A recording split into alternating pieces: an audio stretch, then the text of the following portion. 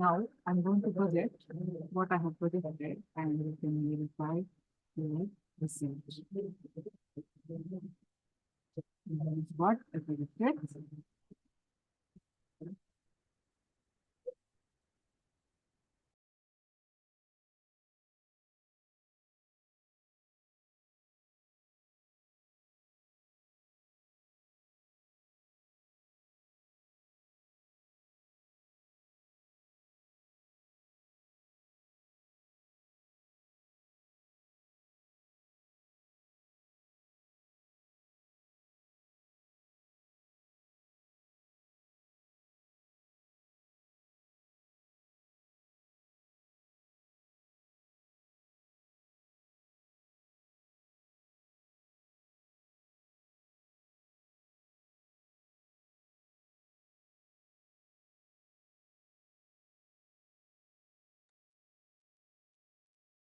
Yes. Now let's start our session on feeling connection.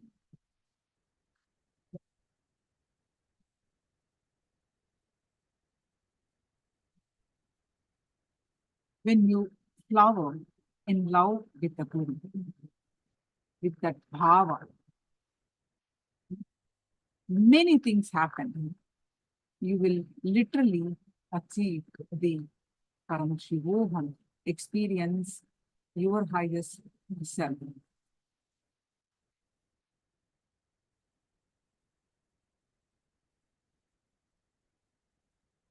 Feeling connection is nothing but connecting with your highest self.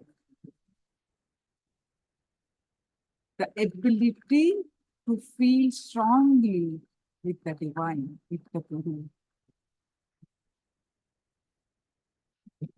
It is just ability to melt and merge with the divine.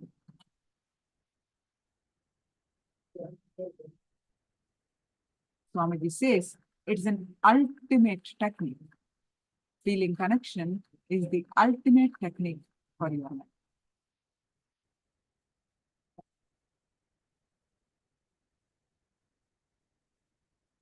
Any problems we go in life, we go through so many situations, right? Any problems, many day-to-day problems, sometimes unfavorable planets, we face diseases, negative thought currents. Some people even say black magic. Any kind of problem, feeling connection is enough to find a solution. Without feeling connection, even anything that you do, any spiritual experiences you receive on this path, you only feel egoistic and arrogant. With some sadhana, you may receive some powers and some experiences, but that doesn't lead anything. Feeling connection with the God or with the Guru is the most subtlest, first gift that can ever happen to a human being. For anything to blossom, it needs a connection with the highest possibility with it can begin.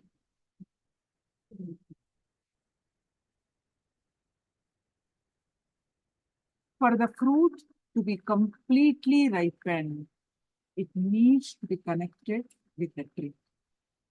Until it gets ripened, it needs to be connected with the tree. When the fruit is completely ripened, it carries the seed which can become one more tree. The physical connection with the mother tree may not be required after that. But until it happens, the connection is essential.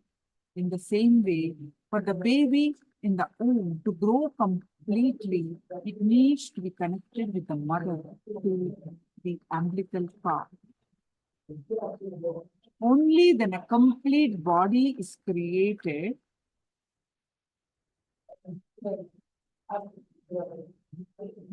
Then the umbilical cord is cut. Once the complete body is created, the physical, actually it says that the physical connection is cut. But as long as this body exists, the connection with the mother exists.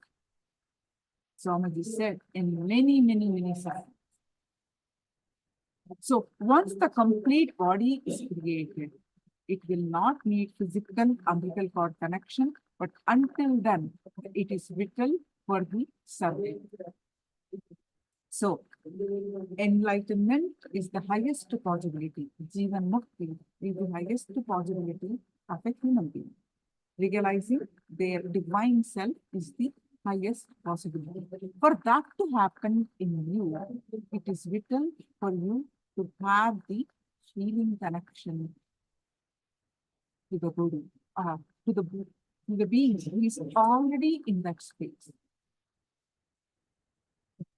Is already mature, is already ripened in enlightenment.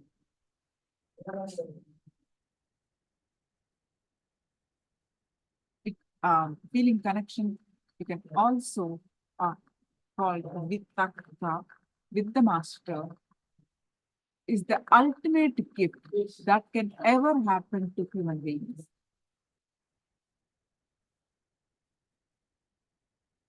Swamiji says it is the greatest gift, greatest blessing. Because only those who have grown at least a certain level in the subtle understanding can even smell the presence of the master. Only then you have the courage to even enter into that great feeling connection, because the feeling connection with the master will just make you into an enlightened being.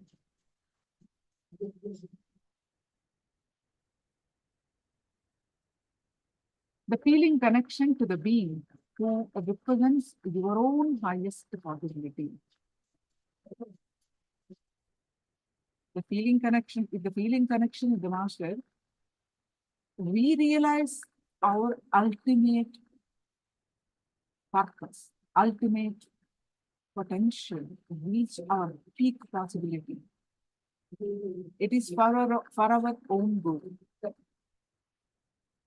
It can, on this path, when we are realizing this ultimate path, it can simply nullify the constant torture that we go through from all the patterns of your body and mind.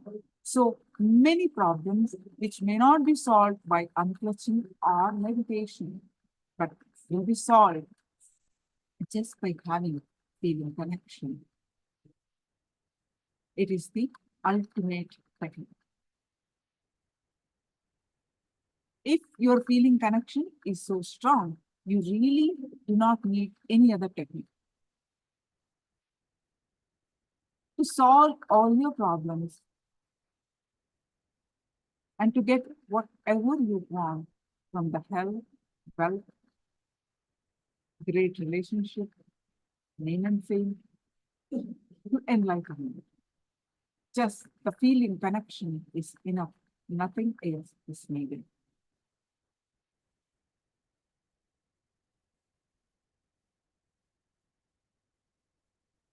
You can learn anything from your life, but learning from the Guru, learning from the avatar is a very sweet experience, a very joyful experience, and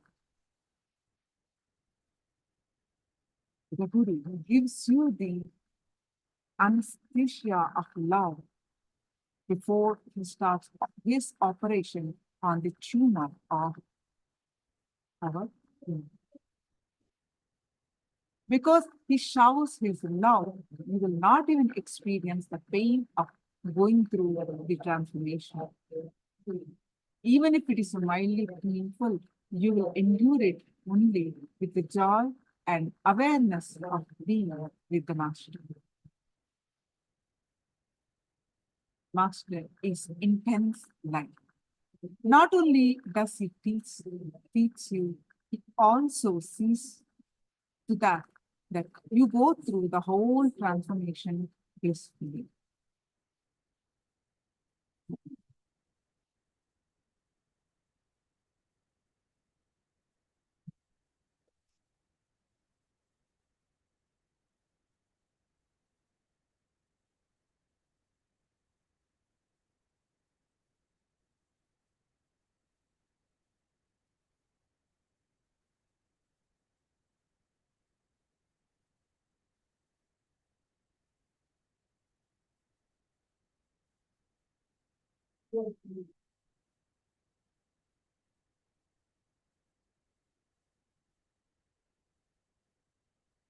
So there is a beautiful comment by Abhidil Puran.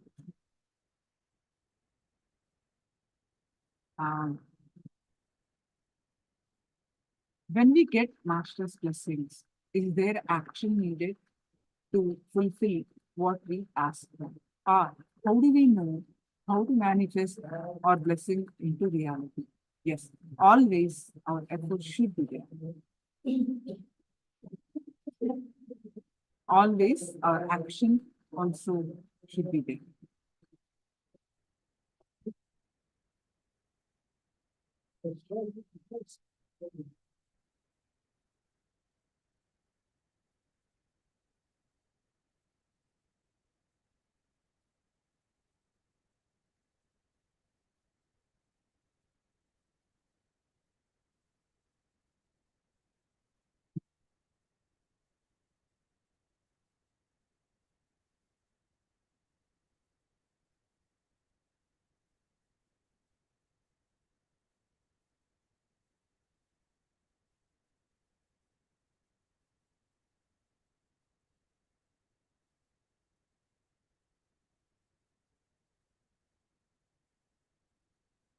So let me tell you a small story.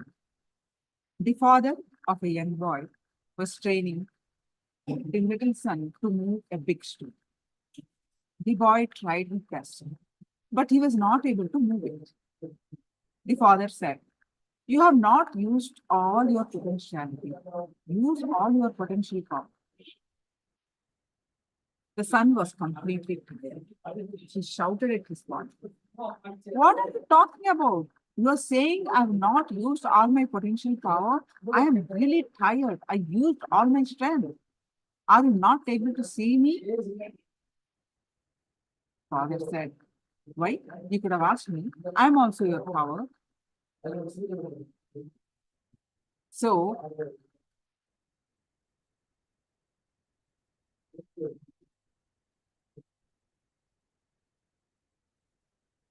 but out of our ignorance, our arrogance, I know many things. I have seen many things.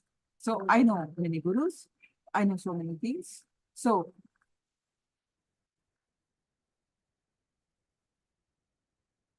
we constantly project to people that you cannot be bent so easily. You take that as a pride. And now, slowly, slowly, you start telling that to yourself and cheat yourself also. So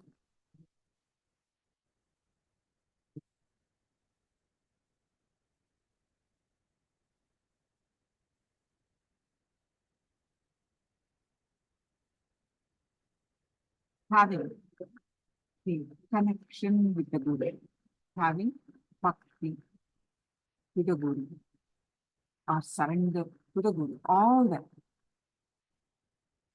should lead you to achieve whatever you want to achieve from your life. So today we are going to learn many powerful secrets, sacred sentiments on this topic. Stay tuned to learn more. Any questions? Do let me know.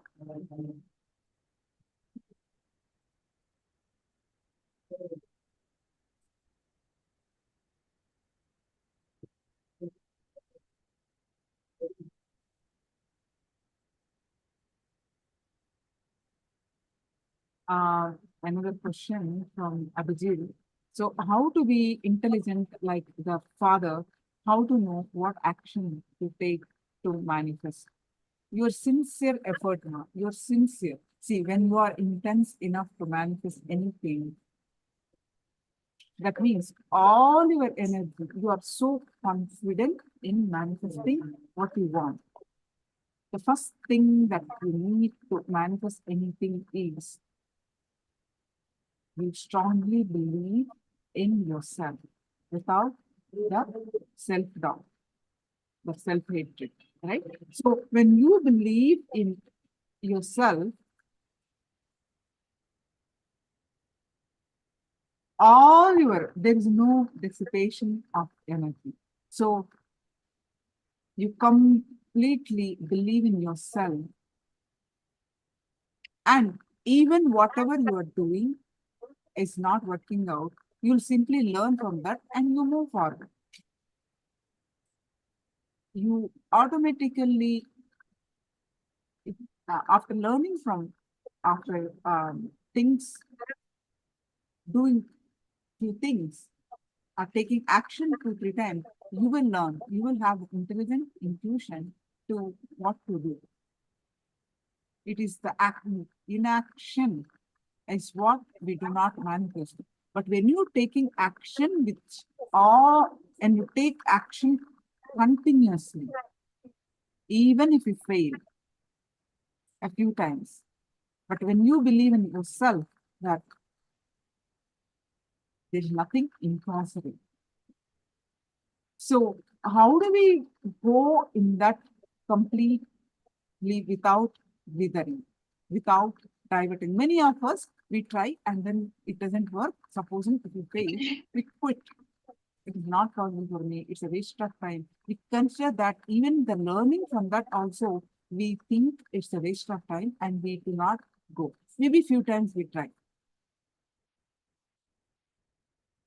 But when you believe in yourself, you only take that as a learning. So automatically you get the intuition. We don't get intuition because we entertain self-doubt. If you drop that self-doubt, you are confident in ourselves, strongly will, desire, believe that you want to get something, you want to manifest something, you will automatically have intuition and intelligence because you are not wasting any energy in your lower self. You are not dissipating any energy. All that energy is integrated to manifest anything. Understand now?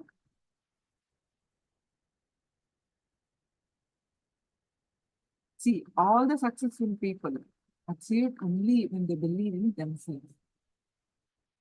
And here, with the Guru's grace, that will be so easy because you know he is there to hold, he is there to guide. With his teachings, with his the path will be so easy.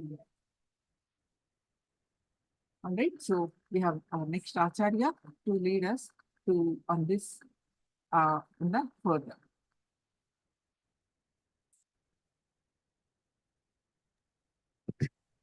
Nithyananda, thank you. So let's continue. Today is a very, very beautiful topic, feeling connection. The ultimate gift that one can receive from the cosmos is feeling connection.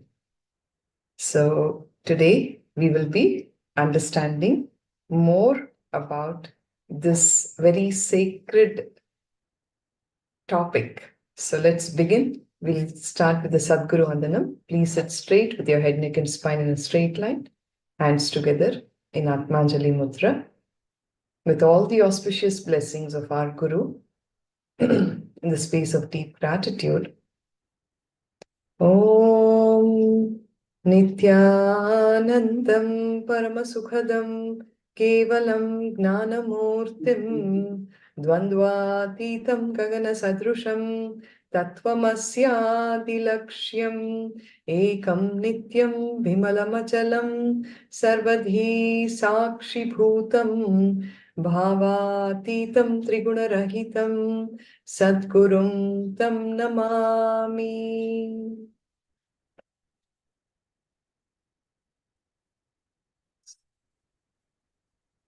Nithyananda. Feeling connection.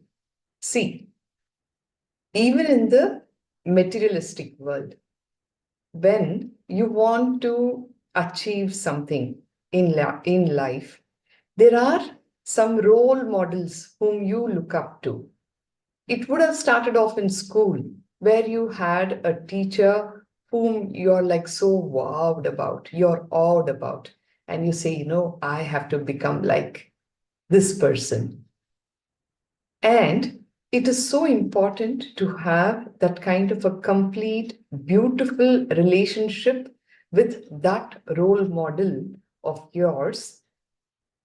You will see that the intelligence, the energy, the skills that you need to manifest that particular reality of your life will be coming your way very easily, just because you have that kind of a feeling connection towards that teacher in school.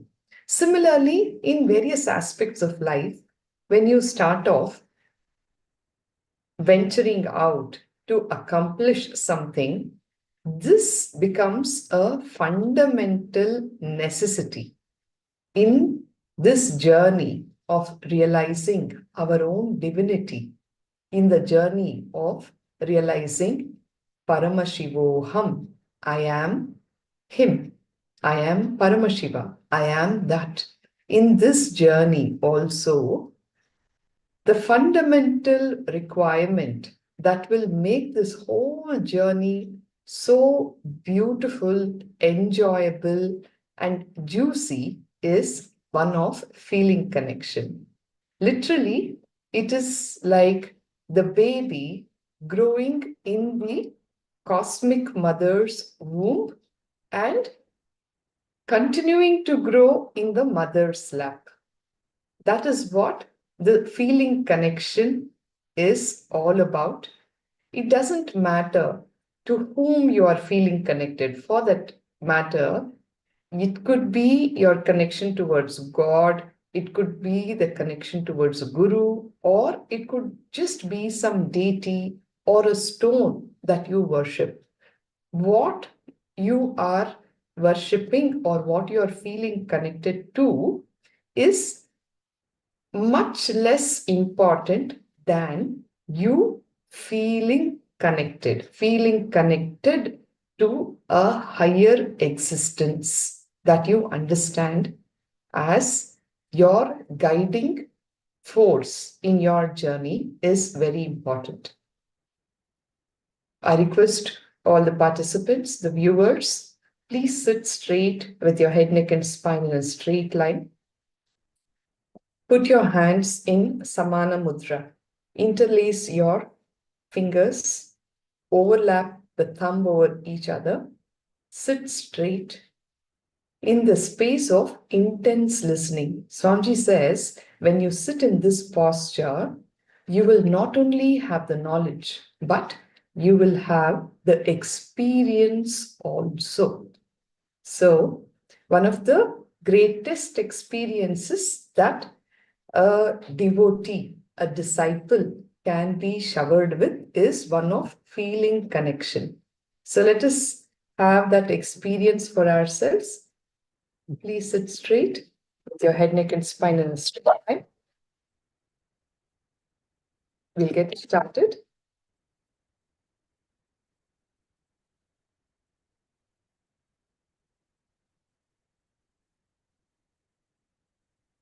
Our previous Acharya was introducing you to the topic. I'll be continuing from where she left us. Vitarka. Vitarka is a very beautiful Sanskrit word, which means feeling connection beyond logic. Feeling connected beyond your logic is vitarka. It is just knowing. Listen, knowing that something is the truth by your own experience is anubhuti. Anubhuti is the Sanskrit term which refers to knowing that something is the truth by your own experience. Knowing that something is the truth because somebody whom you really feel connected has experienced it is vitarka. Understand? There are two terminologies here. One is vitarka, the other is anubhuti. Anubhuti is your own individual experience and you know it as the truth. Vitarka is you have such a deep feeling connection towards somebody and that person's experience also becomes your truth. When you have vitarka, all my experiences become your experiences even before you go through the whole process, says Bhagavan.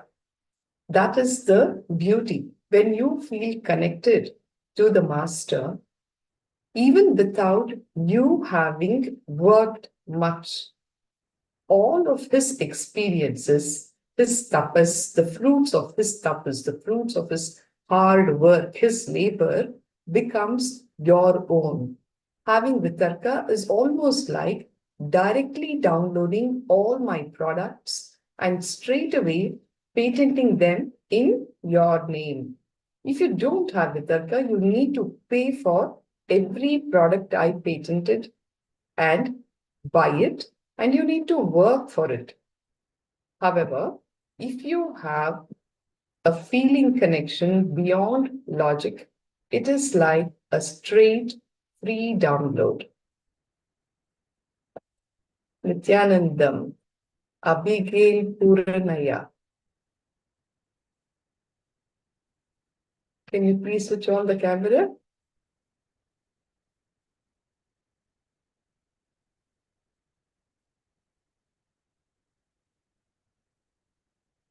All right. When you have vitarka, all the experiences, all the components of living enlightenment, Jivan Mukti, with which I am living will straightaway become your life-changing or decision-making strategies, even if you have not yet experienced Jivan Mukti, says Bhagavan. For example, I do not worry because I know that eternal time is in front of me. There is no stress. Even if I leave this body, I can take one more body if I want and come back and do my work. Thank you. Thank you, Mapuran. Yes.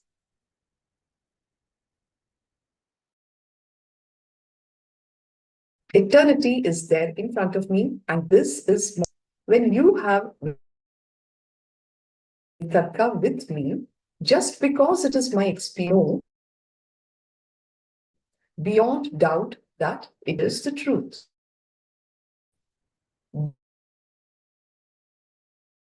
Is the vitarka with the Master, where you know that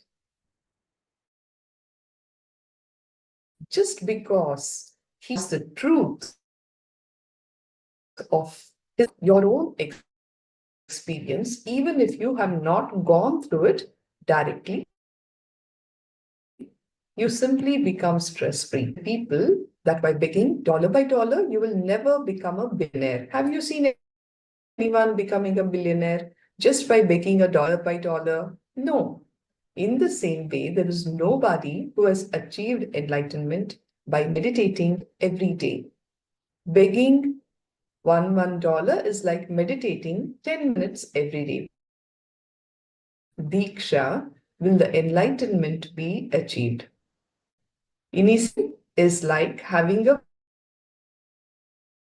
billionaire uncle who dies and leaves everything to you in his will. How much time will it take for you to work, have all the experience and power of enlightenment that I have?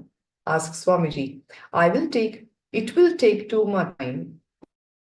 At that time, you will be in your grave. And that is why they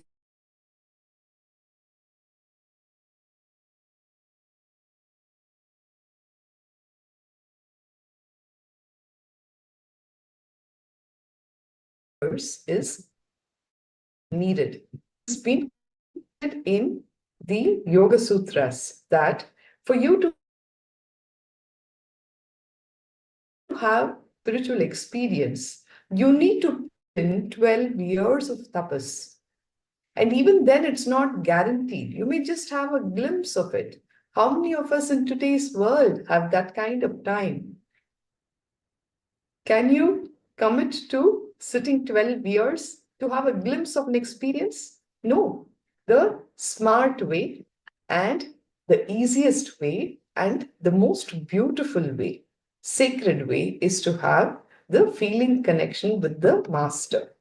By teaching, by giving you technical knowledge and processes every day, I can initiate you into each component of Jivan Mukti one by one. The components of living enlightenment. I can go on transmitting it component by component. But by the time all the components are reproduced in you and imbibed by you, so much time gets wasted. For example, if you needed to personally reinvent everything you use in your life, can you imagine how it will be like? First, you need to invent a light, then the switch, then the bed, the air conditioning, your car, your house. By the time you do all that, you will be in your grave, isn't it? Suppose you say, no, I don't believe in anybody, I don't accept anybody, so I'm not going to accept what anyone else has invented. I'm going to reinvent each thing myself. I will not bow down to Edison by using the electric light which he discovered. I will reinvent it myself. What's going to happen? It's just a foolish game, isn't it? Edison is not going to lose anything. It's only you who's going to lose your life. You're going to waste all your time for nothing. So, Vitarka is actually a very intelligent game to play. It's not a foolish game. When you have Vitarka means feeling connection beyond your own logic. My experience becomes like your experience for you. Even without the direct experience of Jivan Mukti, you can straight away take thousands of amazing decisions that can be taken only with a Jivan Mukta's mental setup. Straight away, you can start living, radiating, and taking decisions from a liberated space. Bhagavan is enumerating the various benefits of having vitarka with the Guru. Literally, you will be living enlightened. You will radiate the state and space of a Jivan Mukta. Straight away, you can start living, radiating, and taking decisions from a liberated space. Vitarka helps you live enlightenment without your having to go through all the processes and struggles and reinvention. That is why there is so much emphasis on feeling connection and Guru Kripa. Guru Kripa is the grace of our Guru. In our tradition, volumes have been written about Guru and the grace of Guru. Literally, when the Guru's grace is on you, you can accomplish what is otherwise impossible. Even though a few people have exploited the tradition by sitting in the Guru's seat without becoming enlightened, The tradition itself cannot be rejected because it has helped too many people. In fact, I'm getting reminded of a very beautiful quote that I read in school. Mukam karoti vachalam pangum langayate girim yadkrupa tamaham vande paramananda madhavan, which means with the Guru's grace, the deaf and the dumb can start speaking. With the Guru's grace, even the crippled can cross mountains. When the Guru's grace is there, you can accomplish anything and everything in life. The last bliss, the ultimate bliss, the final bliss that you experience is that space of being a disciple.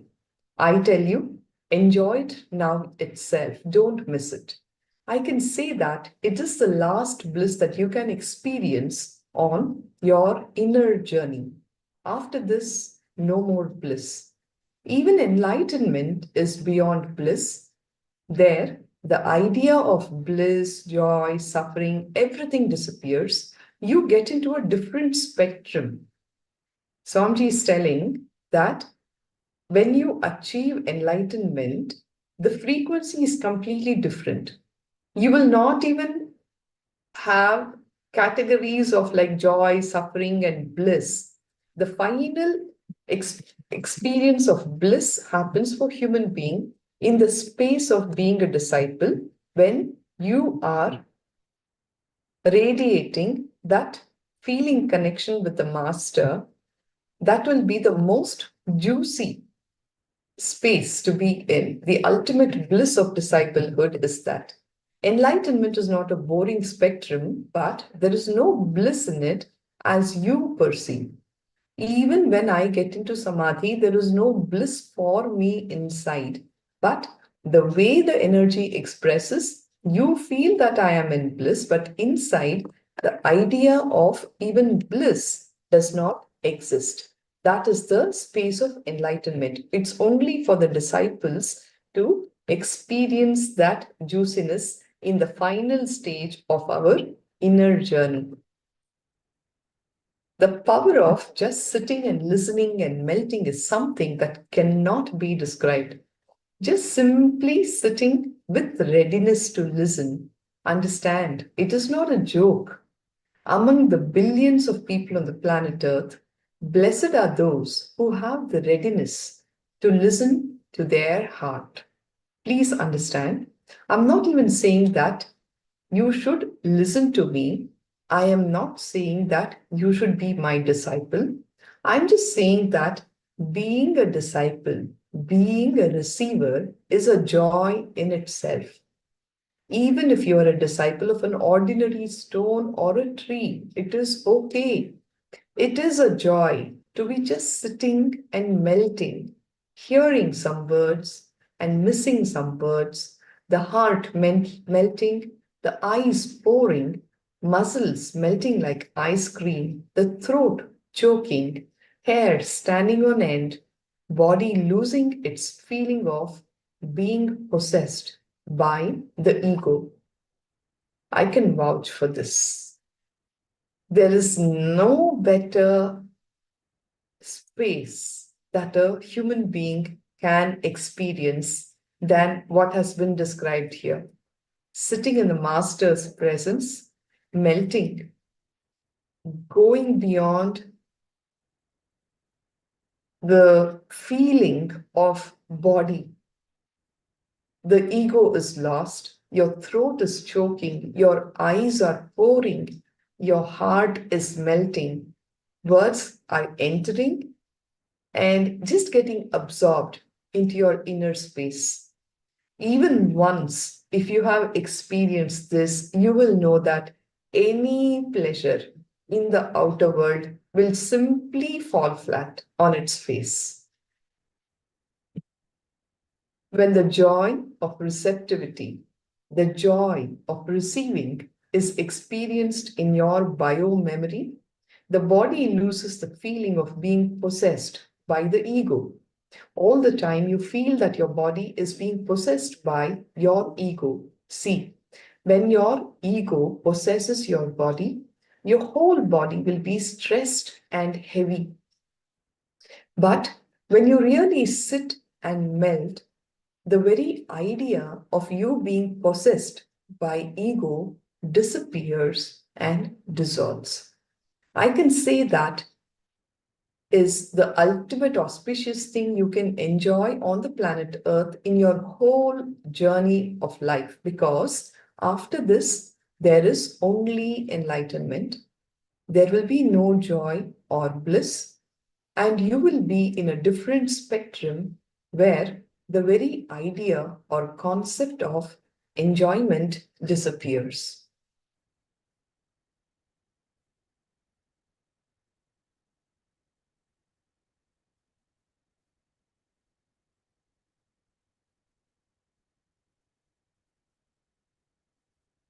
Please internalize this.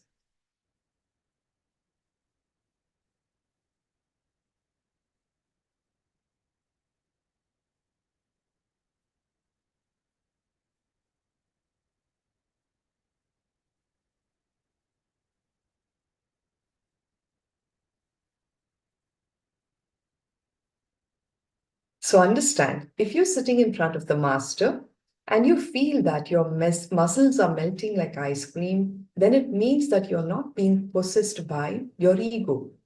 Usually the feeling of being possessed by the ego moves from the navel center upwards till the throat, like a being possessed by the ego. If you are relaxed from that feeling and your foolish logic is not working, the ego disappears.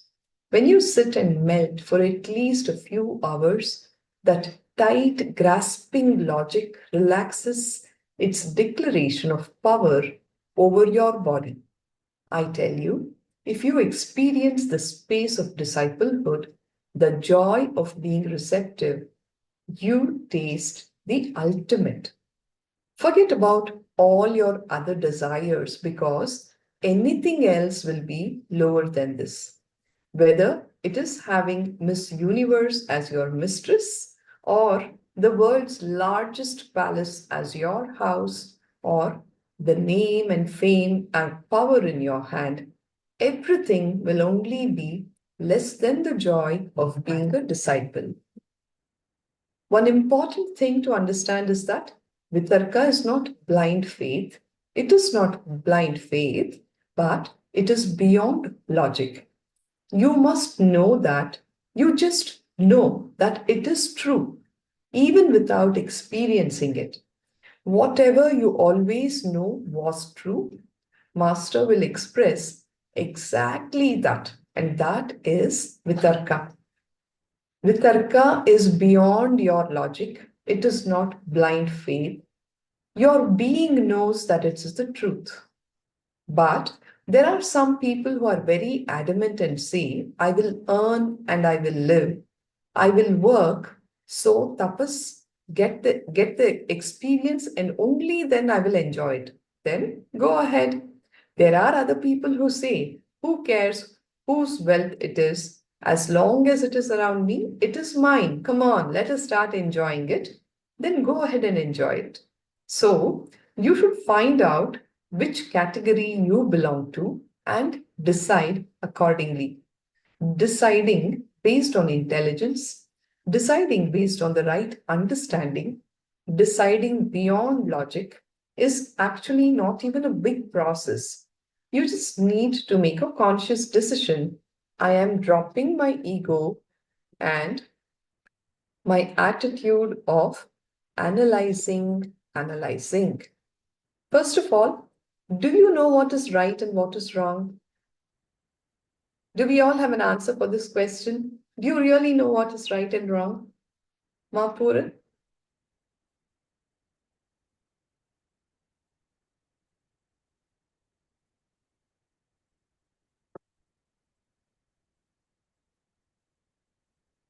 No idea. Okay. Your very logic that is telling you what is right and wrong is cheating you, but you don't know that. Okay. Many a time, what you think as a right, as you are growing and maturing in life, you understand that it was just your idea. It was just your perception.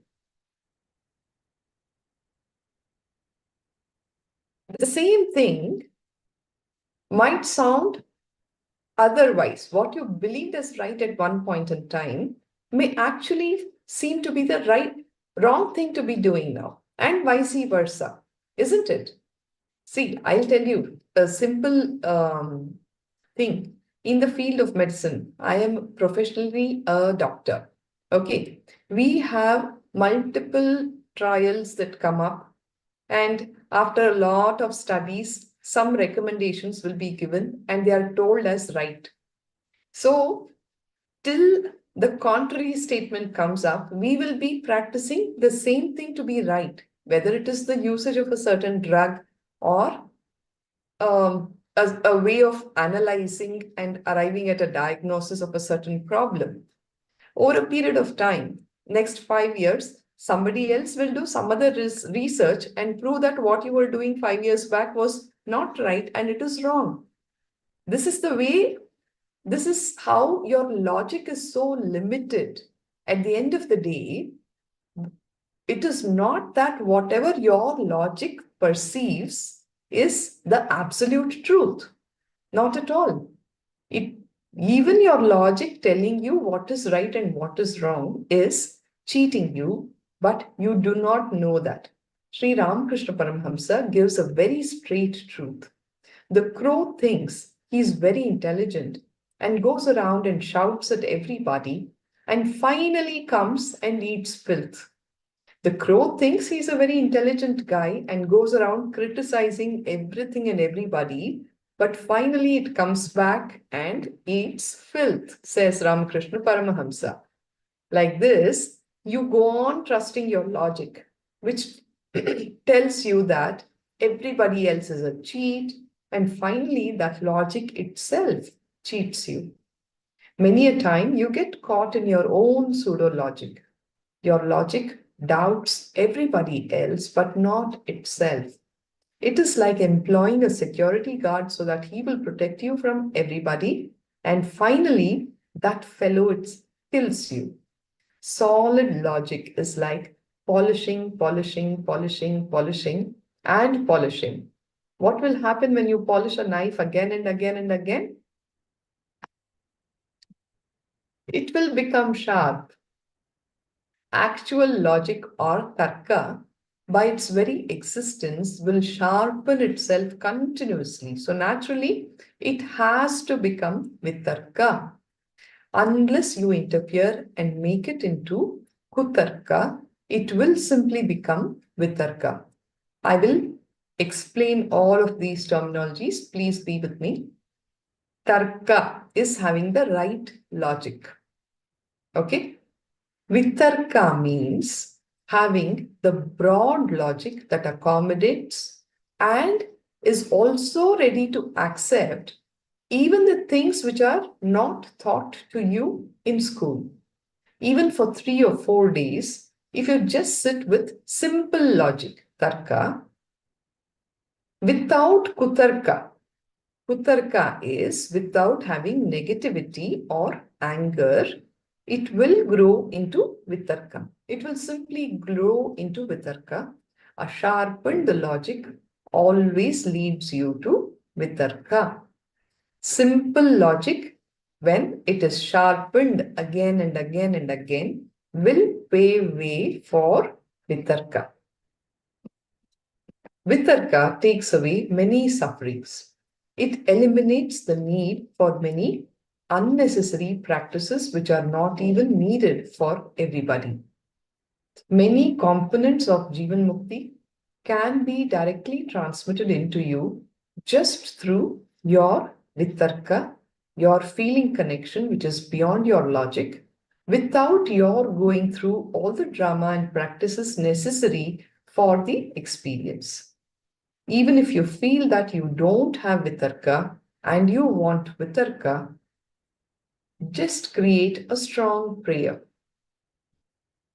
You may feel, oh, I don't have that kind of a feeling connection which goes beyond my logic. So what can I do? How can I benefit? Bhagavan says, even if you feel that way, that you don't have it, but you want it for yourself, just create a strong prayer. You can see that tarka breaks and evolves into vitarka. But consciously, you need to decide, yes, vitarka is right, and I want that. It has to happen to me. You need to make that decision. Ramakrishna was deeply connected to the form of the goddess Kali, whom he related to as his mother. We are talking about the Sampragnata Samadhi experience of Sri Ramakrishna Paramahamsa. Ramakrishna Paramahamsa had all kinds of experiences with the deity of Kali.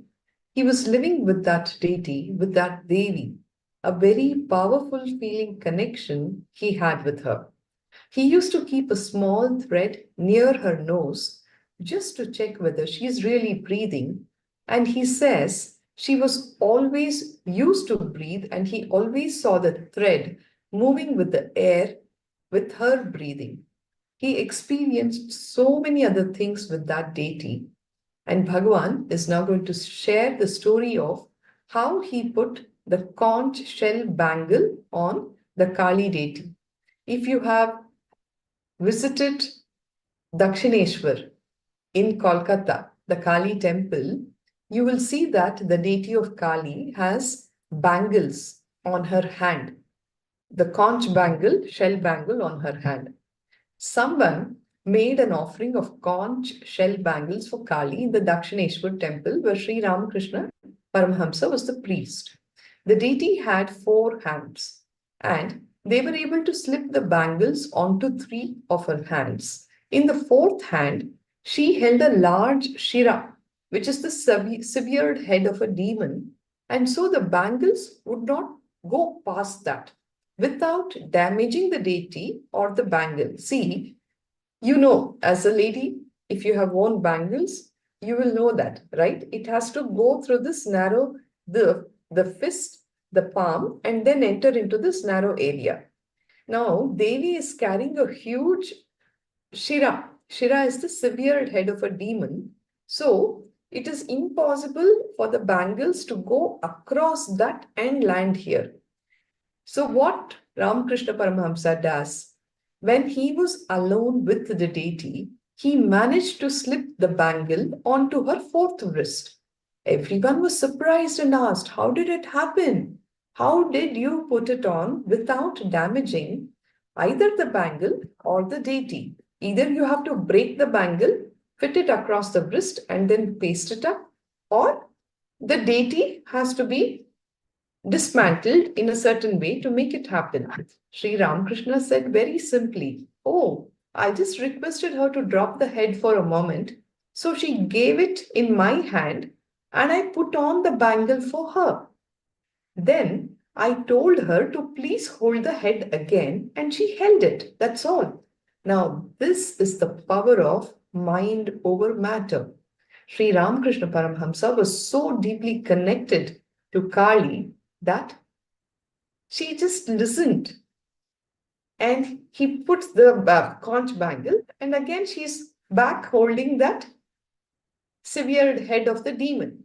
He was constantly living in Sampragnata Samadhi. Understand the power of consciousness over matter. I will tell you the story of how I experienced Sampragnata Samadhi, says Bhagavan. When I was a child, I heard a story about a child saint called Nambi Andar Nambi. The child was a devotee of Lord Ganesha. Whenever he offered food to Ganesha, the deity would actually eat the food. When I heard the story, the first thought I had is Tarka. When he can make Ganesha eat food, I can also make him eat food. Now, this is simple logic, Tarka. I also had a small Ganesha deity with which I used to play at home. So I tried to feed my Ganesha, but that fellow did not eat. So I started thinking about how I can make my Ganesha also eat food.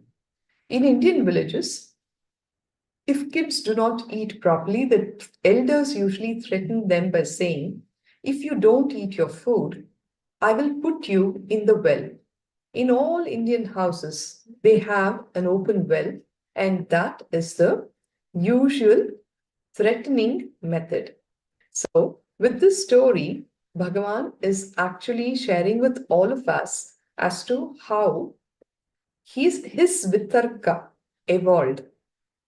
Like in Indian villages, the grandmothers will always threaten the kids, hey, if you don't eat your food, I will push you into the well. That is the usual threatening method. So, the little boy that Swamiji was those days, that is what he has seen his elders doing. So, he decides to use the same threat on Ganesha. But even when I threatened him, he was not responding. Then I thought, I will really put you into the well just to show you that I mean what I am saying. So I put my Ganesha deity inside the bucket, which was used to draw water from the well, and lowered the bucket into the well using a rope. When the bucket touched the water, I yelled, I will really drown you. Bhagavan is threatening the idol, the Ganesha of that he had, the small idol of Ganesha that he had, that if you don't eat the food that I have kept for you, I will really drown you. Still, there was no response. So I thought that he might not be able to hear me from inside the well.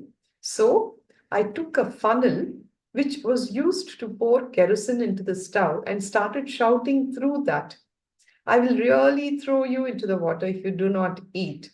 Now, I think that funnel was the first loudspeaker or mic that I ever used, but there was no response from Ganesha, he says. And then I realized that I did not put any food in the bucket for Ganesha. I thought that maybe after, when he is near the water, he will change his mind and eat. So I put the food also into the bucket and put him inside again, but still he did not eat.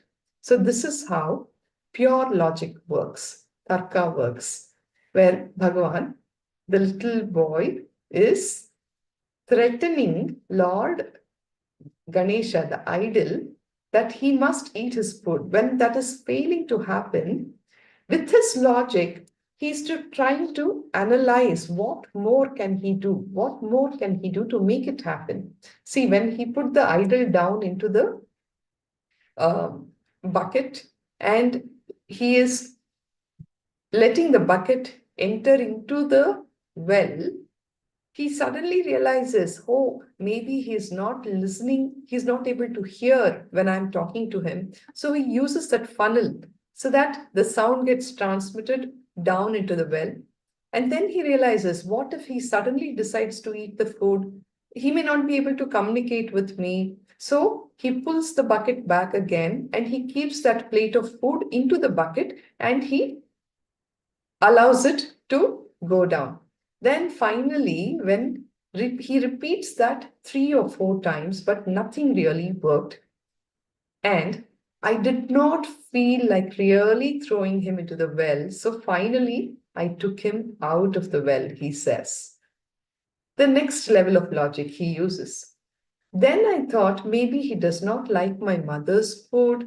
So I went to the temple and got the same food which they offer to the Ganesha deity in the temple and put that food in front of him saying, okay, now your regular diet is here, so now you eat. But again, he did not eat. Understand, this is what is Kutarka. I was torturing him. I was torturing him and trying to force him to eat. One day, suddenly a click happened in me. Oh my God. Nambiyandar Nambi tortured himself, not Ganesha. In my case, I'm torturing myself. When Nambiyandar Nambi gave the food to Ganesha and Ganesha did not eat, He just kept sitting there for days on end that till you eat, I will not eat. And Ganesha appeared and he had his food. So he was torturing himself. Whereas in my case, I was torturing Ganesha.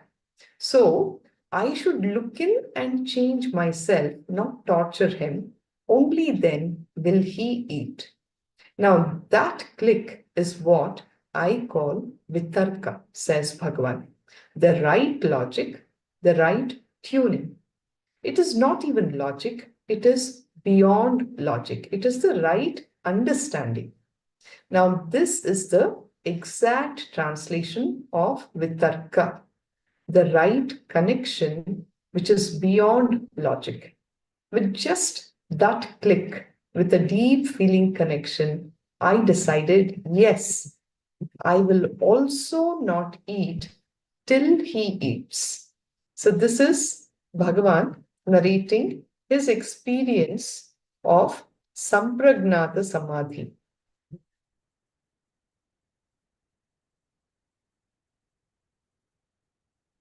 Continuing, I sat before him without eating for around 2.5 days. Finally, I started experiencing a kind of high state of awareness. I fell into that and lost external consciousness. In that state, I had a vision that Ganesha was really eating the food. I opened my eyes and saw there was no food in the plate. It was a very strong experience. People sometimes ask me, who knows whether Ganesha ate the food or some rat came and ate it when you were in that state? I know for sure that Ganesha ate it because of the prasadam that he gave me, the joy, the ecstasy, and bliss which happened in me because of the strong trust, the strong vitarka, the strong experience that happened in me. I know for sure that it is Ganesha who ate the food. Bhagavan is talking about how, after that experience of Ganesha consuming the food that was offered to him, Swamiji had the prasadam of joy, ecstasy, and bliss. The big problem is that we think that emotional people are fools. No. People who can't have the feeling connection are fools because having feeling connection is like a different channel. Just intellectually analyzing is the first channel. Any fool can do that. Criticizing and constantly analyzing, any fool can do. You don't need intelligence to do that. But feeling connection happens only for intelligent people, and it is a second channel. So, Vitarka reduces a lot of your suffering and struggles and straight away makes things a lot easier for you. Bhagwan is now sharing a technique for experiencing Vitarka, a beautiful, powerful meditation to experience Vitarka. Let's learn about this technique. Vitarka is the sweetest and one of the most beautiful ways to connect to the divine. Unlike any other spiritual practice, here the path and the goal are both equally blissful.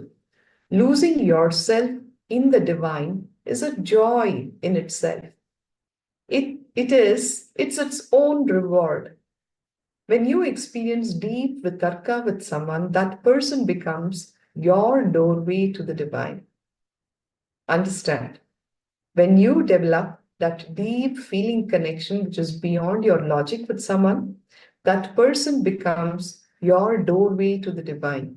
When you lose yourself in the other, you are taking a leap out of yourself. You experience the joy of going beyond your boundary and merging into another. Now, this technique is a simple but effective way to awaken the mood of vitarka in you. So let's get into the direct instructions for developing vitarka. Close your eyes, sit in a relaxed way. Nithyananda Sangeeta.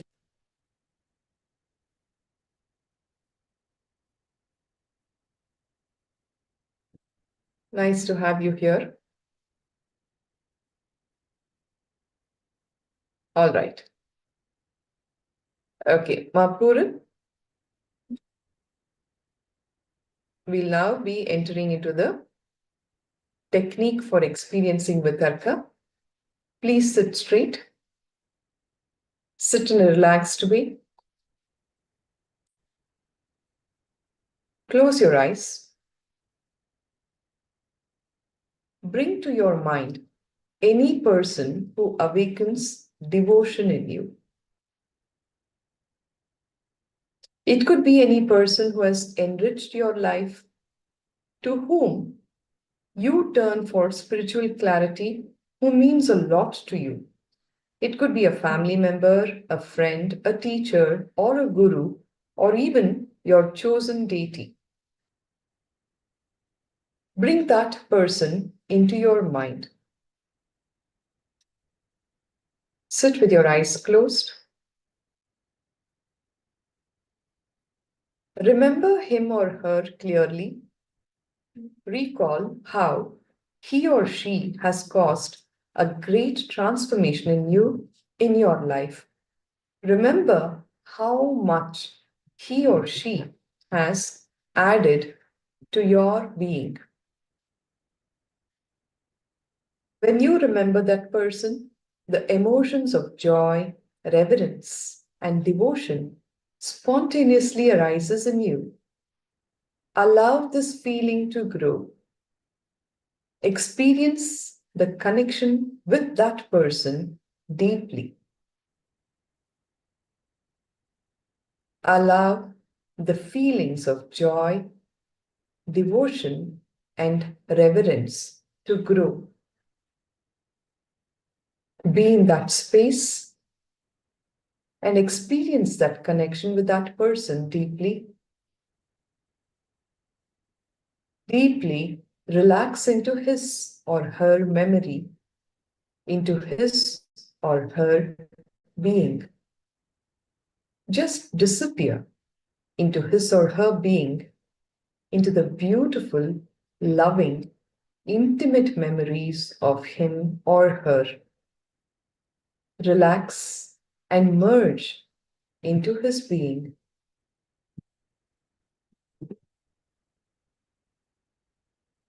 Don't get diverted. Continue to be in that space. Allow those feelings of joy, reverence, devotion that are arising in you spontaneously when you think of that person, when you bring that memory of those joyful moments, those intimate memories into your being. Relax and merge into that space.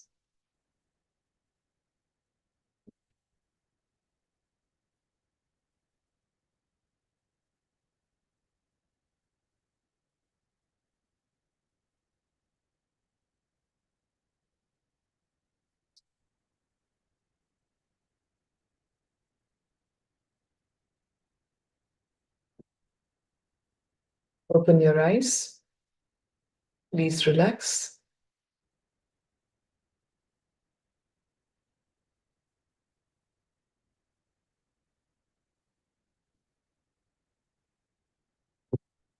Yes. The most beautiful relationship, the eternal relationship, is one of the master and a disciple. What do we understand by relationship? What is a relationship? A relationship is that which can reveal to you those dimensions in you that you don't even know exist inside you. Isn't it? Let me give you an example. If you fall in love with another person, For the very first time in your life, so many dimensions of you that are unknown to you will be awakened by that person in your life. Similarly, when you become a mother to a child, so many dimensions that child uncovers in you. You see that? That is how relationships happen. Relationship is all about that which can reveal to you those dimensions in you that you do not even know existed inside you. Is this clear to you, Mapuran? Yes, yes. It gives you the experience and proves to you that you are also capable of loving someone or something. It shows that you can also love and you can also sacrifice to an amazing extent for the sake of someone. Relationships have the power to awaken your unknown dimensions. Your different relationships bring out the various dimensions in you. Your beloved brings out the power of love in you. Your friends bring out the feeling of friendship in you. Your children unleash the motherliness dimension in you. Your parents bring out the child dimension in you. The master is the person who awakens the unknown enlightenment dimension in you. Only the master can bring out all the dimensions in you, while all the other relationships that have happened in your life will be awakening their own specific aspects in you. The master is the only one who can awaken all the dimensions. A relationship with anyone or anything, no matter who or what, will lead you to the ultimate relationship with the master. When you fall in love, whether it is with a man, woman, child, deity, or master, you will see the dimensions of you that you never knew existed inside you. With the flowering of love, you become more responsible. You experience the very juice of life. The relationship with the master, which is one with existence, is deeper than any relationship. It is a being level connection. Understand, the master is not just the physical frame, that 6-foot frame that you see. One of the biggest mistakes that normal human beings commit is limiting the master to the 6-foot frame and saying, what is there? After all, he is also another human being. No, the master is a principle. Guru is a tattva that out of immense compassion embodies itself in the form so that it can connect with all of us. The relationship with the master is one with that very existence, and it is a very deep being level connection. All other relationships will create bondage, but the relationship with the master has the power to free you of all bondages. And bondage can never happen in this relationship. The master is all forms and no form. He refuses to be captured in a frame, to be turned into a stone or worshipped as an image. The master is beyond forms, beyond dimensions. You cannot calculate the transformation the master-disciple relationship creates in you. The master reveals himself in various dimensions and makes you transcend those and helps you experience the feeling connection which is beyond all dimensions and forms. Are you with me, Ma? With all these understandings? Yes, good.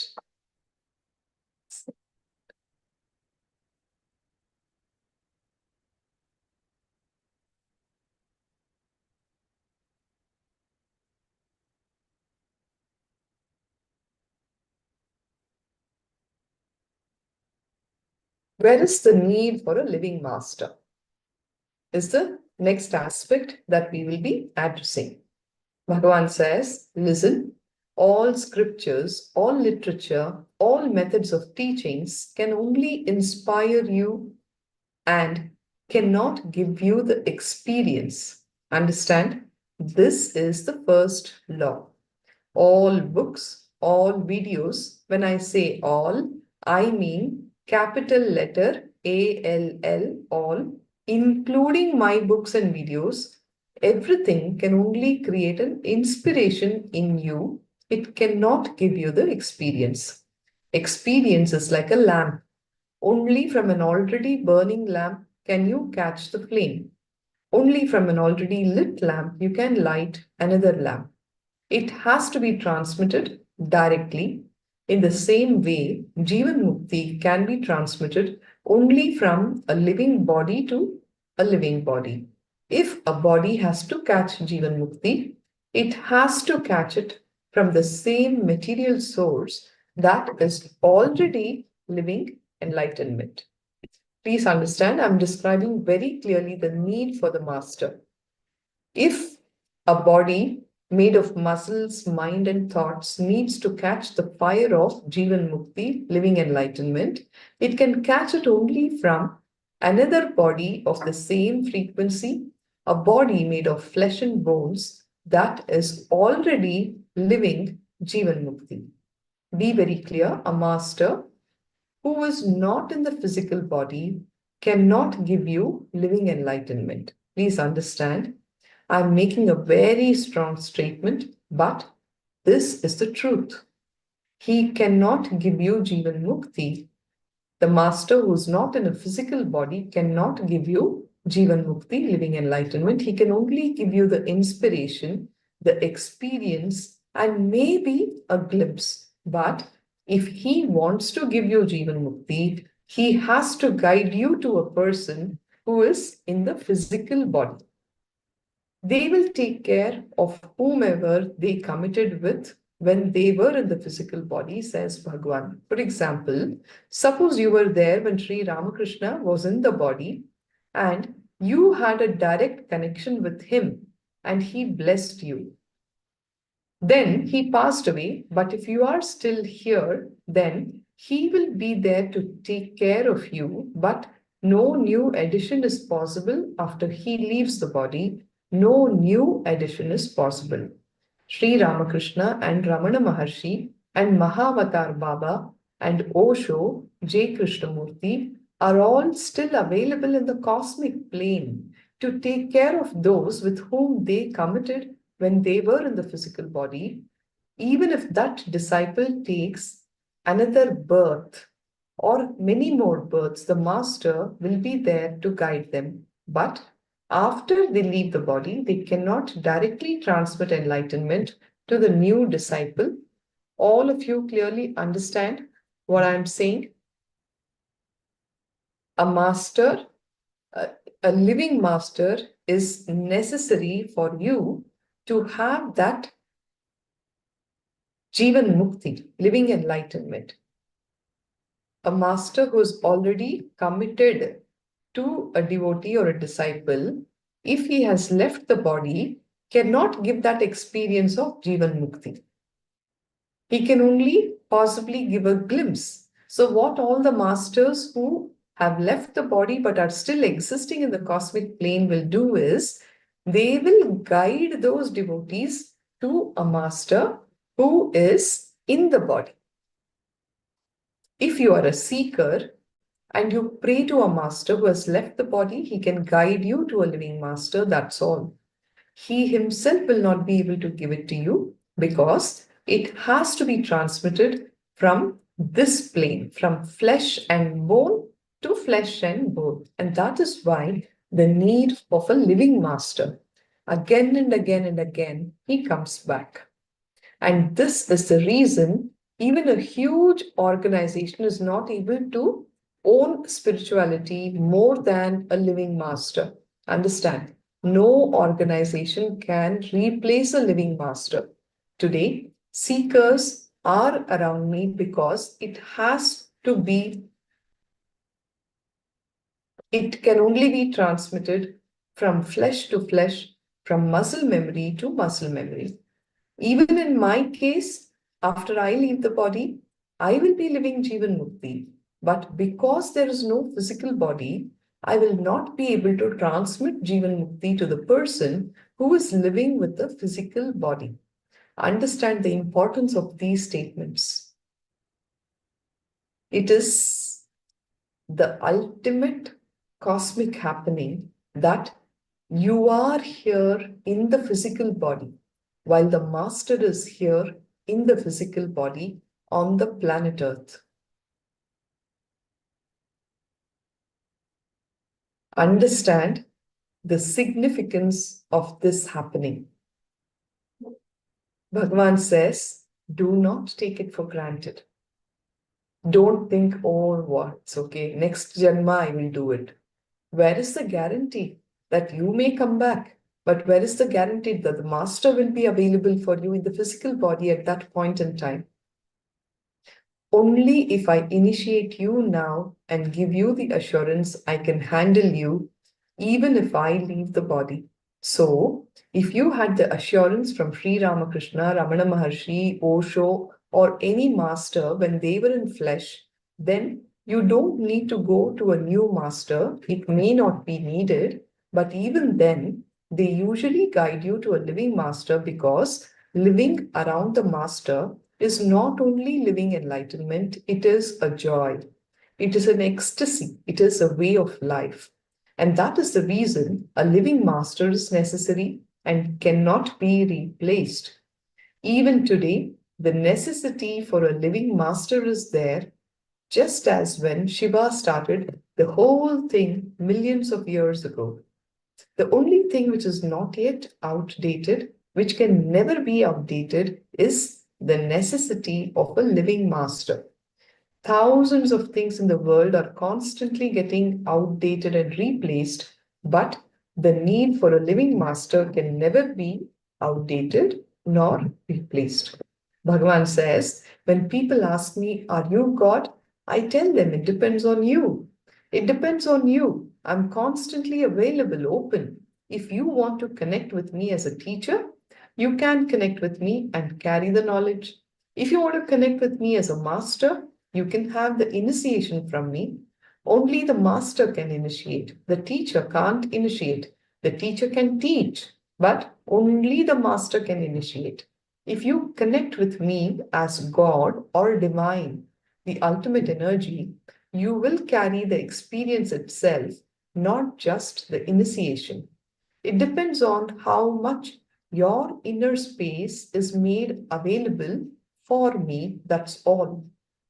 Let me tell you one thing clearly. I am here, not here to prove that I am God. I am here to prove that you are God. I'm not here to prove my divinity. I am here to prove your divinity. If you relate just intellectually, you will carry the knowledge. If you relate with a little bit of emotion, a little bit of love, you will carry the initiation.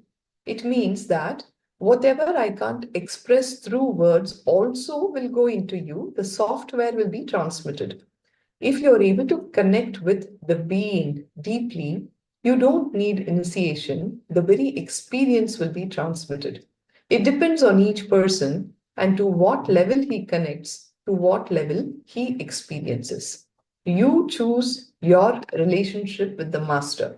If you're connecting only at the intellectual plane, you will take in all the knowledge. If you connect at the level of your emotion, you will carry the initiation. But if you connect deeply at the being level, you will be given the very experience. So we'll now enter into what are the ways to connect with the master. The 5 ways to connect with the master, the 5 attitudes with which we relate to the master, what we know as bhava. Through each attitude, a different path unfolds, taking you closer to yourself. One path is the attitude of the mother towards her child, looking at the master as your child. This is called Vatsalya Bhava. which is how Yashoda, Krishna's foster mother, related with him, with Vatsalya Bhava, when you connect to the master as your kid. Another is the attitude of the child towards the mother. It is called as Matrubhava.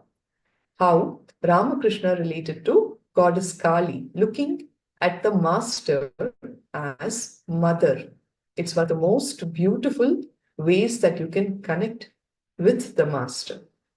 The third is the attitude of friend, looking at the master as your friend. It's called as Sakha Bhava.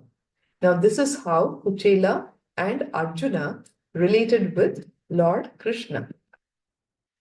The next is the attitude of a servant. It's called as Dasa Bhava. It refers to the master-disciple relationship wherein the disciple feels like a faithful servant of the master, like how Hanuman related to Rama. The ultimate is the attitude of the beloved, which is beyond body, beyond gender. It is called as Madhura Bhava. Let me be very clear. The attitude of a beloved is in no way connected to whether you are a male or a female. It is beyond gender consciousness. It is just a feeling of intense connection. The last is Mahabhava. It is all the other 5 bhavas put together and something more. And that is what the master-disciple relationship is all about. You can relate with the master in any one of the 5 attitudes or bhavas, or all the 5 put together. That is why the master-disciple relationship is way beyond of all the other relationships that you would have experienced in your life. The master is like a forest fire that is happening on one side of the river. The disciple is on the other side of the river. And what is the river that we are referring to? It is the samsara, the river of birth, death, and rebirth. Between the master and the disciple, if there can be a bridge made of any material, the fire can move, cross over the bridge, and reach the disciple. The material of which the bridge is made is immaterial. It can be made of wood or with cement, but the forest fire has the capacity to move over the bridge and reach the disciple. In the same way, irrespective of whatever connection you may have with the master, you just get totally dissolved into that. If you dissolve into that, it will simply fulfill your feelings and lead you to the ultimate state of eternal bliss. If you understand this truth deeply and try to practice this with determination, I will focus on my feeling and get dissolved into the master-disciple connection. It will lead you to that state. Don't think that you don't know how to dissolve into that. The sheer determination is enough. It will happen automatically in you. Any hurdle between the master and the disciple will dissolve just by focusing on the dissolution that happens between the master and the disciple. So we are clear about the 5 ways to connect with the master? Yes, ma. Thank you for that. The 5 attitudes that I mentioned are actually 5 levels or stages of feeling connection between the master and disciple, the levels of feeling connection. Understand, this really depends on the kind of personality that the seeker has. There are 3 kinds of personalities. One, who can intellectually connect, but will take a lot of time to feel connected emotionally. These are the kind of people who will say anything that the master says, yes, this makes a lot of sense. I mean, this is like, he's so knowledgeable, he's so intelligent, wow. That is how they relate. With anything, he can intellectually understand, he can intellectually relate, but he cannot emotionally have that feeling. The feeling connection doesn't happen in him. Second, they can connect emotionally immediately. They will straight away have a feeling connection, just one sight, love at first sight. they can have a strong feeling connection, but very difficult to intellectually analyze and understand. Intellectually, they will be a little dull. The energy will be through the heart, and this is the second kind of people. Instantly, they will connect. They will not understand many things that the master says at the intellectual level. 11 dimensions of the universe, 25 states of consciousness, all these things when Bhagavan talks about, they will say, I don't understand anything, but I just enjoy being there in his presence. They connect from the heart, the second kind of people. The third are very balanced. The intellect and emotion will be both parallel lines in them. They will be very straight. They can connect intellectually and experience emotionally. And they are called the being level people. The first stage of connection is usually purely at the intellectual level based on doubt more than anything else. So doubts keep coming up all the time. You will start thinking, he seems to be so young. How can he be a master? He doesn't seem to be highly educated or qualified. How does he get thousands of people to listen to him? You have your doubts. You are cynical. That is the intellectual type. In the zone of pure intellect, the relationship never happens. The next step is from intellect to intelligence. From the negativity of doubt, you move to why not attend this program and see what this person is really doing? Instead of remaining with what can he do, you move to I think he means something, but I neither believe nor disbelieve. Okay, let me see. The intellect starts to become intelligence. Ma Maharani says she's the second person. Enjoy, Ma. So, the intellect moving towards intelligence. Then, if you continue to look in, you move from intelligence to intelligence mixed with emotion. Maybe 60% intelligence, 40% emotion. You feel that the master is a good friend. You think, he can guide me a little bit here and there whenever I need guidance. I have an idea of how my life should be, so he doesn't have to teach me everything. But wherever I need to make some decisions, I can take his help, is what you start connecting with. Now, this is looking at the master as a friend. And that's what we call as the Sakha Bhava, the friendly attitude. This is like using a stick to walk with. You can use the stick only when there are ups and downs. After that, by and by, slowly, when you go through some serious problems like depression, low moods, when you are not able to help yourself with his words, you realize that the stick alone may not be enough. You need more support. Just the words that the master is giving you is not helping you realize. So you ask him, your teachings are great, but at this moment I'm not able to follow them. What do I do? Then he supports you mentally and psychologically also.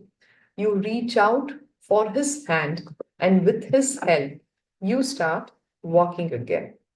The gratitude towards him increases with holding his hand. If you have only the stick, then it is the friendly attitude, intelligence, emotion, the mixture that it is. If you start holding his hand, he will start lifting you, and slowly it becomes emotion, intelligence. Predominantly emotion, less intelligence. In this stage, you move from intelligence to intelligence with emotion. 60% intelligence, 40% emotion. This attitude is what I call feeling the master like a parent, a father or mother. From being a friend, he becomes a father or mother. Slowly, very slowly, the relationship deepens. You settle down and think, he's not just a friend. He's not just a person who gives me suggestions and ideas. He takes me out of my problems also. Again and again, when you are helped every moment beyond your expectations, the feeling within you towards him becomes more of emotion. He fills you. He fills your heart. You have a problem forgetting him. That is the moment you feel like bowing down to him like a servant, not with shame, but with reverence and humility, because you have found someone to surrender all your problems to. And this was how Hanuman felt towards Rama. He was completely devoted to Rama. A deep connection of high emotion happens with this kind of relationship. This attitude is much more emotional than the earlier one. It is a mix of 60% emotion and 40% intelligence. Then, by and by, you move deeper emotionally and you become protective of the master. Instead of asking attention from him and taking help from him, you want to support him, love him, and attend to him. Your attitude becomes that of a nurturing mother. This is a state of pure emotion. In these five states of intelligence, intelligence emotion, emotion intelligence, and pure emotion, your life is separate and independent from the master's life. You just take help from him to help your life, to enrich your life. That's all. When the emotional attitude ripens, you start feeling that your life is no longer separate from his. You then move from the emotional level to the being level. You feel like sacrificing yourself to take care of him and dedicating your life to him. There is a merger at the being level, even stronger than the emotional connection of a mother and a child. It is the connection of deep love without any gender consciousness, and that is what is called the Madhura Bhava, an intense mix of emotional and being level attitude. Madhura Bhava becomes intense. Suddenly you experience that there is no he and you. There are no two different beings. You and he are one and the same. You start experiencing the Mahabhava, experiencing yourself as the master. You experience the ultimate Tattvamasi, that are thou. This is how, step by step, you start experiencing and growing in the deep feeling connection with the Master. Each disciple's relationship with the Master is unique, and that is the beauty of it. Each disciple progresses with the Master in search of his reality in the path that is best for him to progress. Below is a beautiful meditation technique to live and feel connected with the Master continuously, living like the Master. So let's get into this technique. Understand, the mind takes the form of that on which it contemplates continuously. The most effortless way to experience the space of enlightenment is to meditate on a being who lives and moves in that space. Bhakti is nothing but holding on to that which never changes, which is the formless consciousness. But it is not easy for us to directly feel connected with the formless existential energy, isn't it? That is why the Master is the form that reminds us again and again of the formless. This is an extremely effective technique for changing your very biomemory. As you keep practicing it, your body and mind will simply pick up the language of enlightenment. What is the technique? Whatever situation you are faced with, ask yourself, how will my master behave in such circumstances? Then do the same. If your mind comes up with a question, who knows how he will behave Or, is it all right for the master? It's all right for the master, but can I do it? Just ask, how will the master respond to this doubt? He will simply silence the mind. That's all, isn't it? So, you also just do that. Do not bother about any difficulties that you might face. What is the worst thing that can happen to you? Death? Okay, ask yourself, how will the master handle this? Even if death happens, the master will simply leave the body gracefully. He will be untouched. When there is a beautiful way in front of your eyes to handle even death, what other problem can actually stand before you?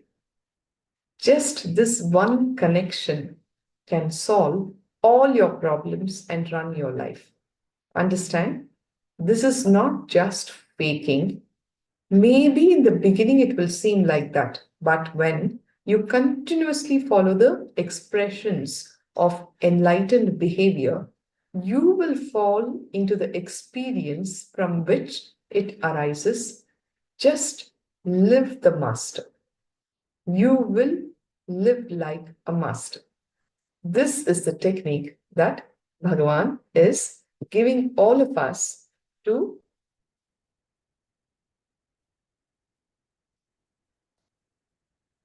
live the master. I am the second person. Okay, all right. So we'll continue. What are the various dimensions of feeling connection? Prayer and feeling connection. Prayer is a powerful way of feeling connected to God or the Master. A sincere prayer has great benefits. When you are connected to the Master, the prayer establishes a direct bridge between you and the all-powerful, compassionate existence in the form of the Master. Prayer can directly remove all the physical and mental impurities you carry inside you. It can simply dissolve all the sins you have been carrying. It is an integrated, focused direction of your energy towards the ultimate energy. Can the power of prayer be proven scientifically? Is a question. If you pray for someone, can that person be benefited? Research has been done, especially over the last decade, to answer some of these questions. The findings are listed below. In a 1998 study, some selected practicing healers from a number of traditions, including Buddhism, Christianity, Indian shamans, etc., were supplied with the first names, blood counts, and photographs of 20 patients with advanced AIDS, the acquired immunodeficiency syndrome, HIV infection. Every day, for an hour per day, the healers concentrated their thoughts on the pictures of these patients for 10 weeks. There was another group of 20 other AIDS patients who were left without being thought about in this way, so that you have a control group. An important thing to be noted in this is that the patients has no idea that they were being prayed for. So it was a double-blind controlled study, a scientific study. It was found that the patients who received this distance healing had fewer and less severe new illness, fewer doctor visits, fewer hospitalizations, and in general were more positive than those who were not prayed for. And this was to the extent of 50% to almost 100% better results than the group not prayed for. Similar experiments on mice also showed that distance healing shrank tumors. In fact, I myself have seen one article and read about it where a lady with a certain tumor, healers are sitting by her side and they are performing the healing, and the ultrasound is being done simultaneously. Clearly, it has been documented that the size of the tumor shrank. on a live video, this has been recorded. Experiments have also shown that heart attack patients who don't even know that they have been prayed for recover much faster and better. In a similar study in Paris, a group of 60 terminally ill patients in a hospital were prayed for while the patients themselves were unaware of this. Another group of 60 terminally ill patients were also monitored who did not receive anything other than the medications, the medical care. The other group of 60 patients were also receiving the medications. It was found that the group that received the prayers lived an average of 4 months longer than those who did not. Not only that, 5 of the patients who were prayed for even recovered completely. On the other hand, in the other group of 60 patients who did not receive prayers, none of them got well. The power of prayer has on one's own self has also been found to be remarkable.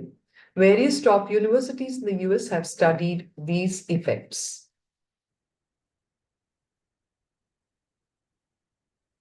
You will be learning a lot more information, Ma'am, during the course of the days. So I'm so happy that you're in that space of listening.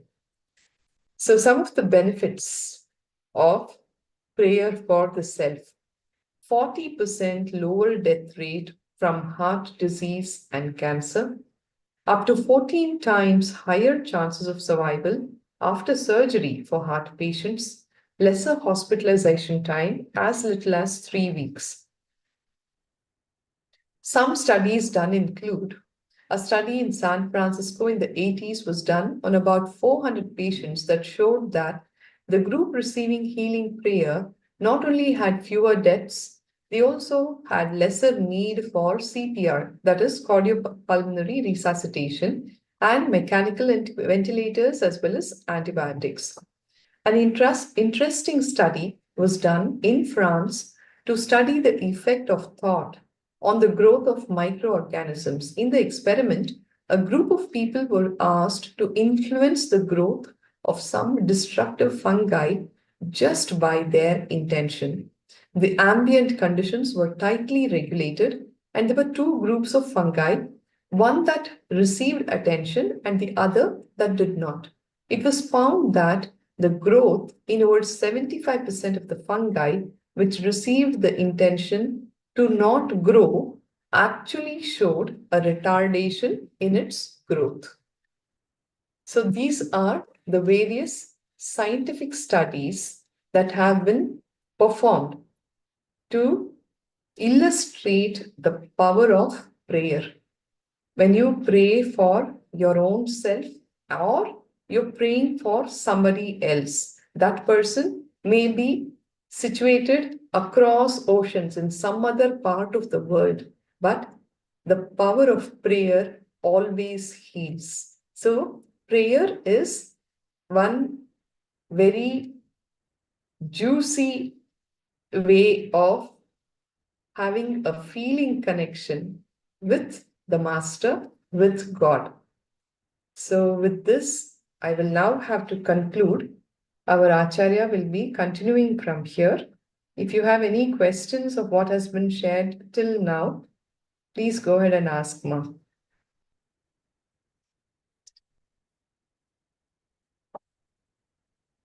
I can take a few questions in the next few minutes. If there's anything that you need to clarify, ask, or even share, please go ahead and do.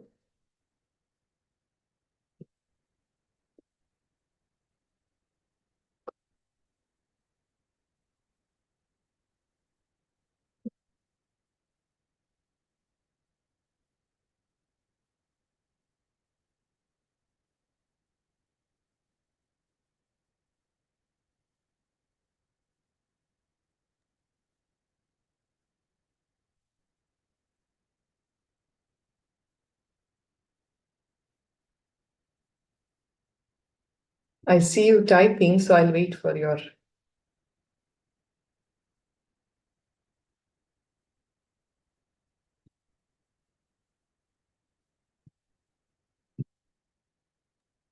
Ma Maharani is asking, can we pray to get the intelligence, what actions to take to manifest our reality? Definitely, Ma.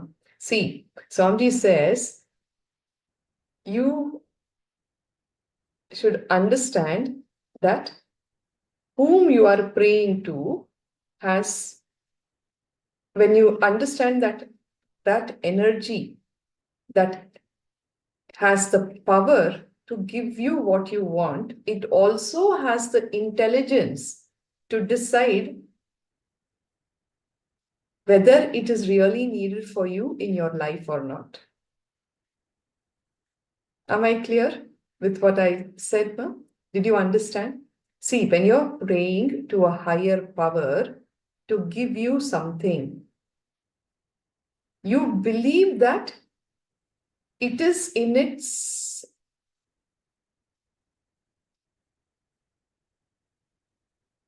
capacity to give you, to grant you your wish, but you do not understand that that power is intelligent enough also,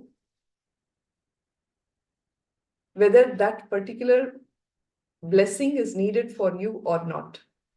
Am I clear now? Yes, yes. So your question is, can we pray to get the intelligence as to what actions are need to be taken to manifest our reality? Definitely. Anything that you want will be given when it is the context with which you connect to that higher intelligence that will manifest in your life. All right, ma'am? Is that clear? Okay, thank you. So if that is it, I'll conclude now with the Purna Mantra. Our next Acharya will be taking out from here. Please put your hands together, sit straight with your head, neck and spine in a straight line. In the space of deep gratitude to Bhagavan. Om Purnamada Purnamidam Purnat Purnamudachyate Purnasya Purnamadaya Purnameva Vashishyate. Om Shanti Shanti Shanti Harihi Om Tat Sat. Sarvam Bhagavat Shri Nithyananda Paramashiva Padukarpanamastu. Om Nithyanandam. You.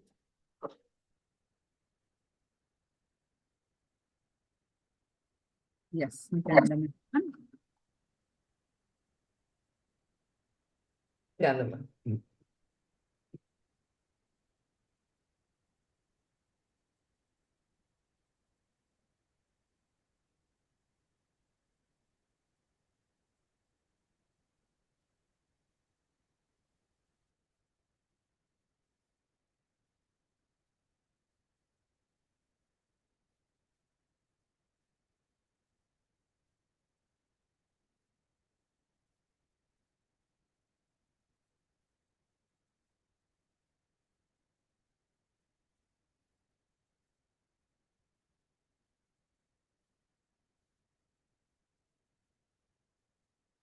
Yes, let's continue.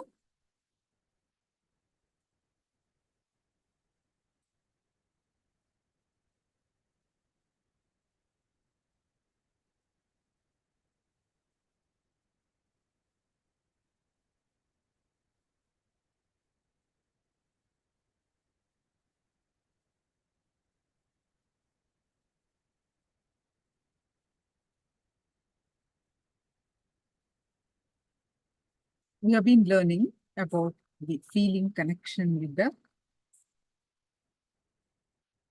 Guru or feeling connection with the Divine, which gives everything that we want, which is the ultimate blessings, and which gives everything that we want in our life.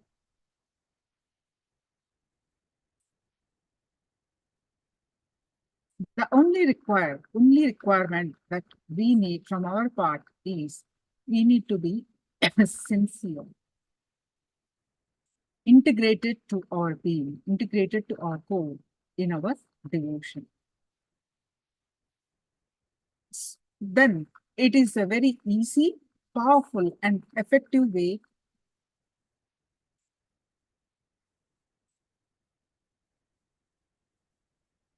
this feeling connection will lead us to the ultimate realization.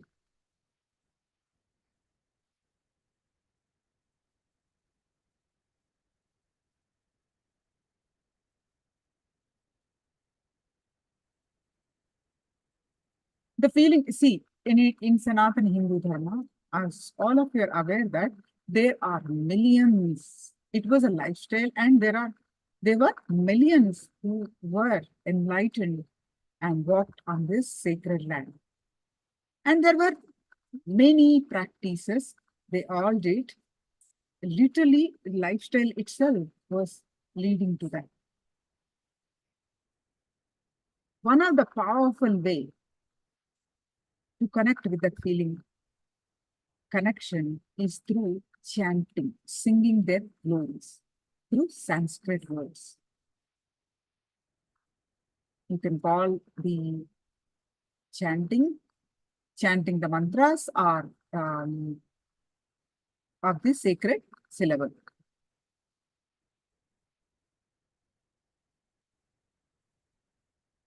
Sacred syllable.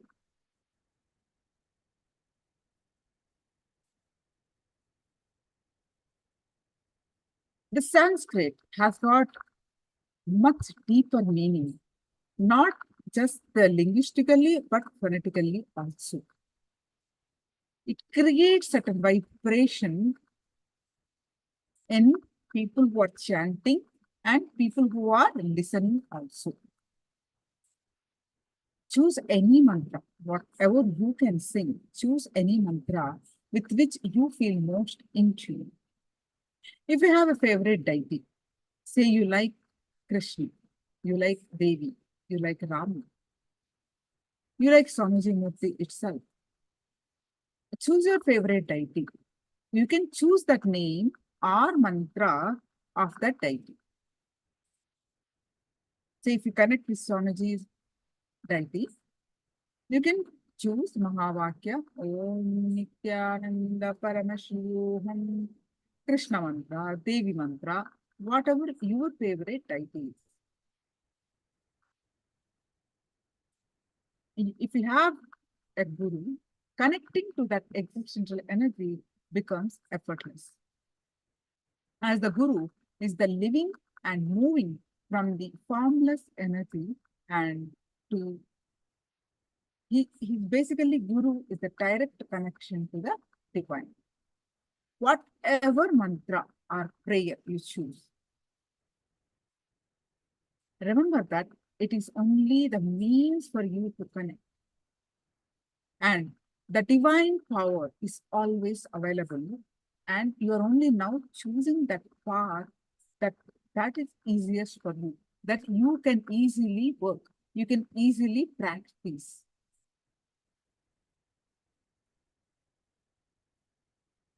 Feeling connection to the master or guru or any enlightened being through prayer or mantra is a powerful technique that can lead you to the ultimate feeling connection and enlightenment.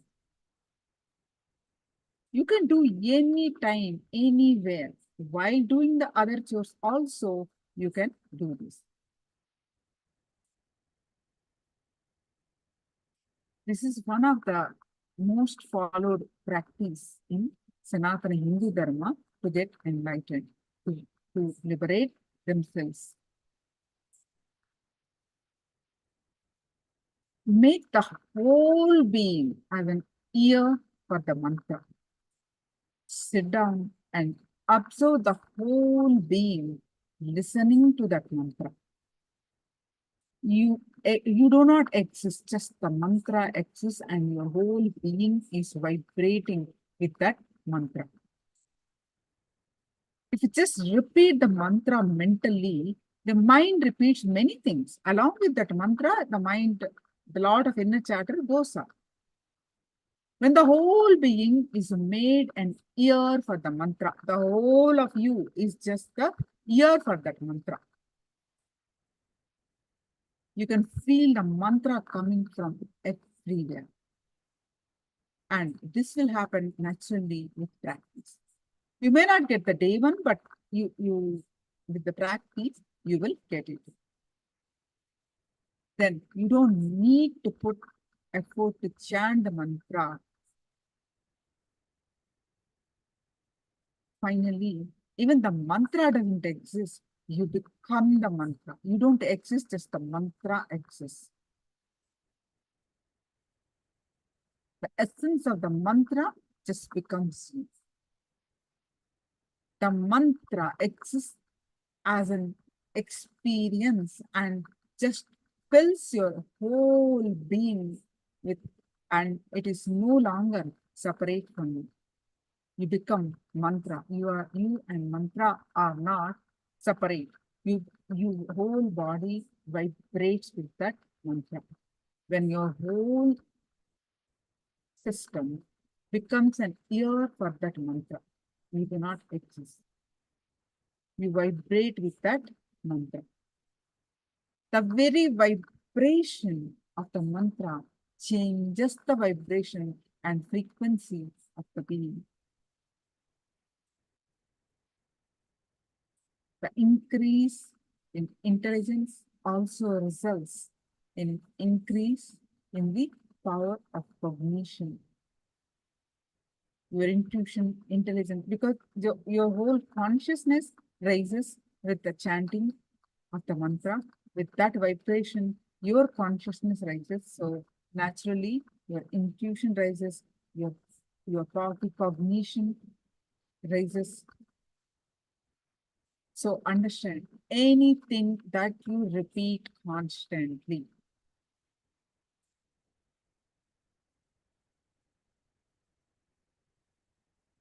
anything that you repeat continuously becomes a part of your very being. When you constantly chant the Guru mantra, your very inner chatter gets replaced with the powerful mantra. So instead of the unnecessary, random, meaningless thoughts that constantly arise in your inner space, the mantra repeats itself and purifies and energizes your inner space. The energy behind the action of speak, walk, and gets completely purified. When you repeat the mantra, be aware the mantra itself and the gap between the two chants. The awareness is very important in this technique.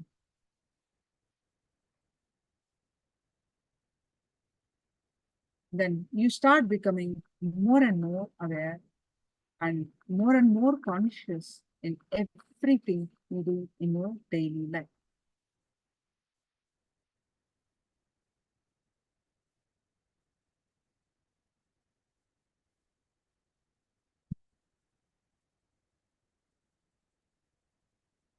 When you chant the mantra, witness it.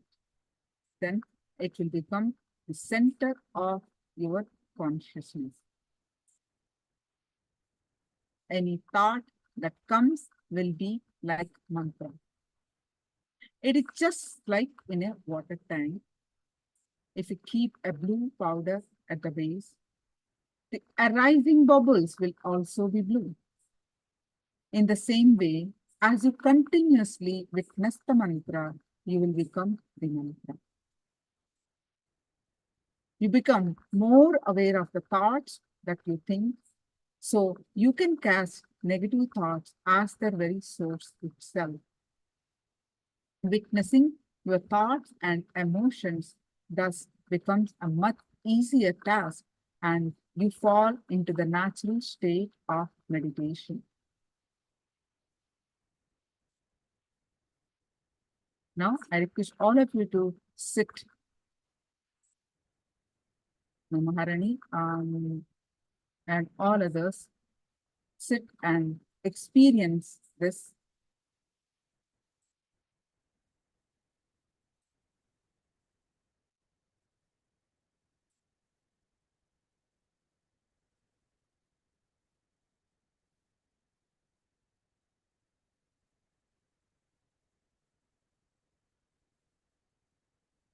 sit and practice your favorite mantra or Mahavakya continuously for a few minutes. Experience this state of becoming an ear for the mantra.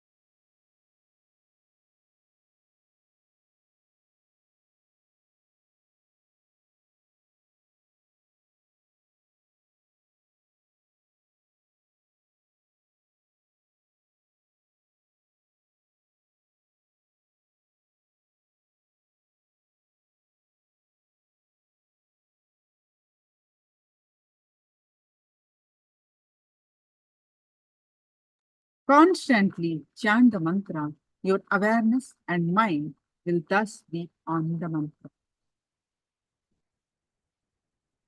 The speed of chanting is not important. The number of chanting is also not important. But while chanting, your awareness is the key. Your mind is somewhere and you are counting, and chanting. That means you're not completely aware. It doesn't yield much results.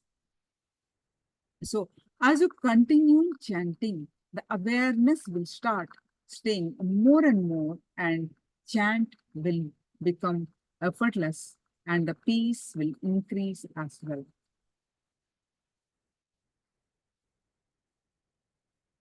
This is a very powerful meditation technique that can still the mind and effortlessly allow only the thoughts that are needed for function.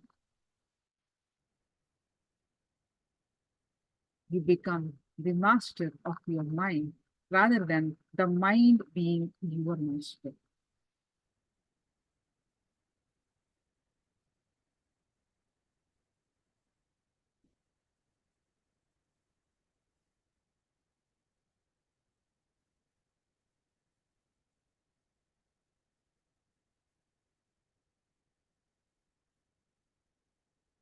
So make this as a practice, daily practice. You do not need to spend a separate time while traveling, while standing in the queue.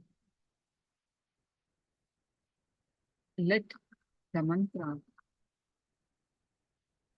takes over you and you continuously chant. And that is what, when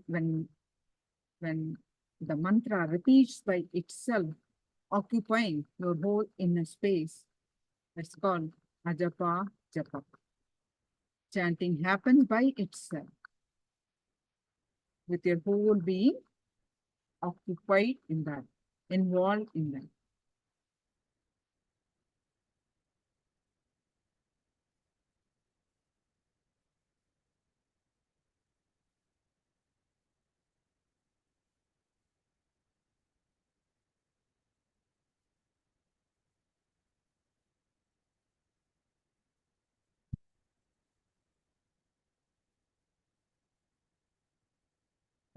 let's listen from Swamiti the significant, the more powerful cognitions of the feeling connection. Stay tuned.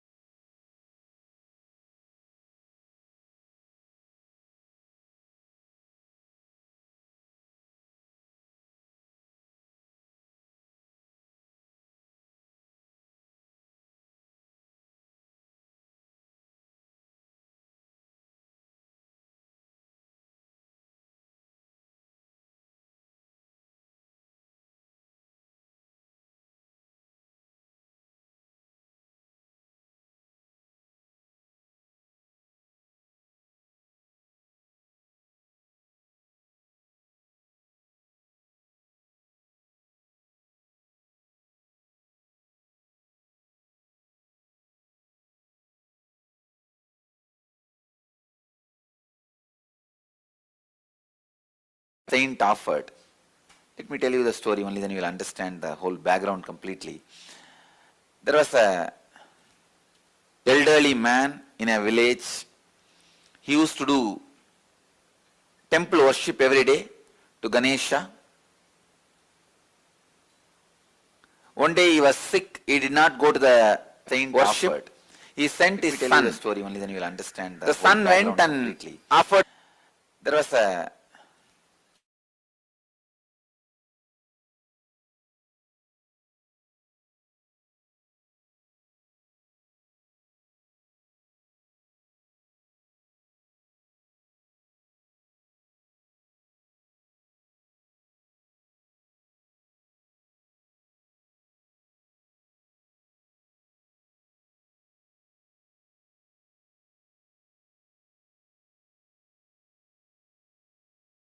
the food to the Ganesha as usual, but Ganesha did not eat as usual. But this child thought Ganesha usually used to eat. So he forced Ganesha, you please eat, otherwise my father will scold me. Why are you not eating? But Ganesha did not eat. Then this child started hitting his head on the temple wall, saying that if you don't eat, I will commit suicide, because my father will scold me, he will not allow me to live. You eat.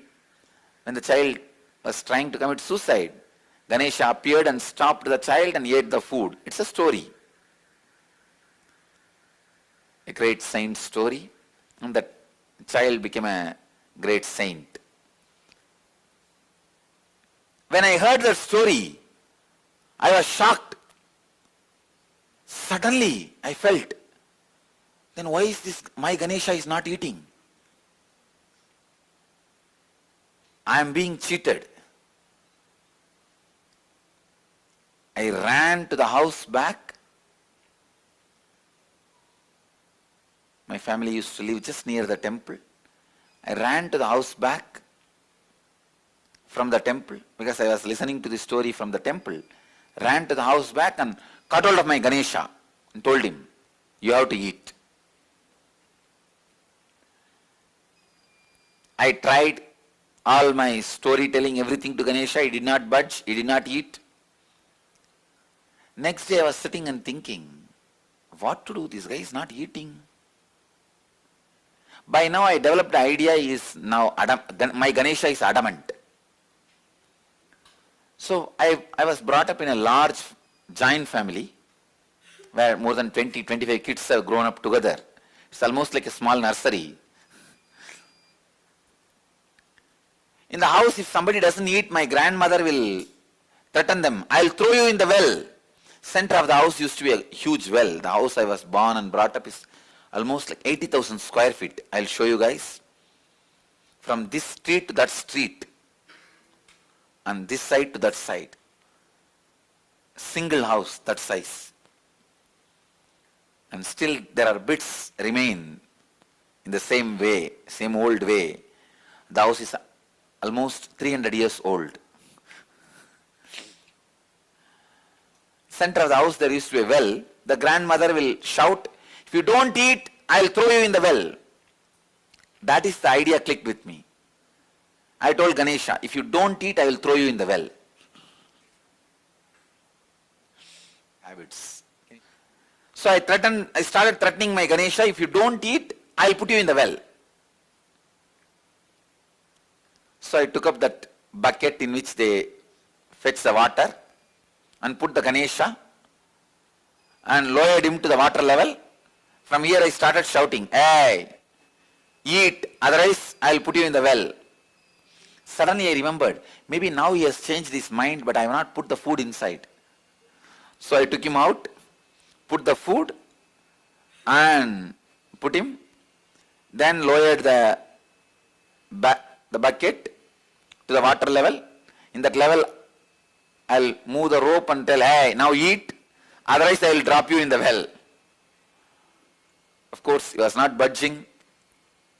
I also did not have the courage to drop him in the well because he is too much for me. He means really a lot for me. He is my friend, everything. My companion, for play and everything. Of course, he did not budge for that also, he did not eat. Then I had the thought, maybe the food he doesn't like my mother's cooking. So I went to the temple, asked the temple priest, whatever they are offering, the same food. They gave the same food. I brought to the house the same food and told him, now you eat. He did not budge.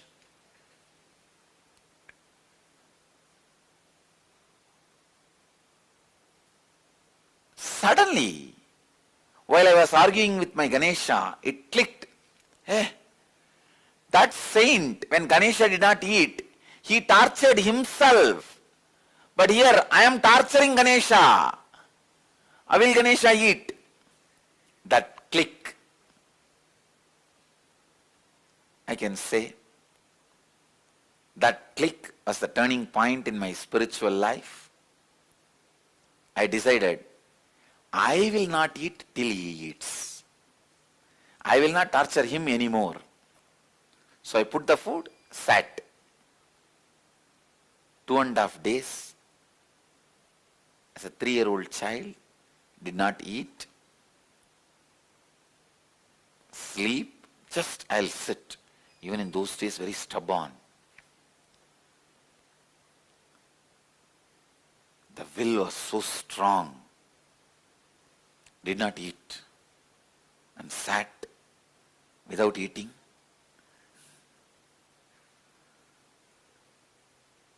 It was a very strong experience. I could see very clearly Ganesha appearing, and I fell into a kind of a altered state of consciousness. I could see very clearly Ganesha ate. When I opened my eyes, the plate was empty.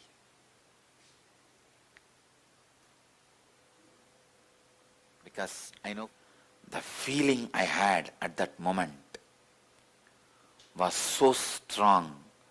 The devotion I had, it is like a experience strengthening the belief faith was transformed as trust. That feeling connection gave me the tremendous courage and confidence to begin my spiritual journey. I tell you all, it is feeling connection which gives you the strength to begin your journey.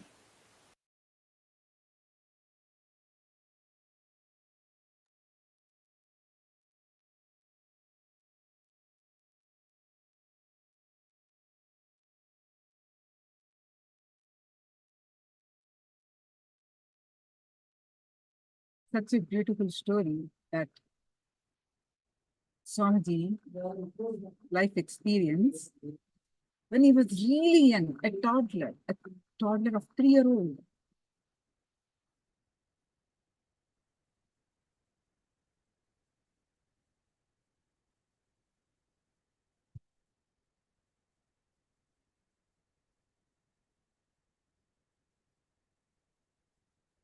When you have the feeling connection. And suddenly you will see that your logic has no power over you anymore. These words are simply entering you beyond your logic. This will happen only when you sit in the presence of the Master. With the deep feeling connection, when you sit with the Master, that is, in Sanskrit, we call Upanishad. Just being around, sitting, and opening up to the Master. When a disciple sits in the presence of the Master with restful awareness and a deep feeling connection, the same experience that happened in the Master is reproduced in the disciple, who you entangle with. You imbibe that.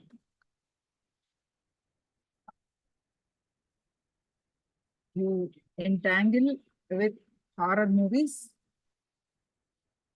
you reproduce that. So you entangle with the conscious being and avatar, you reproduce that. So when a disciple sits in the presence of the Master with restful awareness and a deep feeling connection, the same experience that happened in the Master is reproduced in the disciple. Sitting again and again with the Master in deep trust makes you established in the same thoughtless space as the Master. Sitting again and again with the Master establishes you in the thoughtless space, and which leads you to eventually permanently establish that same experience which happened in the Master, which is Jivan Mukti, the enlightenment.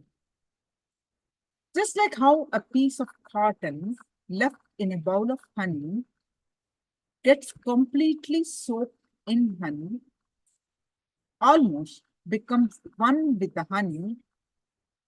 If you put yourself in the Master's presence again and again and soak yourself in the Master's presence, automatically you yourself will become established in the Master's no-mind space. So whenever you are in the presence of the Master, just open yourself with the trust and just drop yourself into that trust. You will see the Master standing there to hold you. Just drop yourself from your head and fall in the abyss of the heart.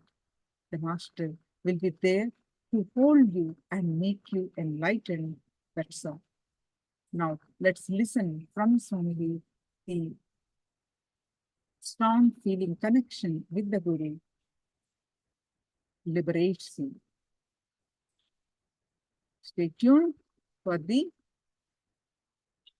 powerful sacred cognitions from Swamiji.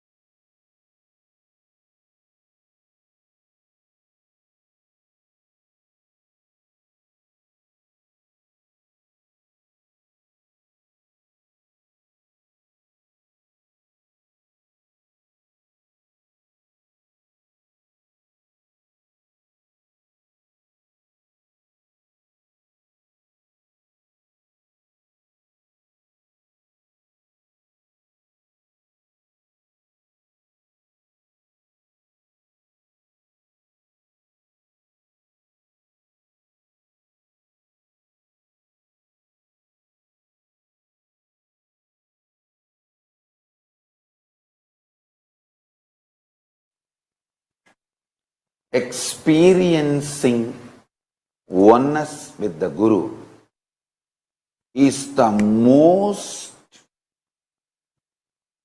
powerful blessing, most powerful happening can happen from this cosmos to you. Listen to this word. Paramashivoham. Ultimate blessing. Ultimate blessing in the life is feeling connection with the Guru. The sincere feeling connection with the Guru. I tell you. I'll expand step by step. Why, how, what? Listen. Because my intense feeling connection with my Guru, his influence, impact, intensity on my being, even the worst persecutions, assassination attempts, character assassination, lawfare, if nothing could touch my inner space or make me shiver. Listen, the attacks on me is factual. I want to tell you one example. This Dravish gang, the anti-Hindu terrorists, and they are also racist terrorists. This gang, anti-Hindu terrorists, in India uses the Dravish as their mask. Listen carefully. This gang morphs a video against me, abusing me, to do the character assassination, and they air this video in all their medias. Understand? If you watch the documentary yesterday I shared, you will understand how thoroughly they control the media in India. This Dravish gang thoroughly controls the media in India. And they air this in the mainstream media cult, using the mainstream media cult. Actually, in India, the Dravish gang has a complete control over mainstream media cult and cinema and television, the entertainment industry cult. through both the cults they are airing.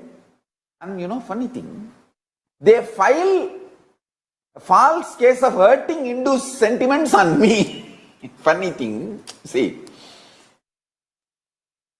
if they air this kind of a content about a Supreme Pontiff, religious leader in other religions, those religious people or that religious leader should file the case for hurting the religious sentiments on the people who spread this morphed video and lies.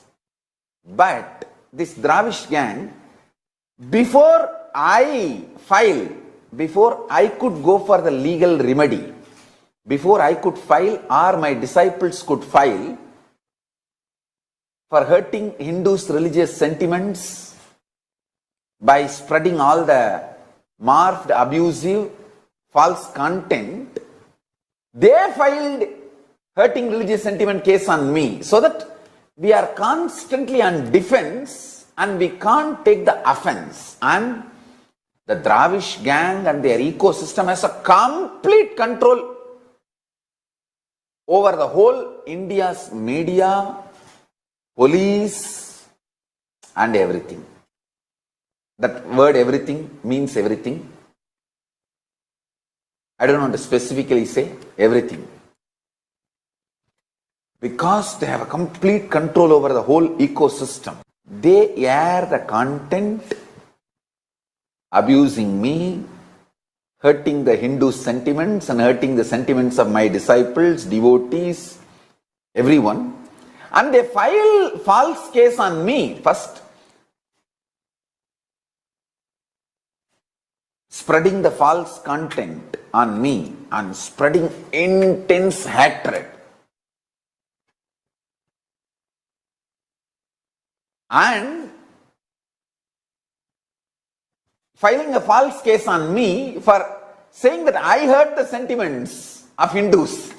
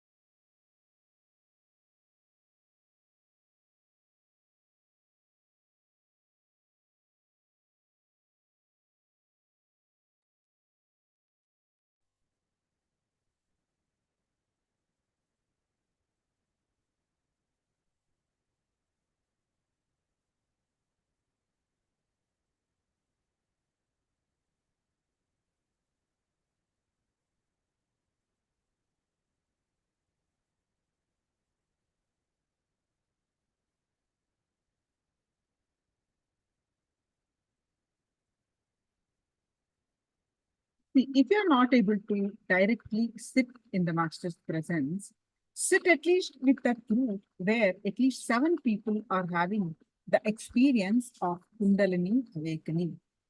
Such a group will have the collective consciousness of the Master's presence. And if 7 people are having the Kundalini experience and meditation in your satsang center, be very clear that you have Swamiji's presence completely. And if 7 people are experiencing levitation, all the different energies related to the 7 chakras are active in that space. So, now let's understand the powerful technique to the ultimate technique to achieve the feeling connections.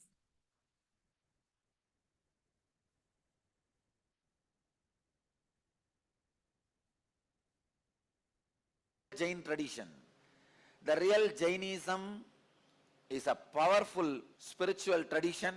In course of time, the perverted, diverted Jaina tradition, few so-called priests and monks have evolved who have started only using the wealth and the tradition to fulfill their own ends, who are not honest, authentic or sincere, integrated. Whenever a living master leaves the body, the inevitable corruption, perversion which happens in the tradition has happened to the Jainism also at that time. So few Jain monks, very influential but not impressive, powerful but not energetic. Understand? Power means the capacity which comes to you after something from outside is added. Energy means the capacity which comes to you without anything from outside. Powerful but not energetic. Having the status of a leader but not the state of the leadership. Those few fellows were ruling the country and misguiding the king. Poor king, unfortunately, because no other option, he was also obeying them, listening. And these few perverted priests and preachers slowly started grabbing the whole country. The very growth of the country started getting disturbed and destroyed, detracted by these few Jain monks. Queen of the king, wife of the king, Mangayar Karasya, a great lady, woman of a stature of a stature of a sage, still worshipped in all Hindu temples of South India as one of the enlightened saints of Saiva tradition. I can imagine how she would have looked, how she would have been lived, how she would have been living, thinking. A saintly person, highly evolved, devotee of Shiva, Mahadeva. She started getting worried, started having a deep concern for the country and citizens. Please understand, those days, rulers were very concerned about the conscious evolution of the citizens also. Not just food, clothes, education and infrastructure of the country. No, consciousness of the country was also very important for them. What you believe is more important than what you eat or what you drive and where you live. What you believe as life is more important than the car you drive, the house you live, the salary you receive, the language you speak, or the food you eat, the dress you wear. What you believe as life is too precious to be lost with some fools. So Mangayar Karasya was highly worried. She slowly started feeling suffocated to be in the palace and unable to do anything for the conscious growth of the citizens. She herself is a highly evolved saint, but as you know, wives are never heard nor respected, can never be accepted, especially by king. For a king to listen to a wife, queen, too much. So the king, his name is Goon Pandian, because He had a bent back. In Tamil, the bent back is called goon. Of course, he was surrounded by goons. So, in a way, the name fits in English and Tamil both. His back was bent. He was not ready to listen to Mangayar Karasiyar, the queen. She tried her best to convince Gun Pandian the complete conscious growth can happen only if emotion also evolves. Please understand the key difference between the Jainism practiced at that time and the Shaivism is the sacred sentiments for emotional evolvement. Please understand, Jainism had literally everything Shaivism had, Vedic tradition had. They had yoga, they had tapas, they had meditation, they had everything for the growth of the body, yoga, for the growth of the mind, meditation, for the growth of the consciousness, enlightenment. All concepts were available even in those days in Jainism, but for the growth of consciousness, the sacred sentiments, the ability to feel connected, the ability to melt, the ability to merge with the divine, the ability to radiate humbleness. Unfortunately, that was missing. The ability to feeling connected. When that misses, even the meditation and the extraordinary powers and experiences you receive only makes you more egoistic. It only makes you more egocentric, more arrogant, more abusive. क्या आप स्वयं एक अवतार पुरुष से Completely back. But Mangayar Karasyar, the great queen of the Pandya kingdom, is unable to handle this whole situation. She was completely disturbed, perturbed, shaken, shivering.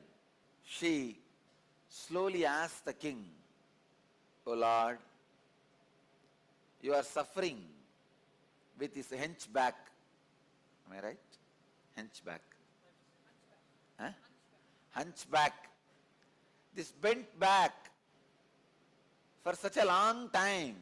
Can I invite a young healer from Tanjore district, from Chola kingdom, who is well known for his healing powers?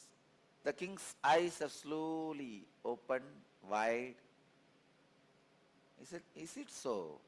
He was thinking, contemplating, but the moment Mangayar Karasyar said, he is from Shaiva tradition.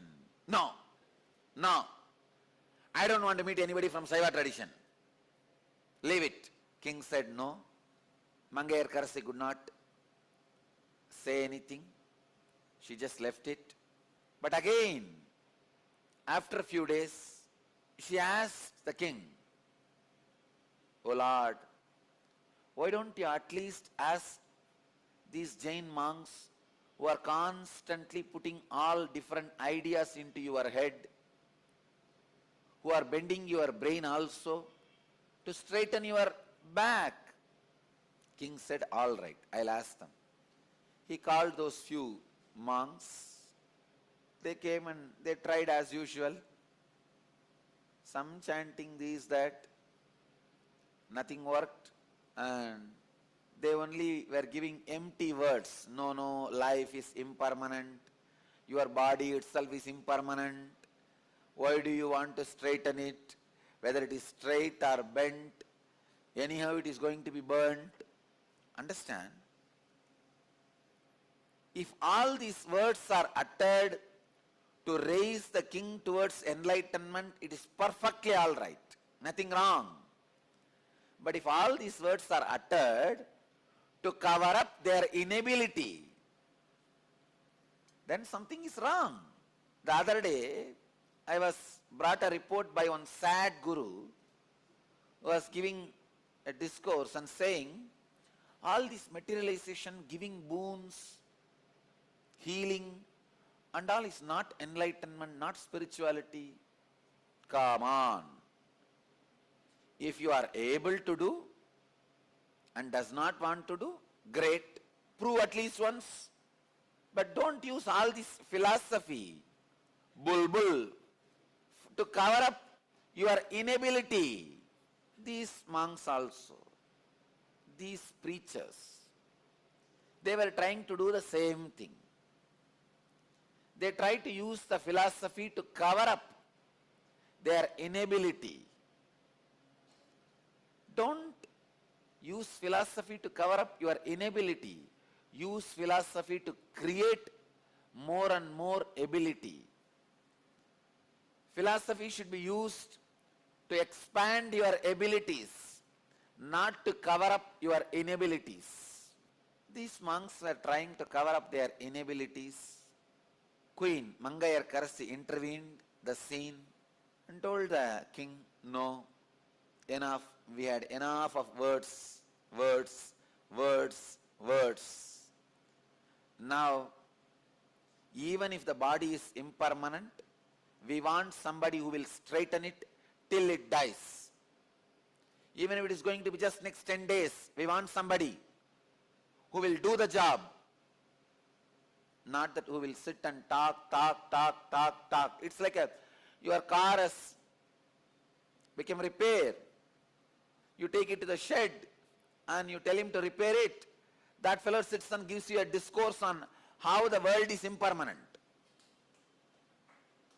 Why do you need a car? Why do you first of all need to walk? Why do you come out of your house? Why don't you sit inside your house itself? We have not come to the car shed for listening to a discourse. We have come to the car shed to get our car repaired. Our great intelligence, the Mangayarkarsi, intervened and told those preachers, no, we don't want any more empty words. We don't want to listen to any more the empty discourses. No, we want result. Finally, the queen was able to convince the Gunpandian, the king, to invite Thiruñāna Sambandar, the great saint, the young healer from Chola kingdom. Finally, the Gunpandian thought, all right, anyhow, why not give a try? She talks so much about him. Gunpandian also knows all the husbands, even though they don't listen to their wives, they know their wives are more intelligent than them. Inside their heart, they know we may not listen to her because of our ego and ideas, but she is intelligent. They know. So finally he thought, all right, why not give a try? Finally, Mangayarkarsi just took the nod of Gunpandian, sends a grand invitation with a palanquin, all the traditional paraphernalia to invite Thiruñāna Sambandar, the great saint. The invitation reaches Thiruñāna Sambandar. He was exactly in the same situation when I was offered to accept this Madurai Adinam throne.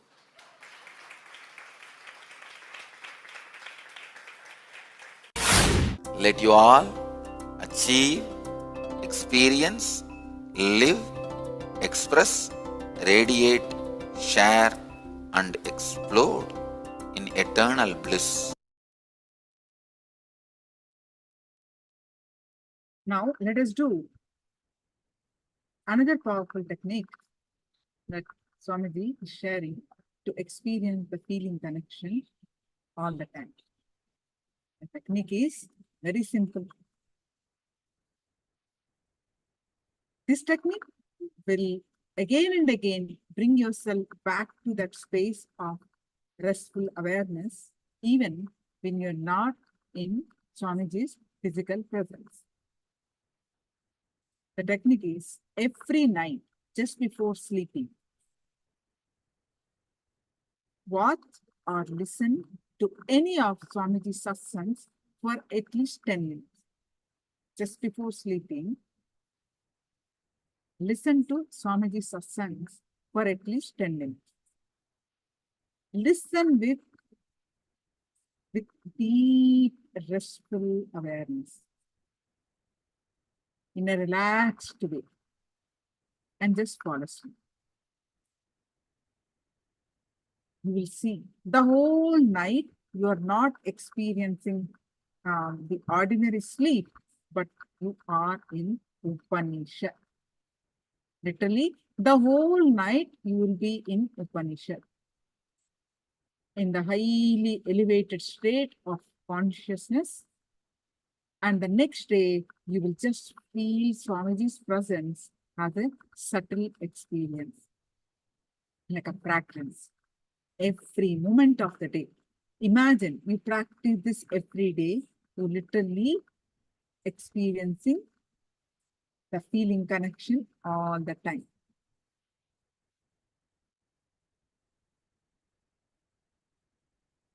So start incorporating this powerful technique to have feeling connection with Swamiji. Now,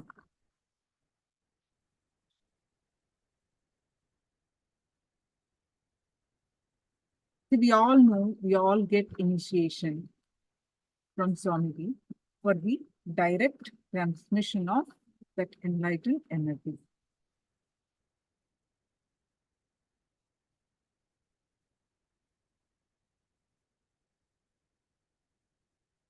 So, is it possible to have that initiation while watching YouTube?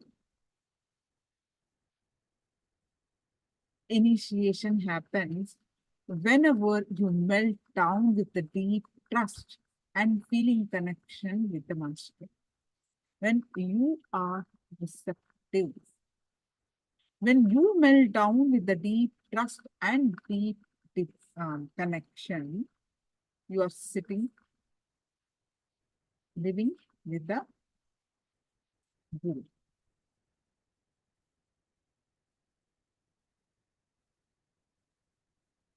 When your Kundalini is awakened, feeling connection happens between you and the Guru.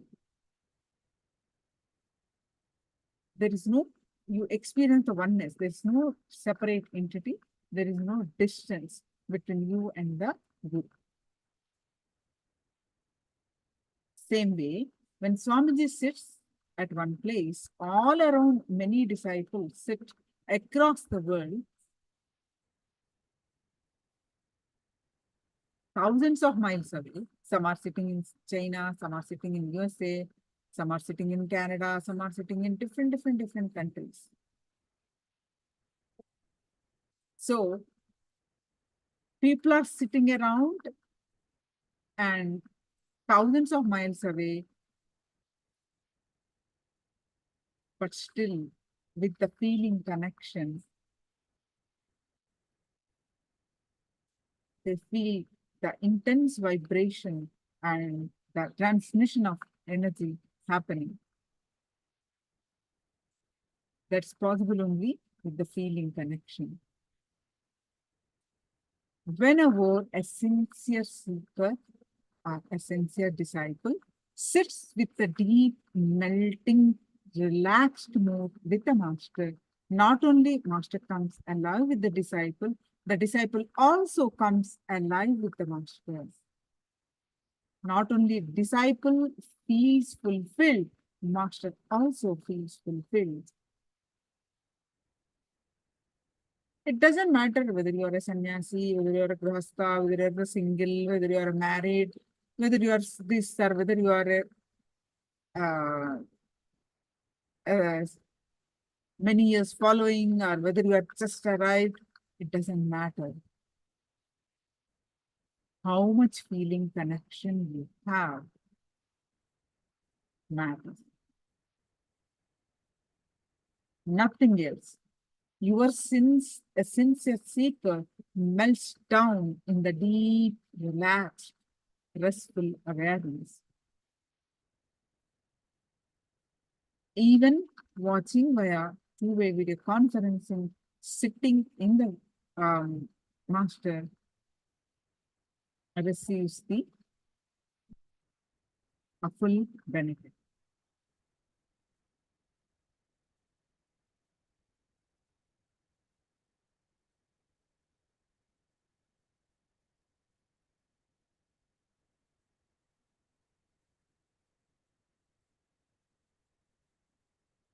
When you connect with the master's presence, is the flowering in devotion, the Bhakti.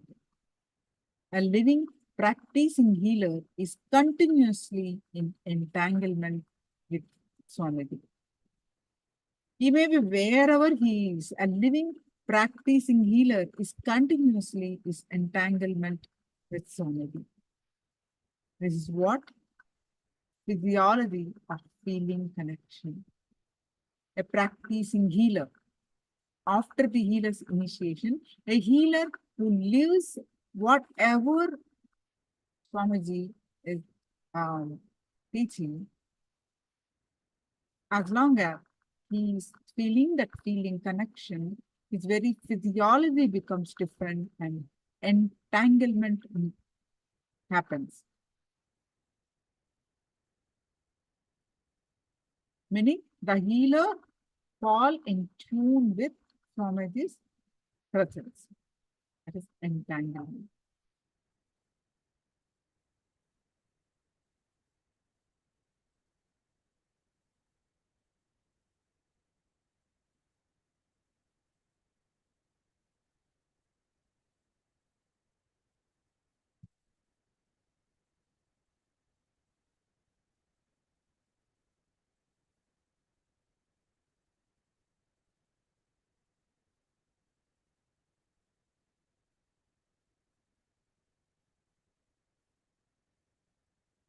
Stay tuned. We'll listen more powerful cognitions from Swamiji.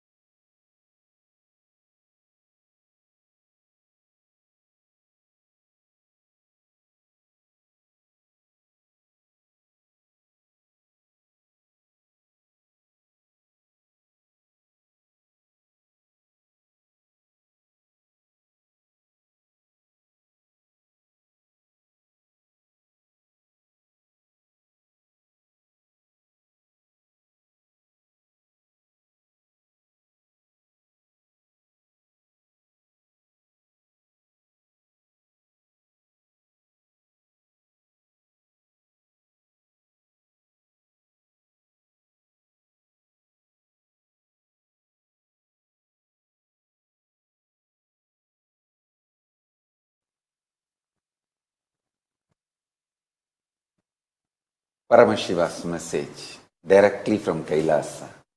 Listen. Feeling connection with the Guru, experiencing oneness with the Guru is the most powerful blessing, most powerful happening can happen from this cosmos to you. listen to this word. Paramashivoham.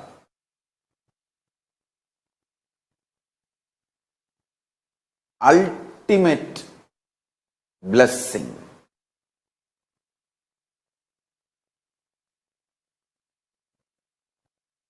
Ultimate blessing in the life is feeling connection with the Guru. The sincere feeling connection with the Guru. I tell you, I'll expand step by step. Why, how, what? Listen. Because my intense feeling connection with my Guru,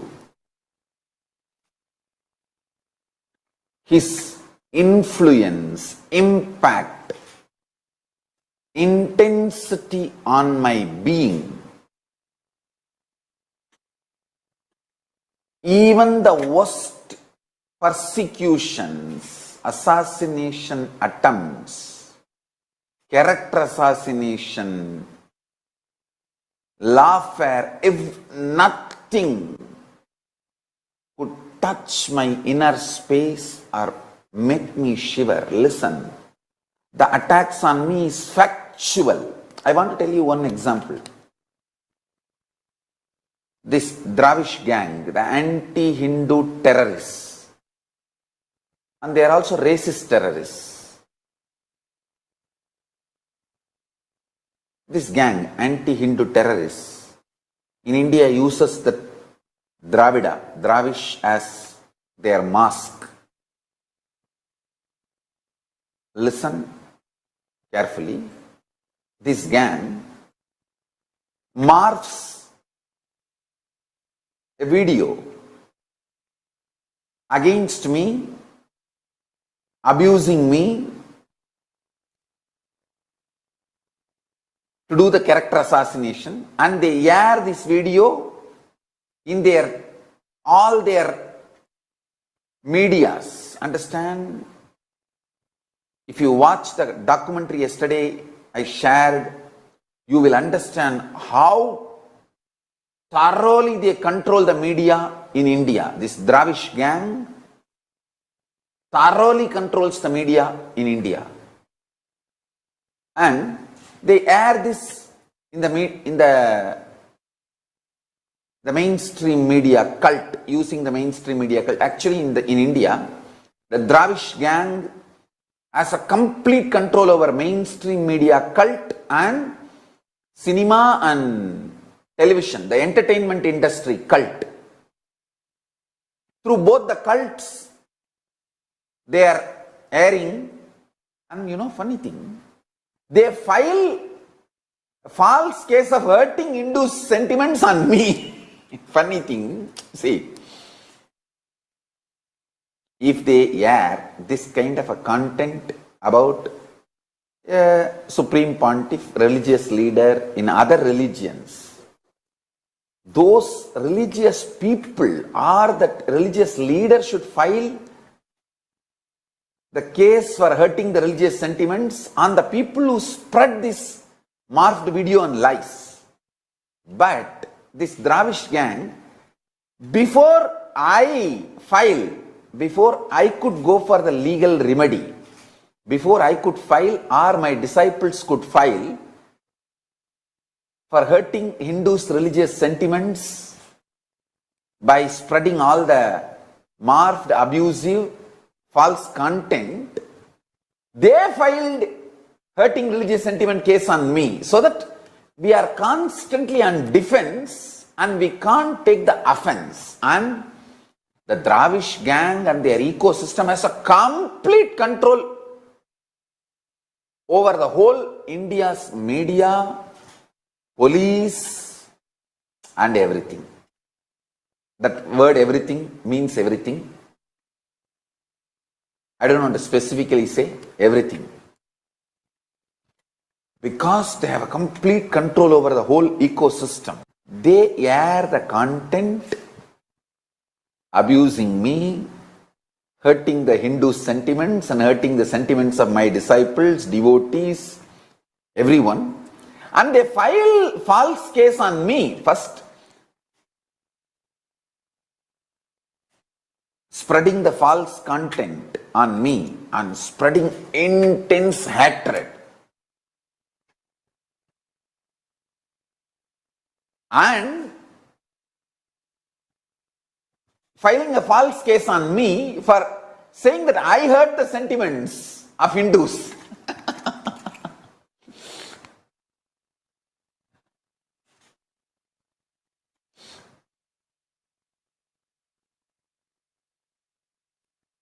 The fellows who filed this FIR has brought worst shame on the whole Indian legal system.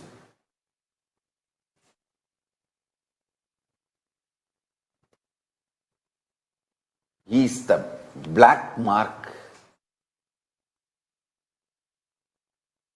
brought shame on whole Indian legal system, brought so much shame on not just Tamil Nadu police, the whole Indian police.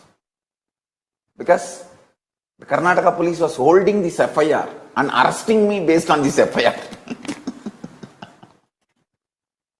Funny fellows. Understand?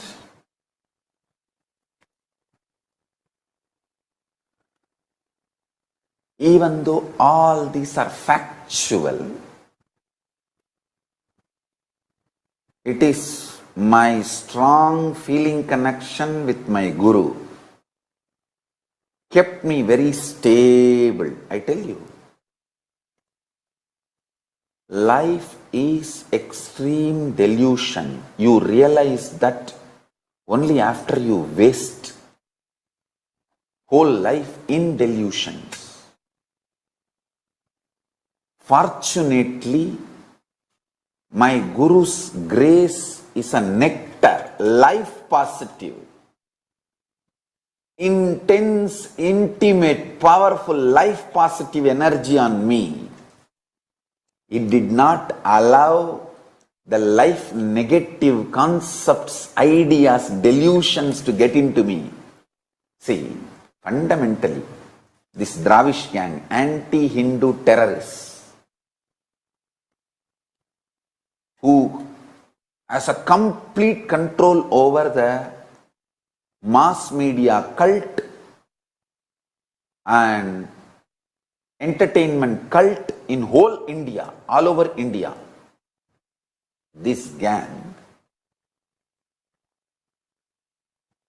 first they wanted to kill me, eliminate completely.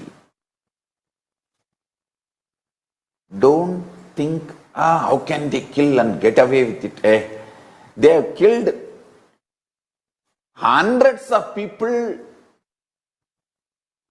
in the not just broad daylight, who are very important witnesses in big corruption cases in the nation.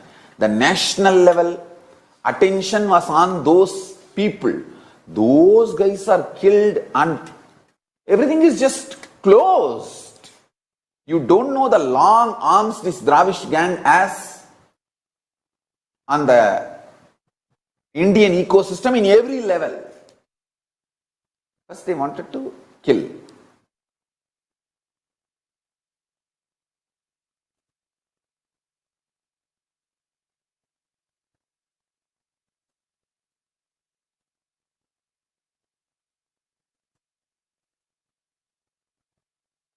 Till I am escaping from them and somehow keeping myself alive also, they do not want me to do this spiritual work. Reviving Sanatana Hindu Dharma. That is too much for them. Actually,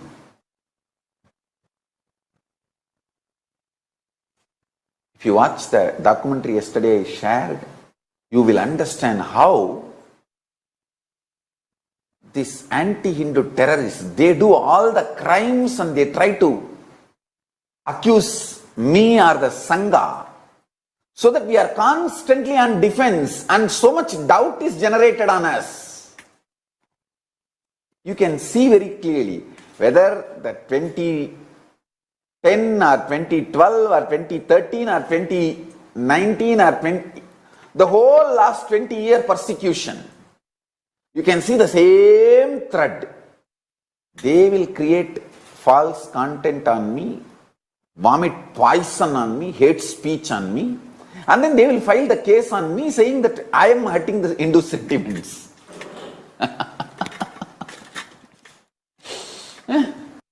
The most funny thing, this Dravish gang has occupied all the properties, stolen all the properties of all the adhinams, major adhinams. When I was trying to revive some of these mutts and adhinams, they accused me of coming there for property. Hey, that properties of the mutts and adhinams are dedicated for Shaivism, for the work which I am doing. So I am coming there to revive. But these thieves, robbers, stealing all these properties and using it against Hinduism, the purpose for which that properties were dedicated, listen carefully, exactly the same mold. First, they create a marked video on me, spread it, vomit poison on me, and then they file a case on me that I hurt the religious sentiments of Hindus. Same way, all the mutts, adhinams, which I was trying to revive, pouring all the money, hard-earned money, donations from my disciples, my devotees, which I started pouring and reviving those ecosystems. See, those lands and properties were given by the kings and great philanthropists for preserving, propagating Hinduism. This Dravish gang, anti-Hindu terrorists, they grab all those properties, lands, everything and use it against Hinduism. When I go there to revive Hinduism, they say, oh, he's grabbing the properties of the mutts and adhinams and ashrams. Say, who is grabbing whose property? Constantly by spreading lies, hatred, keeping us defensive. See, the offense is the best defense is their strategy. All these are facts. All these are facts. 1,400 hours of hate speech on me, telecasted in 4 years in Indian national channels. 1,400 hours of, I will not say the word defamatory. Even people who say here the defamatory word are subtly not realizing the truth. It is hate speech, poisonous content. I am telling you, even my own disciples don't realize the depth of the hatred and poisonous content. That's why they are using the word, polite word, defamatory content. No, it is poison, hate speech. Understand? Only after watching this documentary, Out of Shadows, I can very clearly see how they do all the crimes and accuse me. So I am constantly on defense and create so much controversy, hate speech.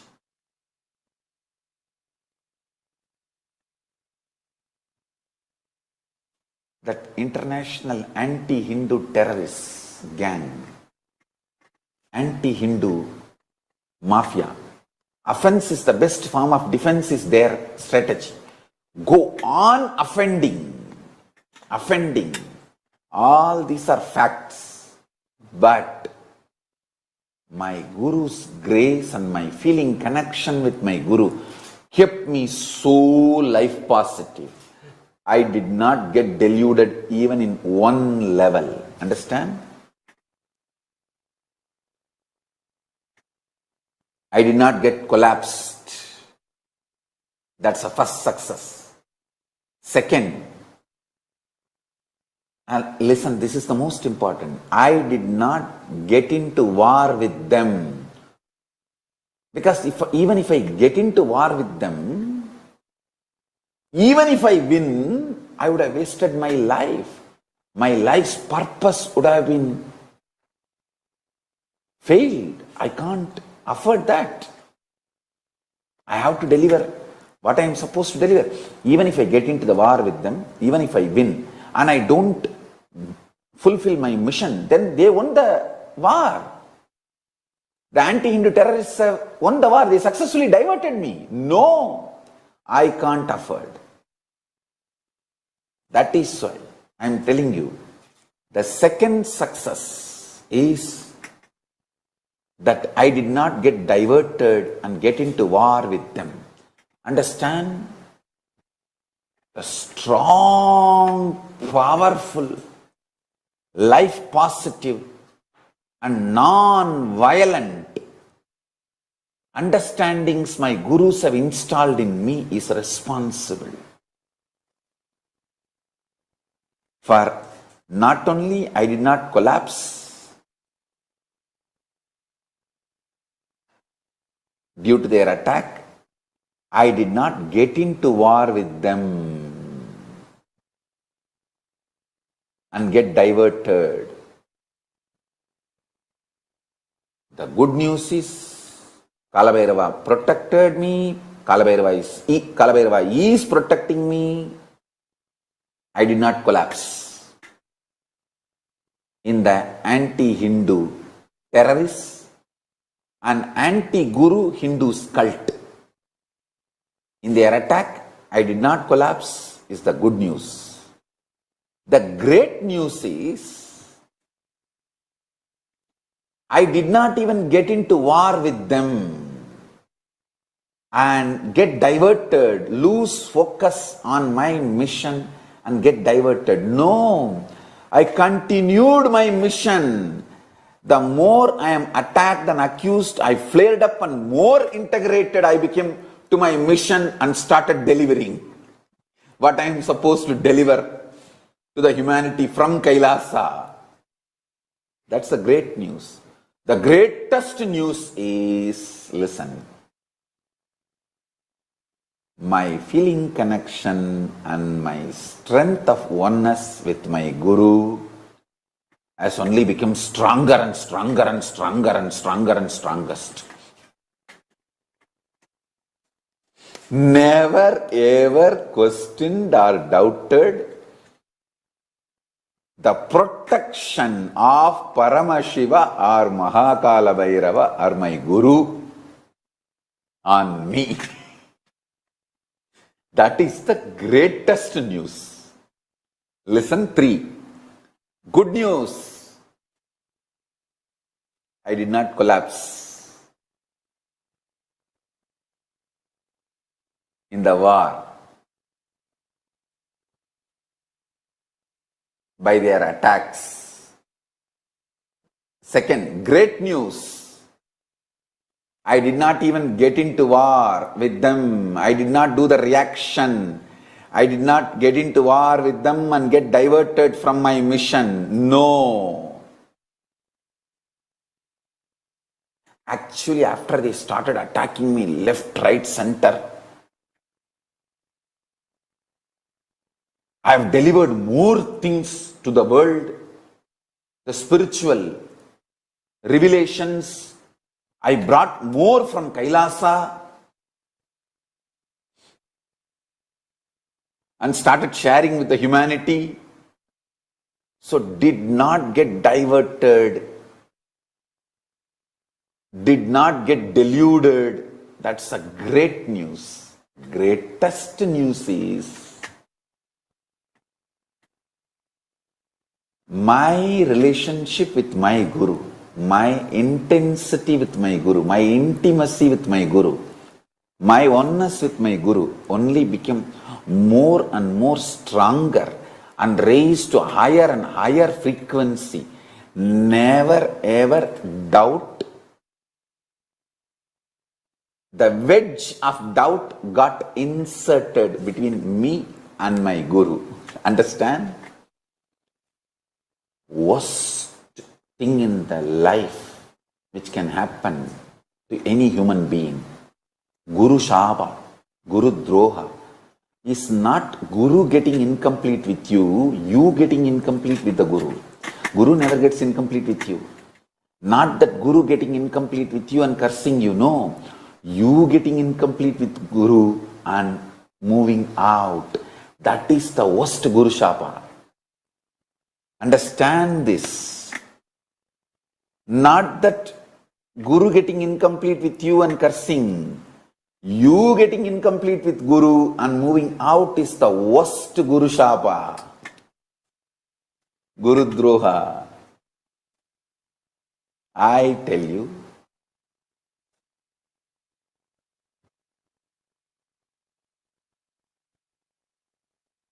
the greatest blessing is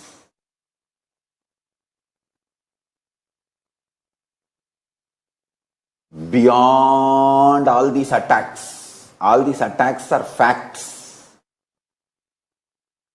Beyond all these attacks, my feeling connection, my intensity, my intimacy, my strong oneness with my Guru, my sincerity, Shraddha towards my Guru, all this was only getting more and more intense and higher frequency. Never even for a second any doubt wedge got inserted between me and my Guru. Understand, this is the greatest blessing.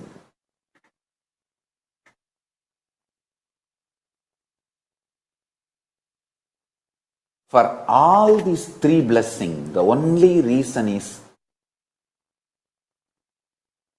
Sarvam ahimsayam dharmartham abhidhiyate. Mahabharata beautifully puts it in Shanti Parva, chapter 245, sloka number 18.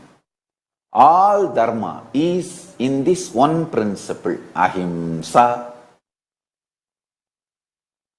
Jivitum yahasvayam sa ichet katam sonyam pragadayet. How can someone who wishes to live kill others?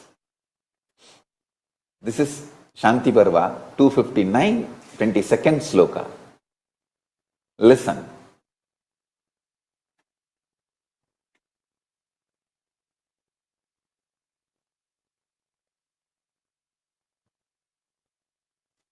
All these three great things happened in my life. I did not get destroyed by anti-Hindu terrorists and anti-Guru Hindu cult because of their multi-level attacks on me. That's the first blessing, boon I received, the good news. Second, I did not get into war with them, getting diverted from my mission of reviving KAILASA. That's the second greatest good thing happened.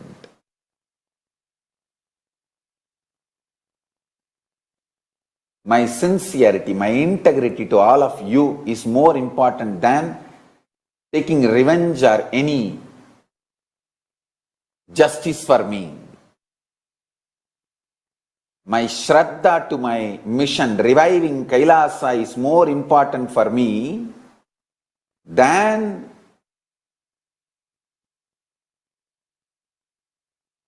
any revenge or justice for me.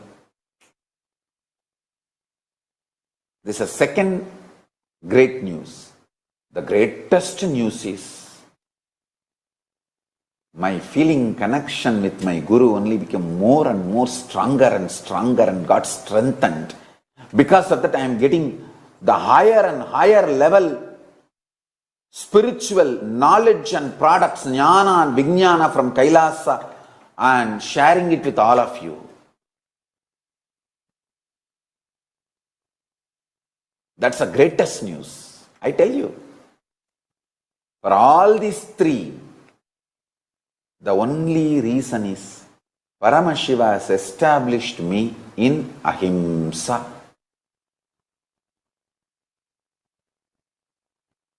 Non-violent, non-agitating, neither violent and angry on me, nor violent and angry are people around me, nor violent and angry on life itself.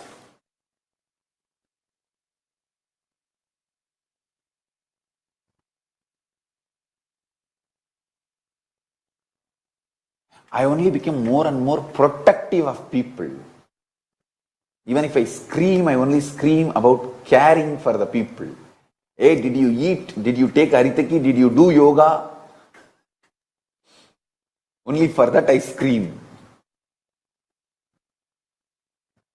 I became more and more protective, loving, caring, expanding. I tell you,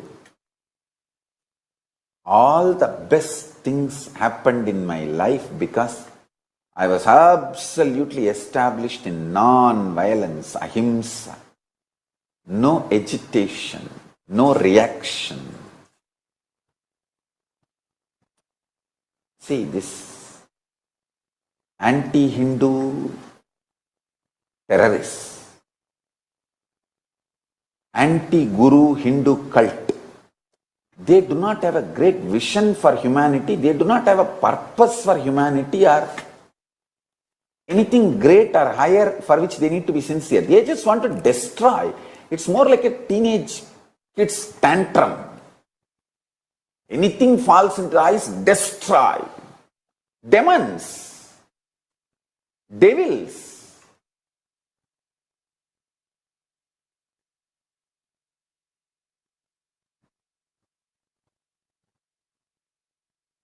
I tell you, absolute life negative gang.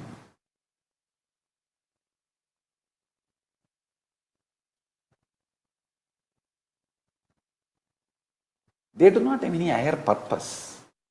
Even if I get into fight with them, it will be diverting me from my life positive contributions, reviving Kailasa, enlightened ecosystem which I am supposed to do, for which I am born.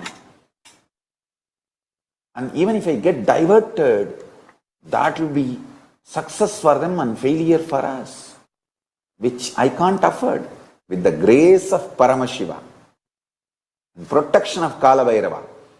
Kalabhairava is protecting me so thoroughly from external enemies and internal enemies, both. An innermost enemy, violence. In all the levels, Kalabhairava is protecting me,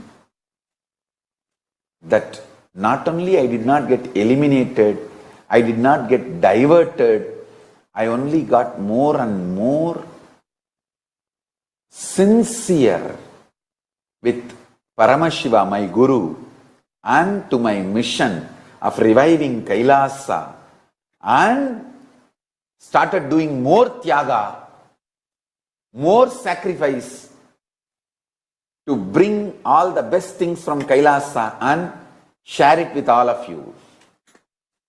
I tell you, the greatest blessing I received from Paramashiva is most happiest charya, lifestyle.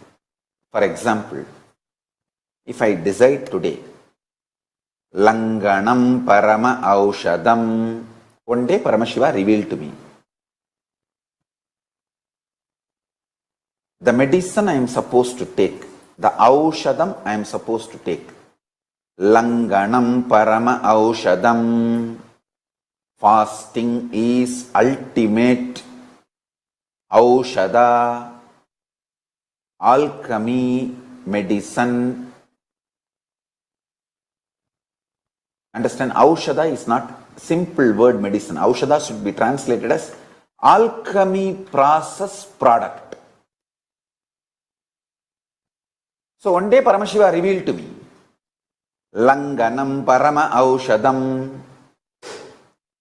For me, fasting is the ultimate alchemy process product medicine I should take. That's it. Immediately I declared, okay, fasting, no food. And I just forget about food. It's not that I have a fight. I want to eat and I control myself. Nothing. I just forget about the food. Over. Langanam parama aushadam. Over. Fasting, no food. Till he appeared again and revealed, yes, now enough. You can start taking liquids.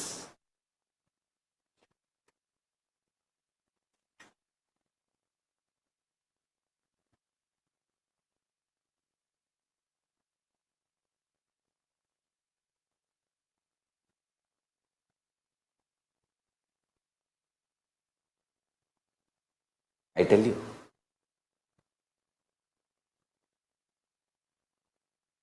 the moment I am convinced, I just go with it without any struggle. I don't even look back once. This lifestyle is the greatest blessing I received from my gurus. Whether it's a lifestyle or inside space, anything. Langanam parama aushadam. Over. I'll not look. Langanam parama aushadam means fasting is the ultimate alchemy medicine product for life. Not only I will do fasting, I will not even remember about food. Same way,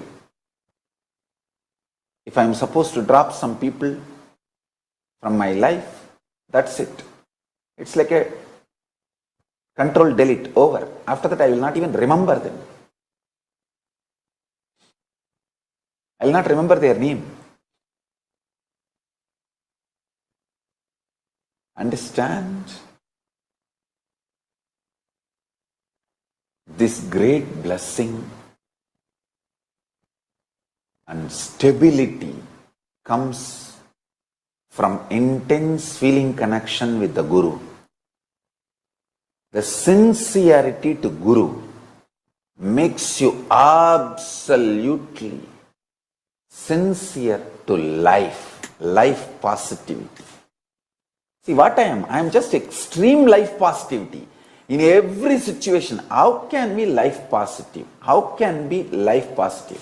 How can be life romantic, life loving, life intense, life sweet, life intimate, life passionate, life manifesting?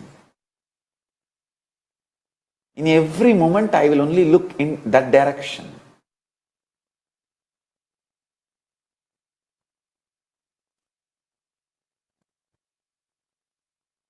I tell you.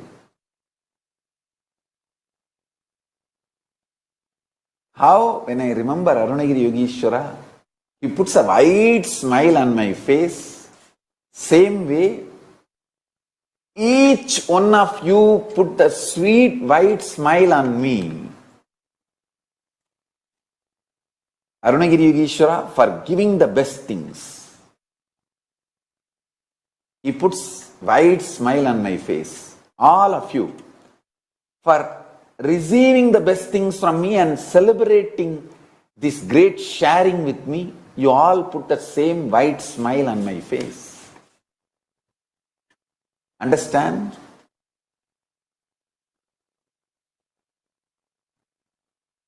Once Arunagiri Yogeshwara healed me, that time the kind of a joy it triggered in me, bliss it triggered in me, and the wide smile he put in me, the same joy is triggered in me when I heal Peter Bloomfield.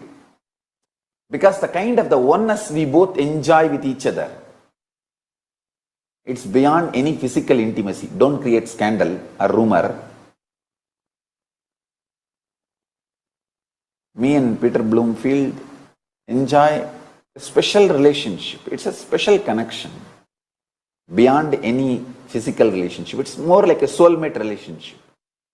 When I heal him, the same kind of a joy is triggered in me, and the wide smile he puts in me. I tell you, for each one of you, for example, when I see Skandamata playing around in the video, the Nayana Diksha, she doesn't sit and listen to satsang. I only have to run around her holding and teach the satsang. Hey, listen. And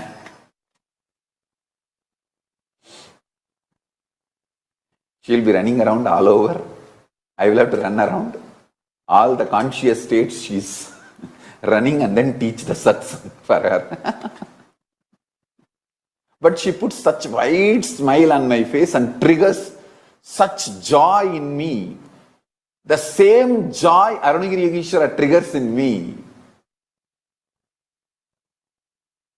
Skandamata triggers.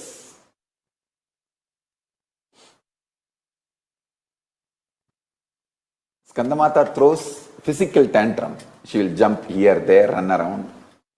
Shiva Yoga throws mental tantrum. But both put same wide smile in my face and both trigger the same joy in me, like Arunagiri Yogeshwara.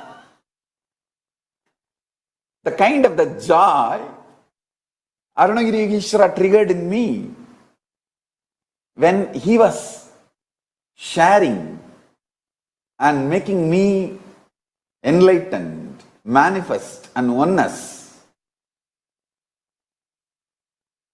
Same wide smile is triggered in me when I am sharing this with all of you.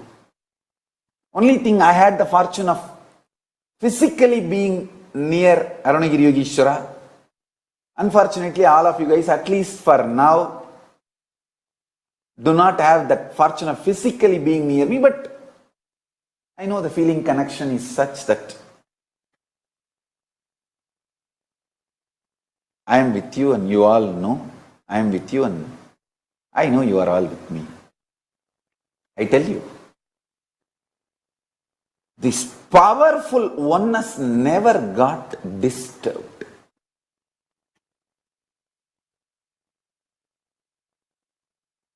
See now,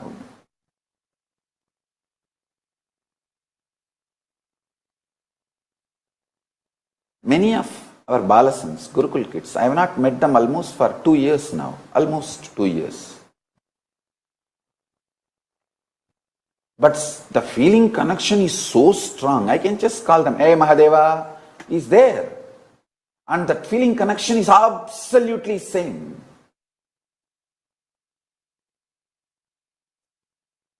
Most of them don't even feel that they are not physically seeing me or not seen me for 2 years. They only want that Swamiji should be safe and someday we should reach him and be with him. That's it.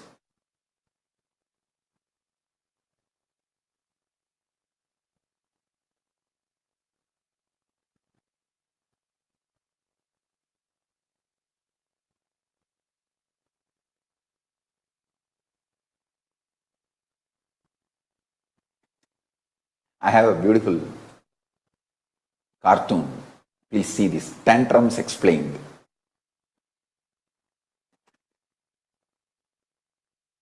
I want or I will scream. And if I do what you want, I will still scream. Yeah, that is what I figured.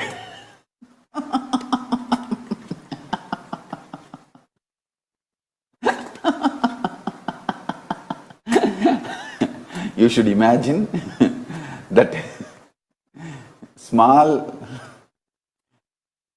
baby is all of you.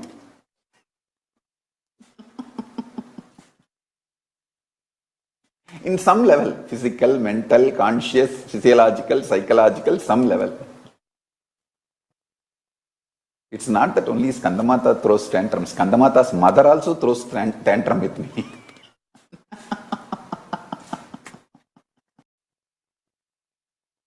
Absolute life positive.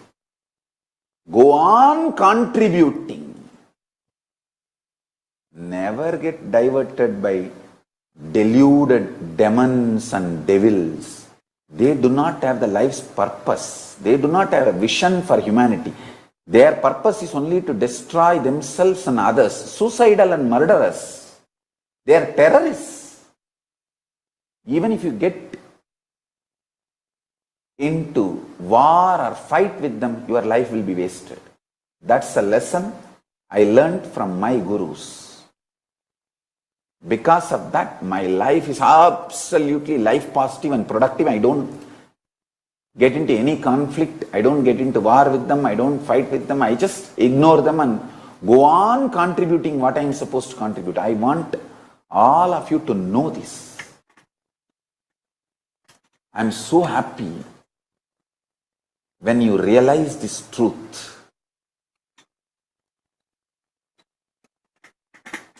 Yesterday, one of my kids told me, yes, I have some anger, vengeance with some people, but that is not going to help me to fulfill my life's goal.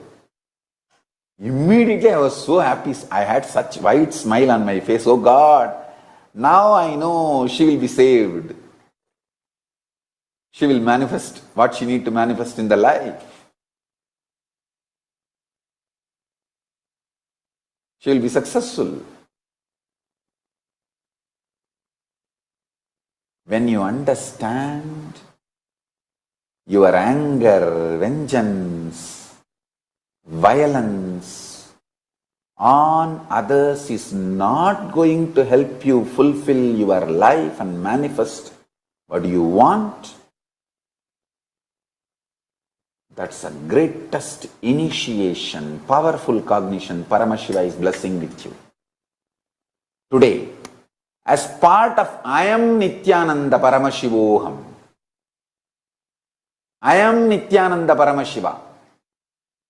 Nithyananda Paramashivoham program, Sarubhya Mukti. I want all of you to chant Mahavagya for 21 minutes and let's heal the world not only from coronavirus, COVID-19, all other negativity, life negativity. Let's heal the world. Let's release intense healing energy from our consciousness to the whole world and protect, heal the world, and protect the world. Healing and non-violence, ahimsa and healing. I tell you, I'm going to initiate all of you today. I'm going to conduct this process. Before that, I want you to understand the importance of non-violence and feeling connection. I tell you, see, this is like a very powerful energy. See, some of the devotees whom I don't even mention here, but they have such a strong feeling connection with me, just by one touch or one word they utter to others, the other person feels connected so deeply with me. I'll tell you one incident. One of my devotees in Karnataka, Bangalore, Adira Suresh. I want to repeat the name once more, Adira Suresh. Only she knows. Her feeling connection with me is so strong. She spoke to some devotee who missed me for many years. And they just got connected and came back to Biddi and they are now completely connected and they regained their oneness with me just by one touch of Adira Suresh. she is so strongly in oneness with me, the connection, her one touch reconnected the devotees who are years away from me. I tell you, Atira Suresh knows about whom I am talking. And I know, only we both know. But I want you all to know this much. Our feeling connection is so strong. And I tell you,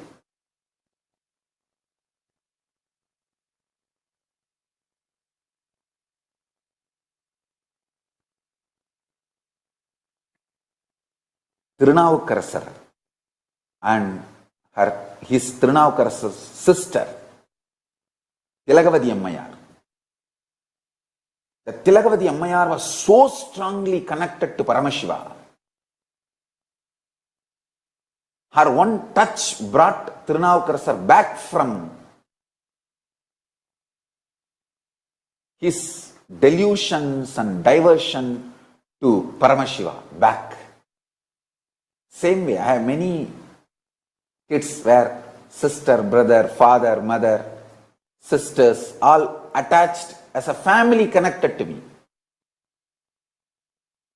When one gets diverted or deluded, if the other one is very strong, powerfully connected to me, for example, brother gets deluded, but the sister is strongly connected to me, I know the powerful initiation from this sister, brother will come back.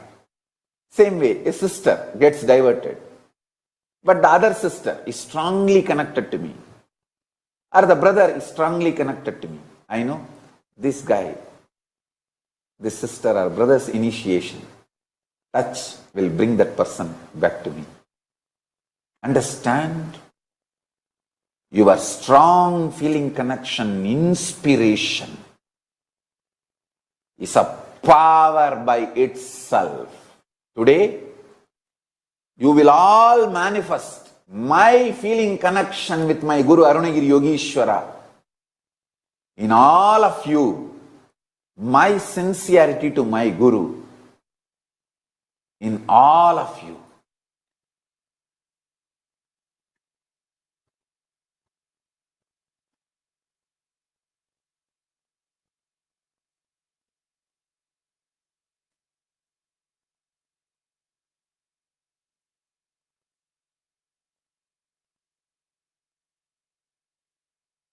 Come on.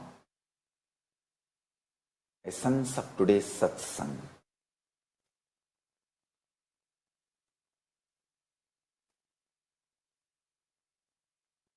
Sincerity and oneness with the Guru is the ultimate blessing.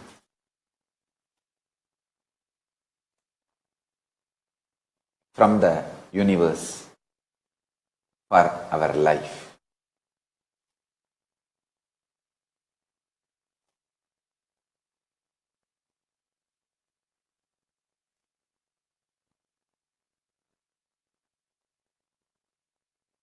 You can manifest wealth, health, happiness, relationship, fulfillment, finally, ultimately, enlightenment and KAILASA padavi.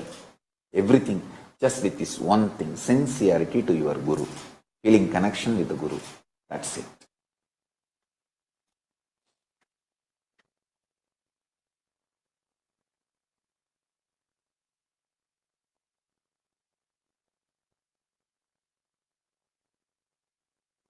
I'll continue to expand how the non-violence can be applied in every level. And you can manifest all the best things in the life, and that's the best strategy to stop the Hindu Holocaust.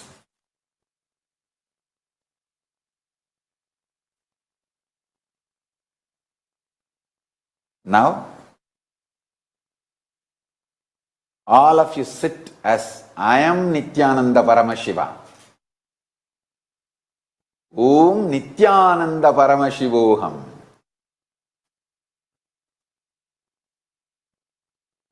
Paramashiva, myself, will manifest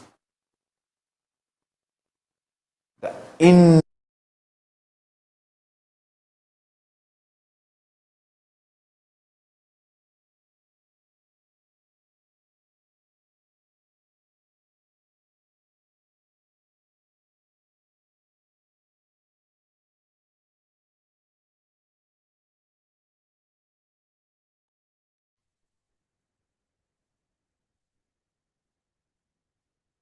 You can make a note, post what are the cognition that you have been learning to internalize.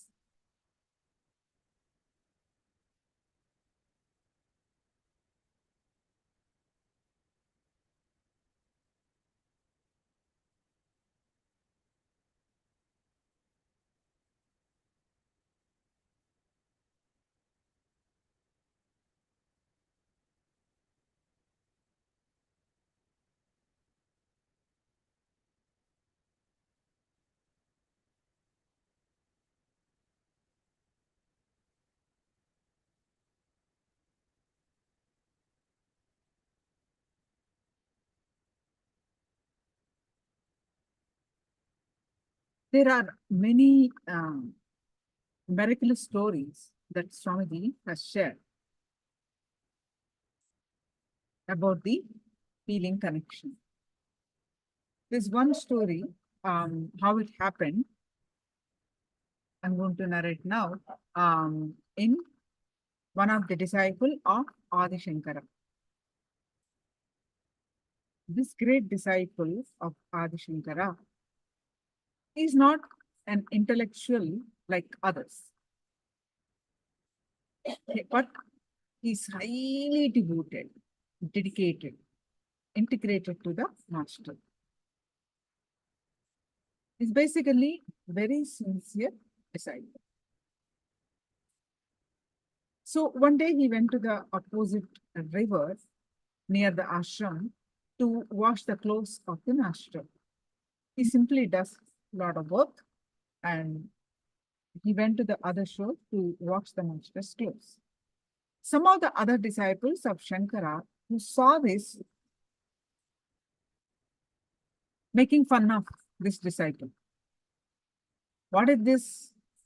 This fellow is only washing clothes all the time, doing some menial works. Did he come home from here to do a laundryman, a servant here? What is he doing? He's not studying scriptures. He's not contemplating. Then when is he going to get enlightened? How is he going to, understand everything? All this Adi Shankara was listening. All the conversation, Adi Shankara heard it. He was just laughing inside. He knew that the disciple may be a little less intellectually capable than others, but he was an amazingly intelligent being who was doing what needs to be done first and who was putting the first things first.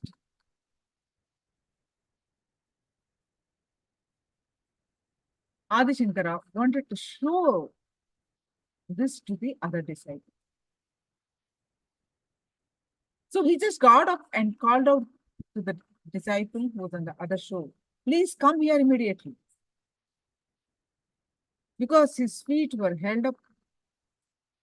So that disciple, because master called immediately, he said, come here immediately. Disciple did not even. The moment he heard, he started running. But there was a river in the middle, but he didn't even bother.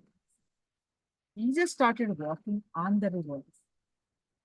It is said that wherever his feet were held up by the lotus, wherever his feet fallen, there was a lotus. The disciple came to be known as Padmapada, meaning lotus feet. He did not wait. Oh, wait, I need a boatman. I need a boat. How will I go? Immediately, he just ran. With this incident, Shankara demonstrated to all his disciples that need for the loving space and feeling connection with are essential for the transmission of Advaitic truth.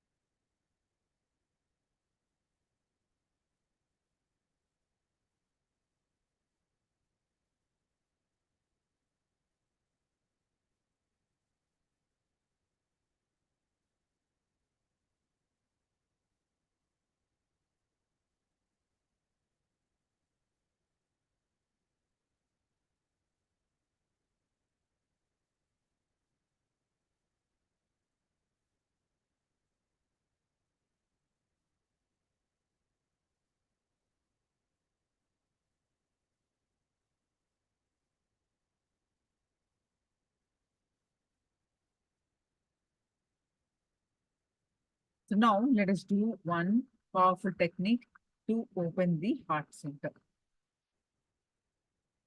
It's a powerful technique, meditation technique to open up the Anahata chakra, the heart center, to experience bhakti and feeling connection.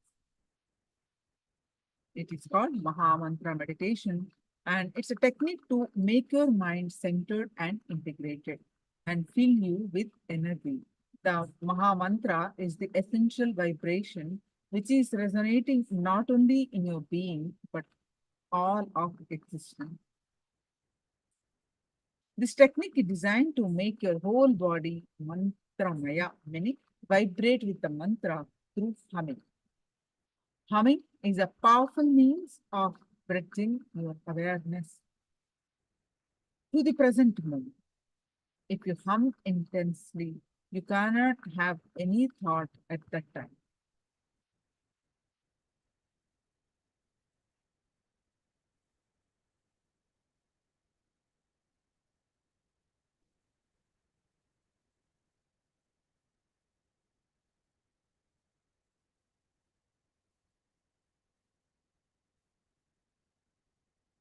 The humming generated by the energy generated by the humming cleanses the energy blocks in the mind body system.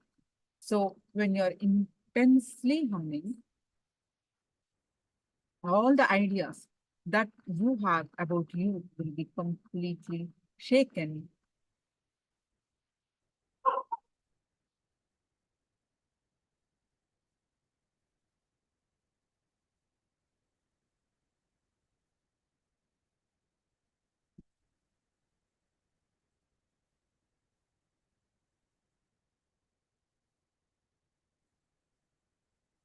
So the technique will also fill you with the full of energy so that you stop seeking attention from others.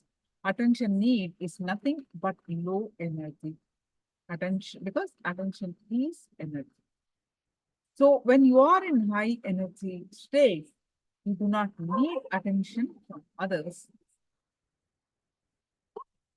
Instead, you will be overflowing with energy, with you will start showering upon others.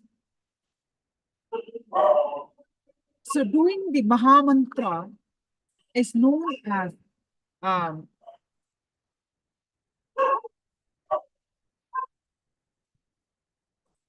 beyond speech or writing, beyond expression. It is anahata dhvani, the unheard sound.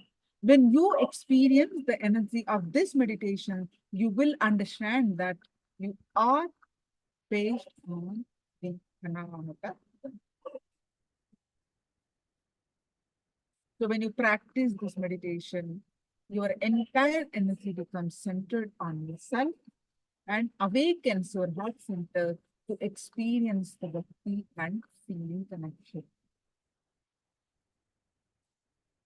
You'll do this meditation for 30 minutes and preferably it should be empty stomach. And then you can do this as a single and as a group also.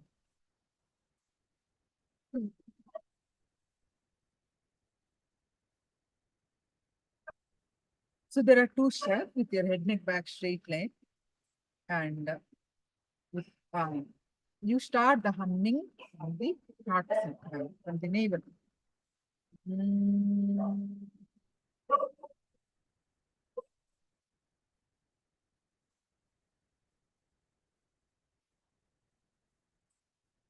As long as possible, as deep as possible, as loud as possible. You hum, you become the humming. You forget your body, you forget everything. You become humming. The humming comes from the navel. Before that, you have to visualize your eyes have become frozen. Your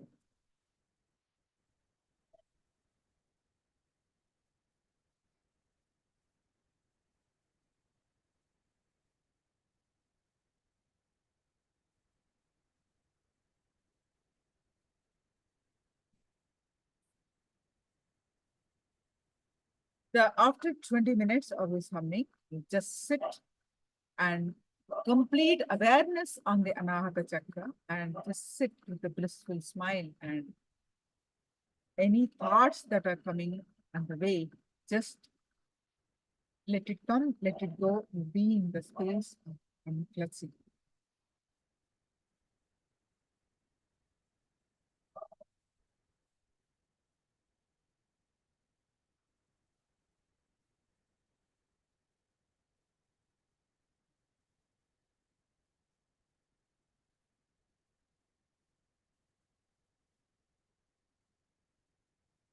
So let's do this meditation. Please sit straight with your head, neck, back, straight line.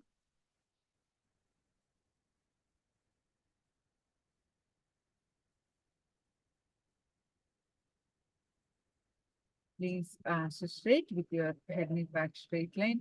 Let's get ready for the meditation. Maha Mantra meditation.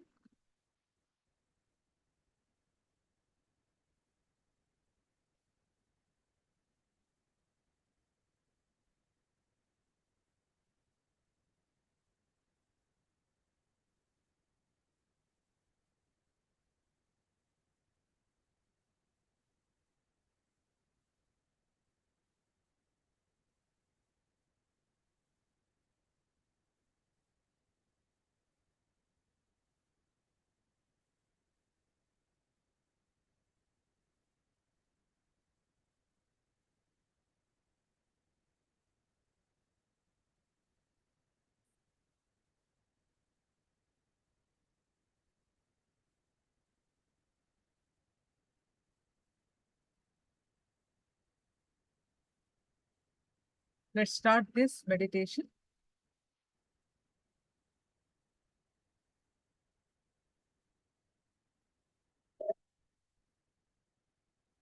You want to project the meditation.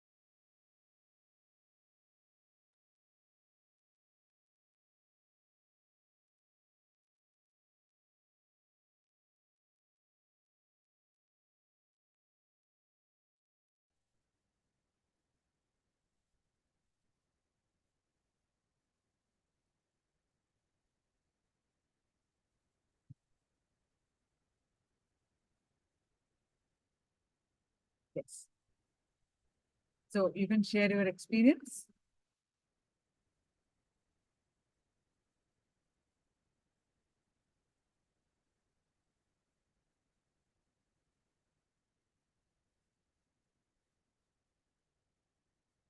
You can start typing in the chat. So let's continue. So feeling connection leads to unshakable trust. Let me tell you a small story. An enlightened master was training a small boy to be his successor. This little boy had a very deep, loving connection with the master.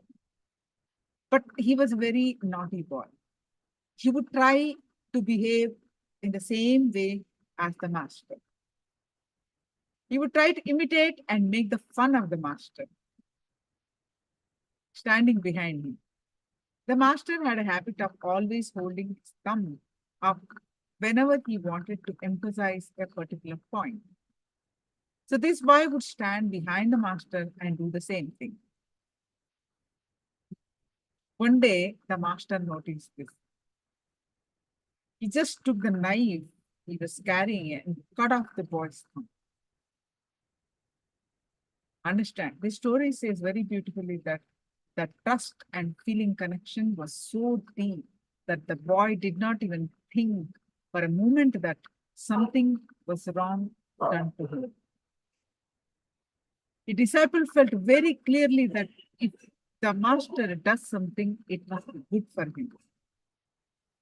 Just because of this deep trust and oneness, that moment, that intense pain burnt away his karmas, and he became enlightened in that very moment.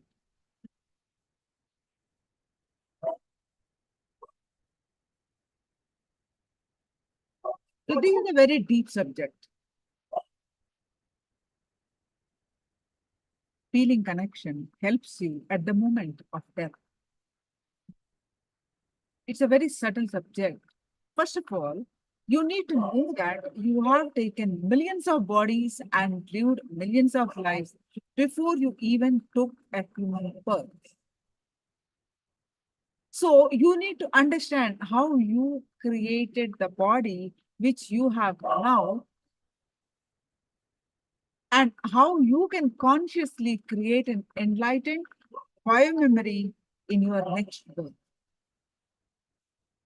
Understand, in every body that you take, whatever you see during that life, gets recorded in the system as a samskara, the engraved memory. Whatever you see, hear, or experience through your five senses will become a samskara in you.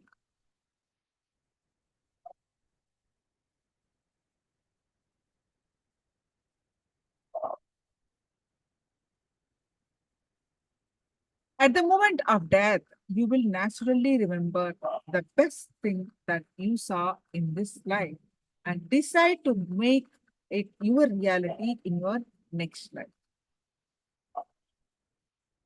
So, feeling connection helps you at the moment of death.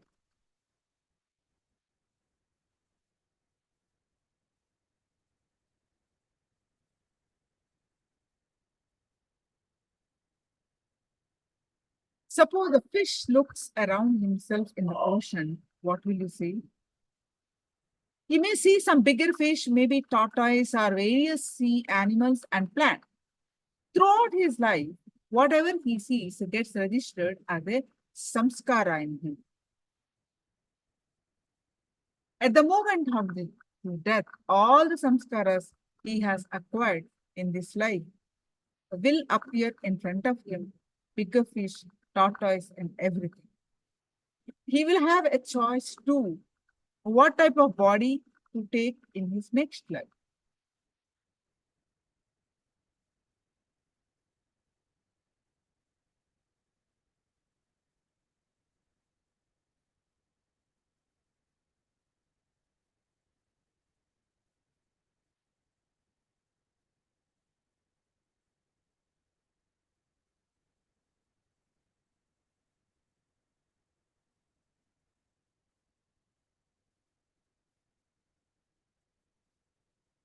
Sometimes you may take a very big jump and you will take birth as a handicap, or you will not have the mind, only the body.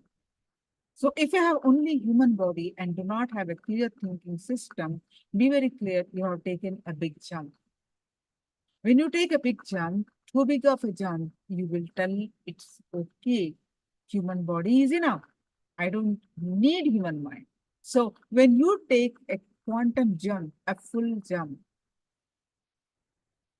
sometimes you know you will not be able to take a strong mind or a very sharp mind, but even then you take a choice, it's okay.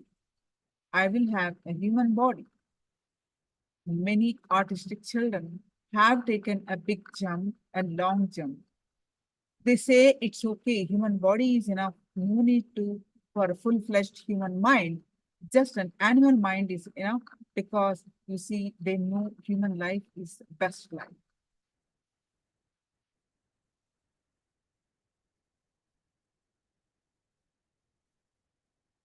They think, but they cannot afford to create the human brain or human mind. They have only animal mind. It's okay, this much of mind is enough. That body is okay. We will manage it. So that they will try to match it and take a jump. So whatever you see gets recorded into your system, and the next time you take a jump, it will be towards that.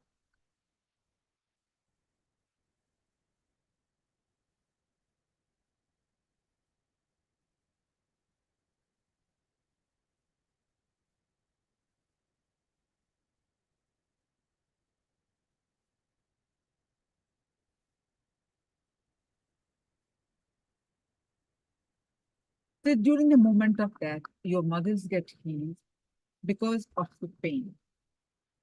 So they'll be getting boiled by the pain. The moment they get boiled, the first thing that will be open up is the memory about the enlightened master in you. The experience of the enlightened master. That is the reason Vedic tradition insists so much on living around the master. So if you feel connected to me in this life, you can be the 100% sure that this will be your last Janma and your last birth. Sanatana Hindu Dharma insists so much on being around the master and guru-disciple relationship. Now, let's listen to from Swamiji about the importance of the guru-disciple relationship.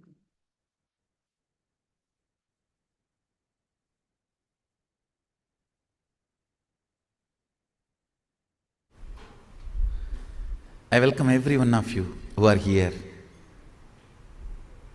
on this auspicious Guru Purnima day.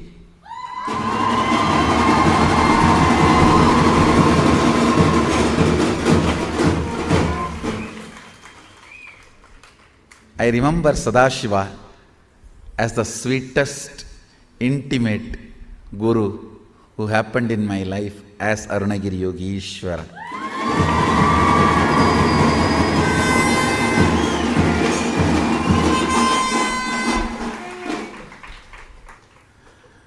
The only name which can put blushing on my face is Arunagiri Yogeshwara.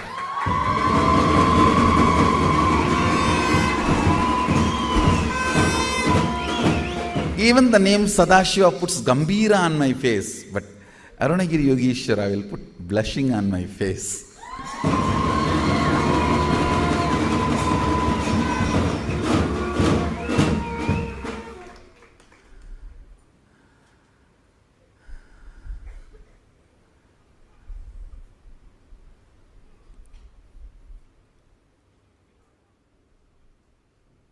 Millions of explanations, meanings, definitions for Guru exists.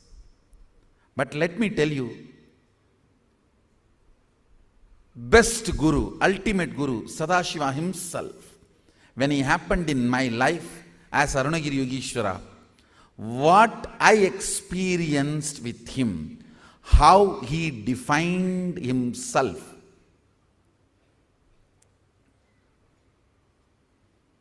how he held himself, how he conducted himself. Let me define. I think that is my message for all of you today.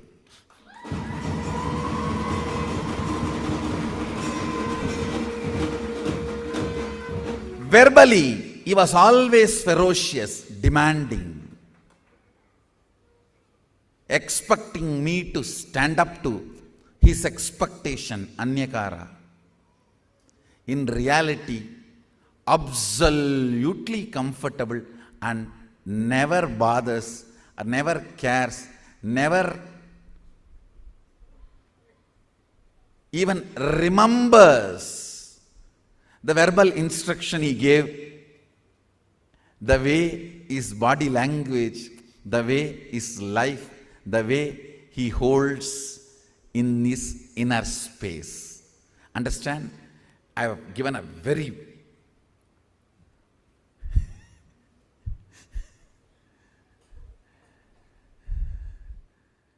important sacred secret of Guru-disciple relationship, which forms the fundamental foundational first principle of Sanatana Hindu Dharma. Understand the primary, fundamental, foundational, first principle of Sanatana Hindu Dharma is Guru-disciple relationship. Everything starts there, everything ends there.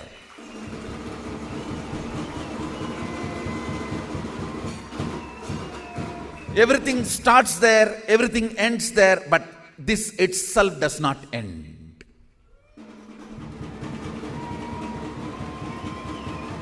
The Guru-disciple relationship, everything starts there, everything ends there, but the relationship itself never ends. I have given you most important sacred secret to have that relationship in his best way. He was always demanding verbally, expecting me to stand up to his expectation, anyakara.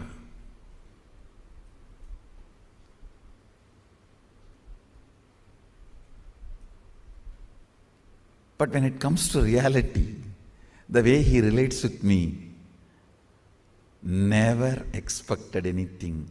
It was always accepting me, not only as I was growing or budding or happening, the way he held me, the way he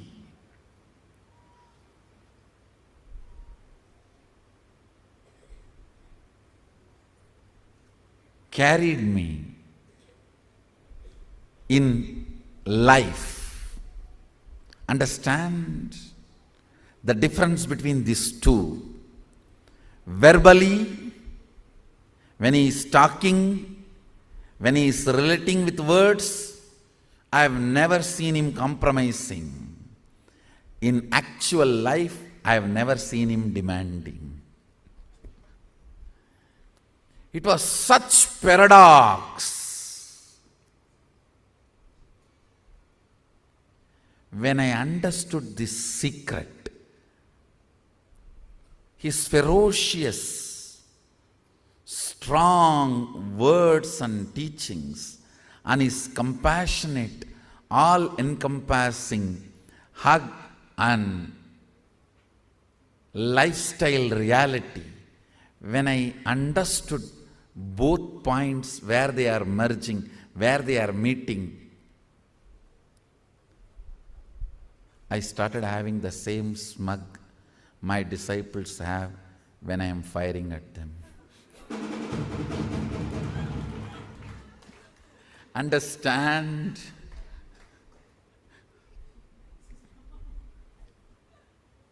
Here I will be literally screaming in the decibel of Surya Chandra. The fellow is standing there and coolly romancing. The way my eyebrows are going up and down, my lips moving right, left.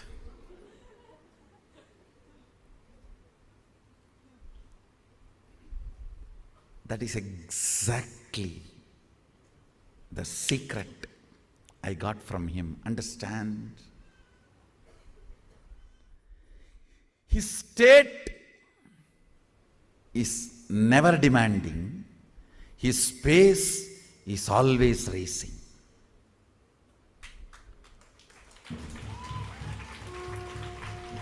His state is all acceptance. His space always racing. A unique paradoxical truth. If you realize this truth, you will have the best relationship of your being, guru-disciple relationship.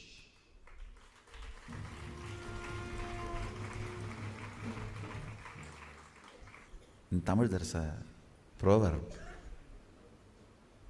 With mother, the best food will disappear in your life. Means if your mother is gone, the best food is gone. All of you need to know whether your mother is best cook or not does not matter, because you ate from her first. Your tongue cherishes only your mother's cooking as the best food in its muscle memory and biomemory.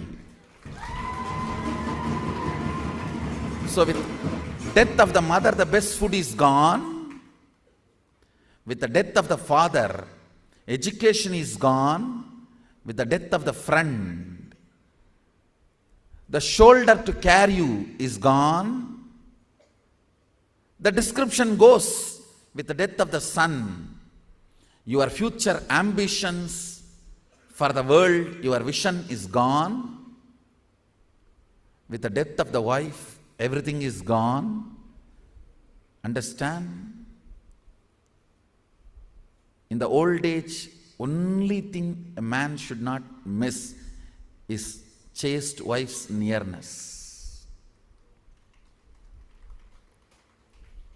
The whole thing is described, but ultimate, final, last word I wanted to add. Missing the Guru. Of course, I can't use the word death of the Guru because Guru never dies.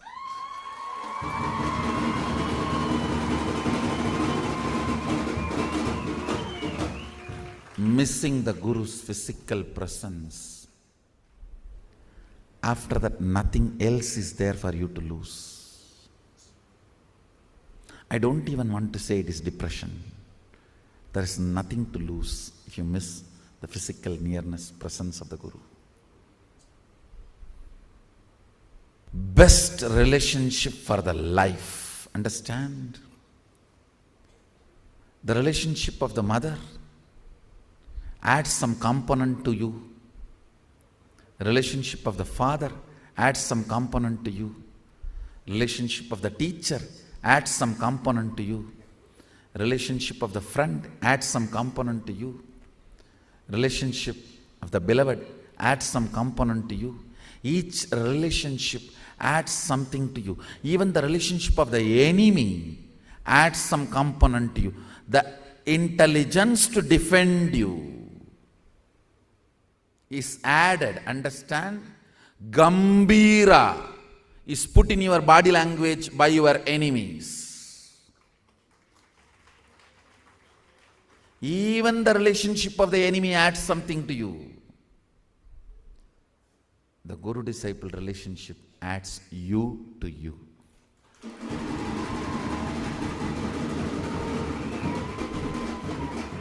That adds you to you.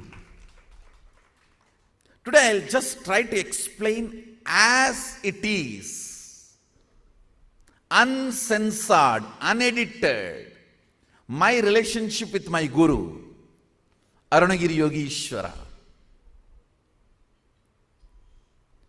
why it evolved, flowered, blossomed, finally the ultimate oneness happened. If I remember, I can give you 100 points. Even the beauty, the grace of his hair, even all those things are one points.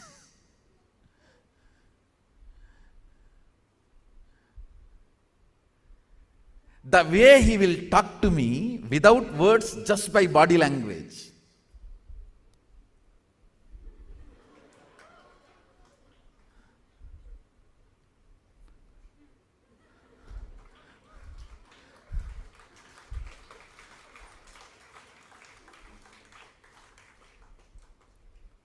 There will be such deafening sound, especially in the noon times, when there is a gap in the temple. The temple, usually, the majority of the time I spent with him is only in the temple. Noon, there will not be any puja, there will be break. In Agamic tradition, after the Uchikala puja, till Sayarakshay, there is a gap. Neither public will be allowed to come and go, nor the rituals will be happening. So, no sounds, no bell sound, no music sound, no nadaswaram, nothing. Those moments were literally the deafening silence of the stone walls of the temple. Only that whoosh, the wind sound which moves through the coconut trees all around and hits the stone wall of the temple.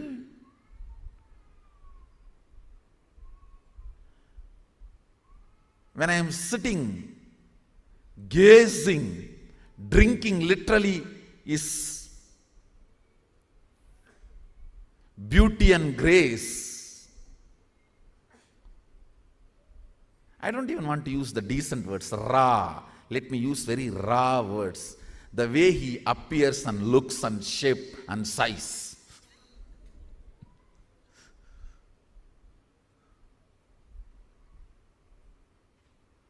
When I am just drinking his glory and his very presence, very light, very heavy. If you see him, he appears such light being. Many times I will have a doubt whether he has a bone and flesh inside his skin. It will be so graceful,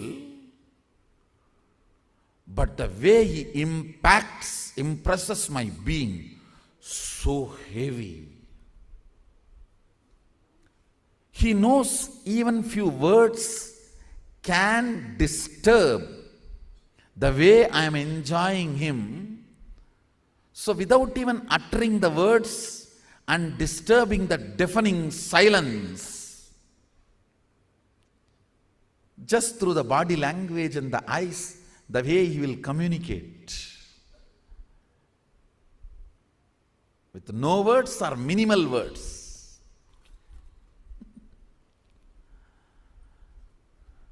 Even all those things I can give as a reason why the Guru-disciple relationship in my life has flowered into the ultimate oneness. But if I get the essence, 3 reasons.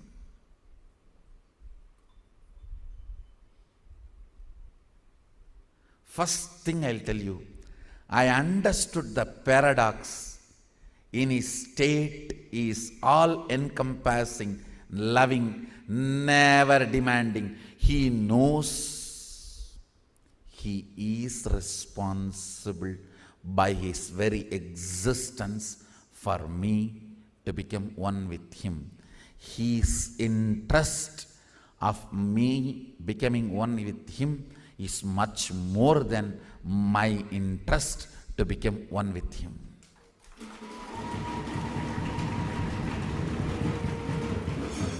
His passion towards me is 1,000 times more than my passion towards Him. My passion is kanta, His passion is akanta.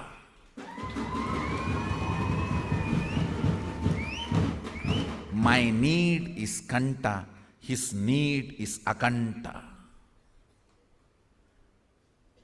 By His very state, understand? By His very state of appearing from Kailasa, He has already made a clear statement. I am here, and naturally I have to be successful. I am here for you to realize oneness, and naturally I have to be successful. He has already declared His akanda, undivided love for me. His very appearance in my life and letting me realize who He is, through this He has already made the statement, I am here for you and I will naturally make you experience the oneness. So His passion for me is thousands of times more than my passion for Him. He has come from all the way, from Kailasa to here. I have come just from the next street to here. In every level, He has made a statement through His existence. His feeling for me, passion for me, is thousands of times more than mine for Him. I understood by the existence is committed, non-demanding. But all His words, the way He operates, the way He tries to show His mask, sometimes just to enjoy that I used to tease Him. That same thing is coming back to me. Whatever I did to Arunagiri Yogeshwara is coming back to me. Whether I call it good or bad, life is life, karma is karma. Whatever I did to him is coming back to me. And any of you feel that you are disturbing me or I am polymorphizing to you, be very clear and complete. I am getting what I did to Arunagiri Yogeshwara. It is a once for all, final, ultimate declaration. I am only getting what I did to him, that's all. And it has nothing to do with your worthiness or qualification, right, wrong. It is not your karma, it is my karma. Be complete about it and be clear about it. So this issue is solved once for all. Use this as a essence of today's satsang message.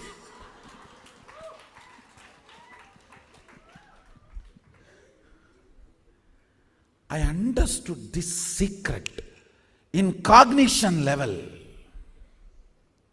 Otherwise, it is impossible to hold, withstand somebody like him entering into the being. Understand? It is literally like an elephant entering into the hut.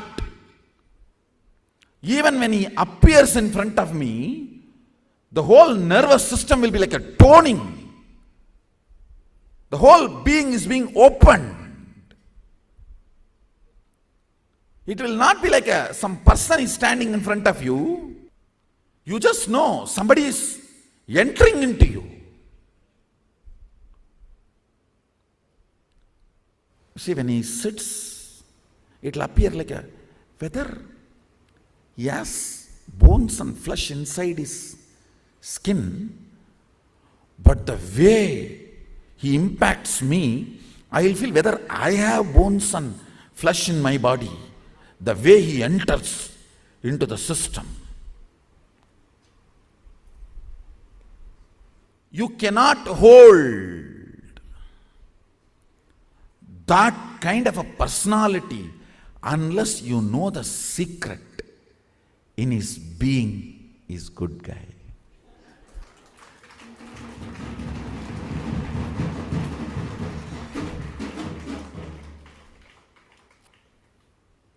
In his being is a good guy.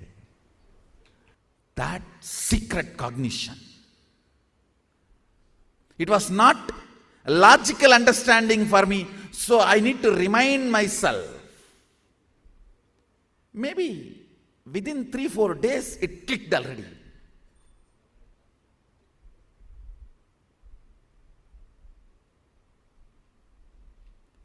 It's not that all is demanding through his teachings. I did not stand up to it. But I know for sure, even if I don't stand up and fall, I'll be falling in his inner space, which is non-demanding and always healing. I will not be falling on the stone floor, I'll be falling in his lap.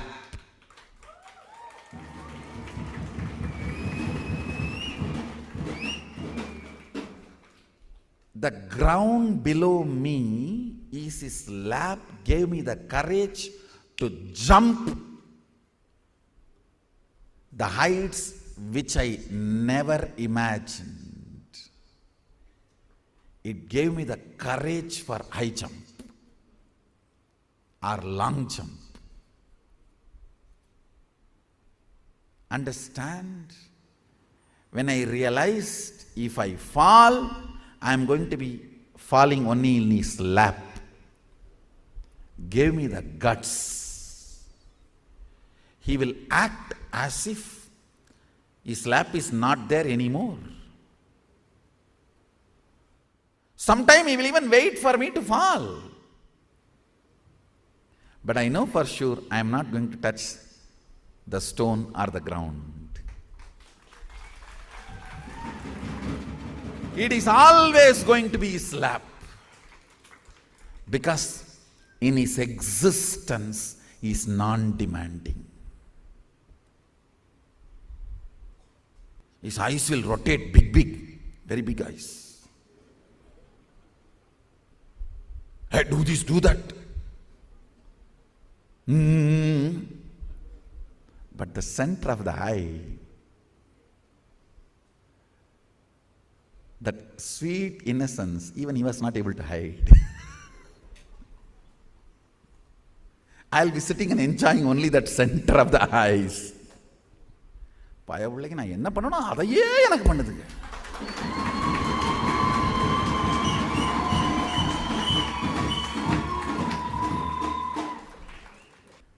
The first secret I understood.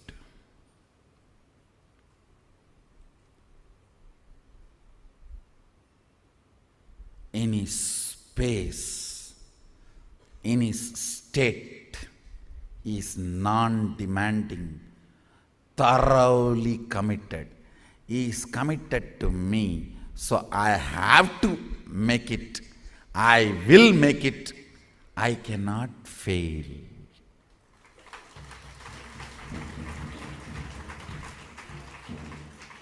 Fish can jump right, left, up, down, kick the ocean water as much as it wants, but finally it will be in the ocean water.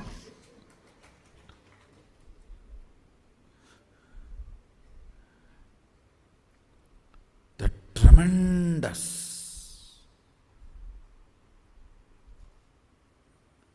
completion in the cognition, empowered to take the jump, understand, to stand up. An ordinary person's expectation itself, you need that ordinary person's love. But to stand up to the Sadashiva's expectation, only by his love you can have it. You can do it. Cognition of confirmation of his love is the secret principle of guru-disciple relationship.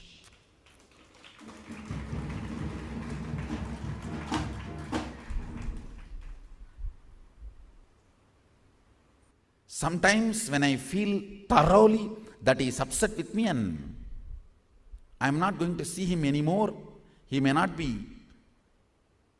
talking to me or coming to me anymore. When I slowly walk, putting my head down outside temple, the Nandi in the center will hit me. Go back. He told me what. His Nandi knows, and Nandi reveals the truth. The fundamental foundation is love. Many of my Nandis know the fundamental foundation is love.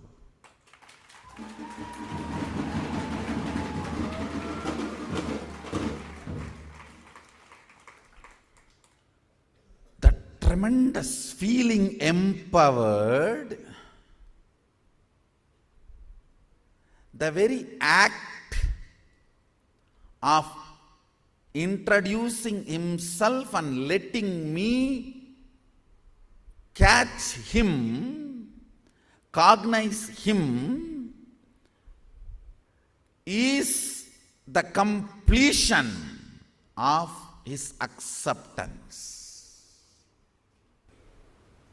Once you date, you cannot reject. Hindu tradition. Even if you go and eat in the bride or bridegroom's house, once you eat, you can't cancel the marriage. That is why they'll say that only after talking we will decide whether to eat or not. Traditional Hinduism, even if you eat in the other house, you can't cancel the marriage.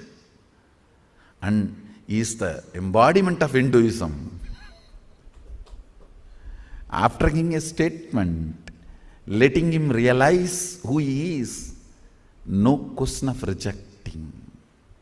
Rejection does not exist. And he knows me more than I know him. He knows me, my possibility to win or lose, my possibility of this side or that side, much more than I know him. With all that clarity, he introduced himself. He let me recognize him. That's all over. The tremendous relief empowered me to stand up to his expectation. It empowered me to break the dictations of chemicals and hormones of my own body. Understand? No chemical could create tiredness, no hormone can create ups and downs in my system. Even that was conquered by the way he empowered me, by his love. I know what is the meaning of getting choked. The fundamental principle of Sanatana Hindu Dharma is guru-disciple relationship, and fundamental, primary secret to make it successful. What is the success of Guru-disciple relationship? You realizing the oneness with Sadashivatva.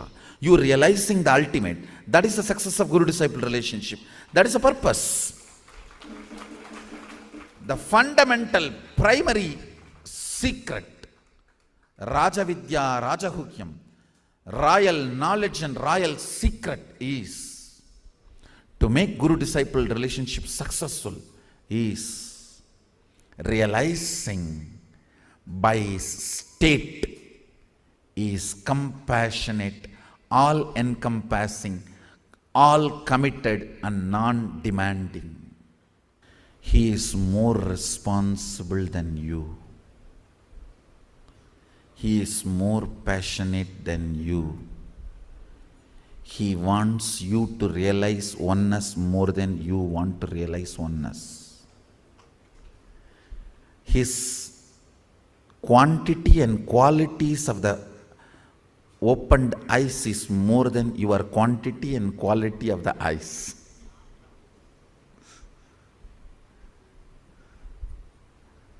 Yours is two, his is plural. In Sanskrit, two is not plural. In Sanskrit, three, one, two, and then plural. Only in English, one and plural.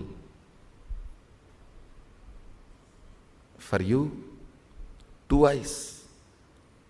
Even in that, the quality can't be said 100%. His, more than two, it's plural. And the quality is absolute. Understand. This empowered me with such strength.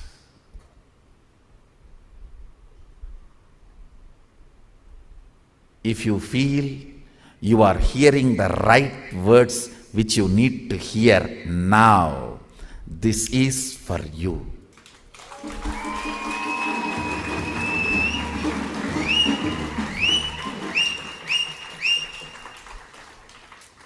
God, this is what I need to hear. And I heard it. This is what I was waiting to hear. Oh. I am torturing you, na? Because you tortured. What can I do?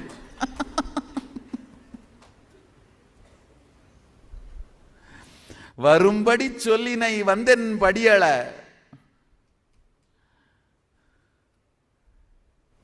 It's a very sweet dialogue between Sadashiva and Ramana Maharshi. Ramana Maharshi says, you called me, I came.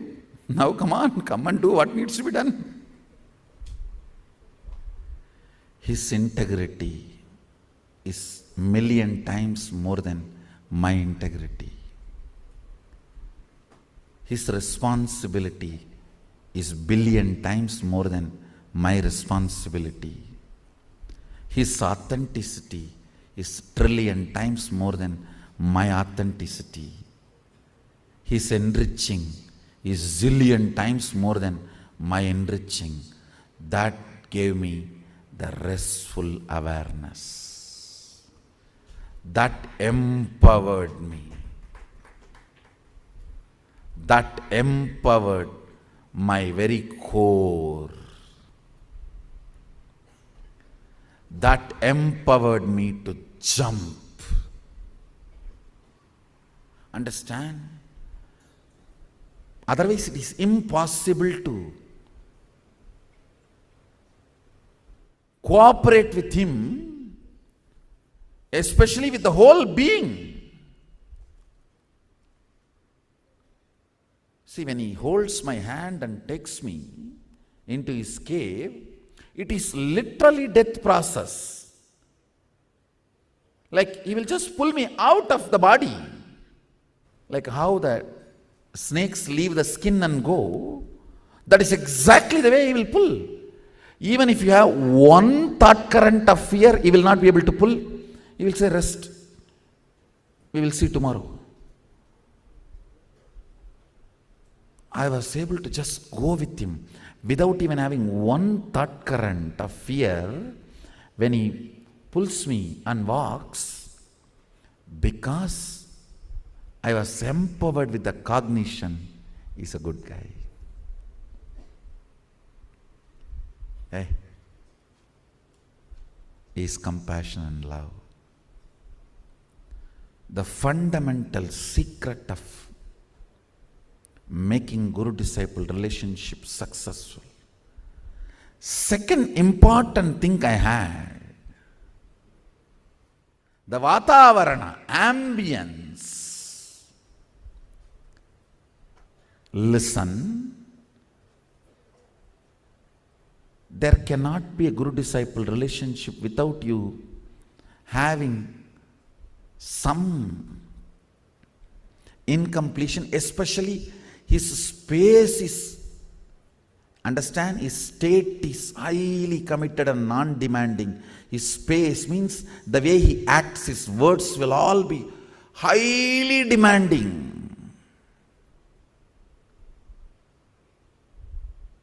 He will just say, hey, sit. And once I say, come on, levitate. No technique, no initiation. He will just say, raise, pull your body up.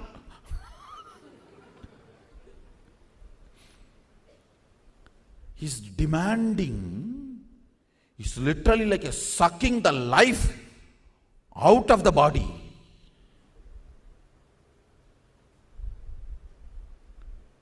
I was able to stand up to his demand because of my cognition, which he himself gave, is love. Understand? Depth of your cognition of my state, that I am love and compassionate, only will be your strength to stand up to my demand and expectation.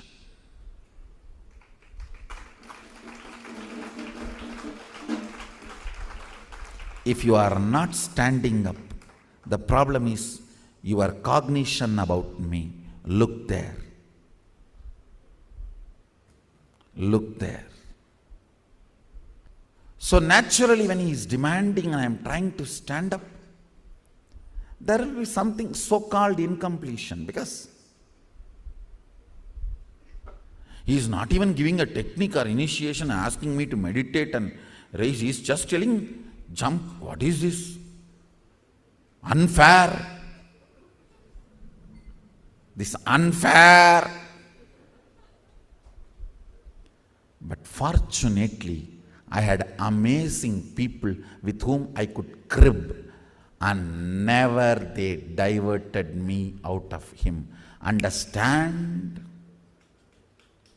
Your destruction is not my high demanding, the wrong person to whom you crib.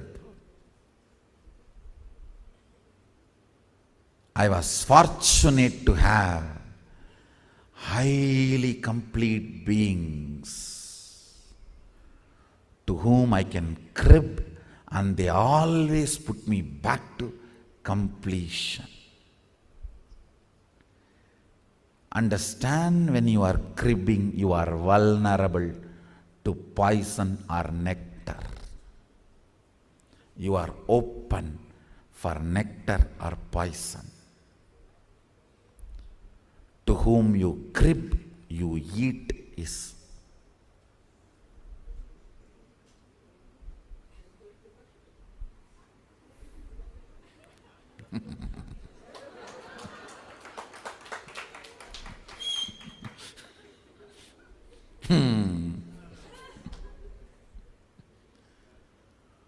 To whom you crib, you eat is.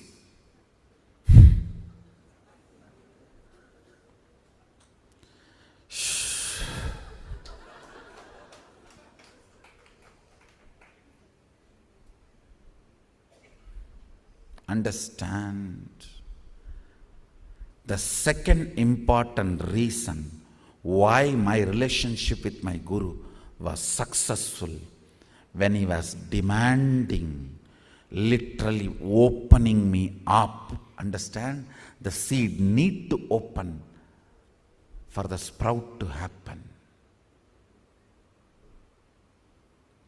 When he was demanding, all his demands were illogical because his love was illogical.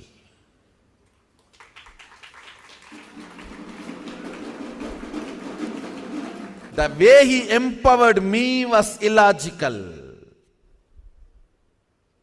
His acceptance of me was illogical. So his demands were illogical. If you have to become extraordinary, you have to be performing extraordinary. His empowering me was extraordinary, illogical, and his demand to me was illogical. The way he empowered me, overflowing, the way he was sucking my life out of me by his demand is overpowering, overwhelming. At the same time, I was empowered by his support and I was overwhelmed by his demand. And the most fortunate thing I had was Vatavarana, ambience, atmosphere. The people with whom I cribbed pushed me back to my Guru and integrity to Guru. They were always pouring and supporting and put me back to my Guru. Did not support my powerless side. Understand, having a friend who will always put you back to integrity to Guru is having your own version of Guru with you.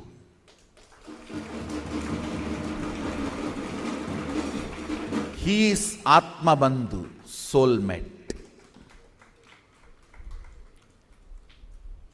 You are blessed. If you have a spouse who puts you back to the integrity of the Guru, I tell you, you are 1,000 times better than any sannyasi.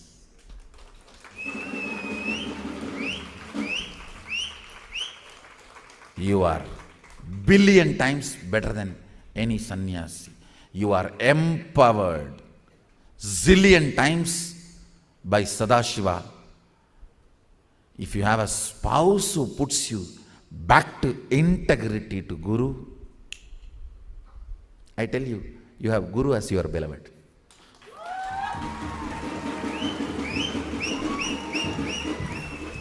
You literally have your Guru as your beloved. The Vatavarana, ambience, persons to whom you crib when you are demanded, overwhelmed by the Guru and his anyakara, his expectation, unimaginable, innocence, and unimaginable understanding put together is my mother.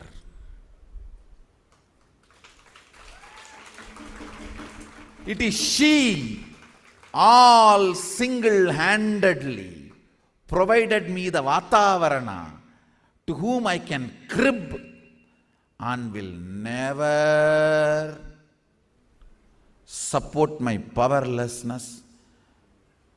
This Raghupati Yogi will literally torture me.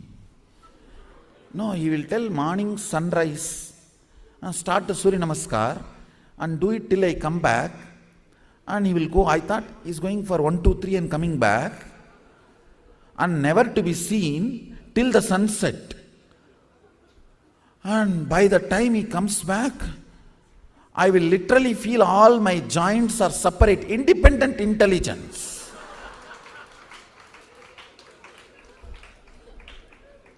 And if at all I have a possibility to just remove them and drop them separate, I'll be really happy. And he will come back and tell, hey, why you stopped 3 minutes in between? In the noon time, I'll ask, where were you? I was sitting above the rock. Just 50 feet away from me.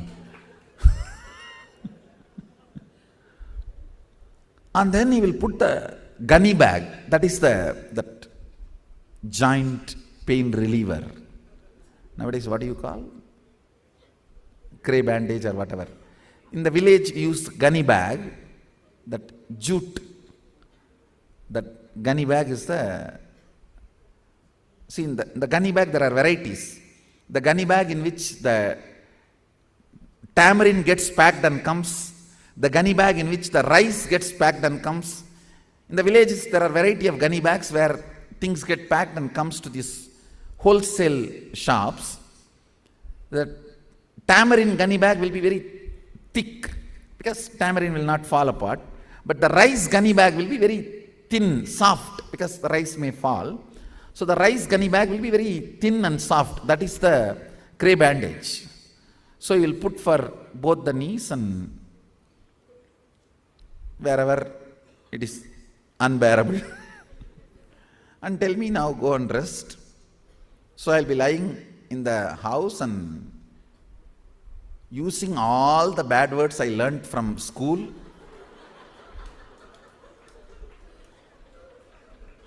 Towards him, and then talking to my mother, saying, this fellow, I don't know what I am going to do, doing so much of yoga like this, and nothing will be plural, or I can't even tell in the satsang. It'll all be anyhow.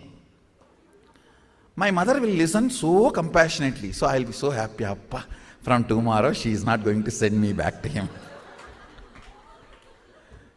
I'll be so happy because I'll see her having tears in her eyes and trying to do everything possible.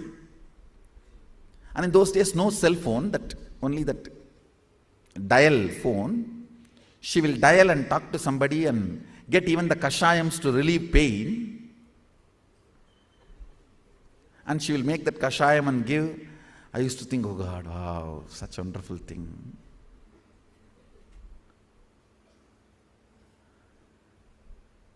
And just next day morning, 4:30, Kana, Swami vandirchu Kana. Means she will wake me up saying, the Guru has come, he is standing down.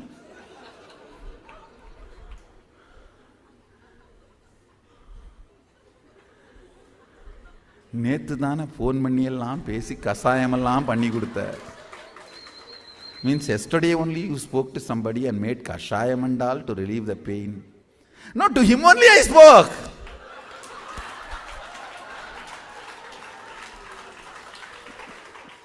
She spoke to him only and got the kashayam recipe.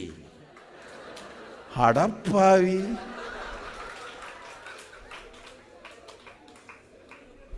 Swami vandirchu. Enchiko time achu par. Means she will tell, no, he has come. It is time. Get up, let's go. Absolute innocence and absolute understanding.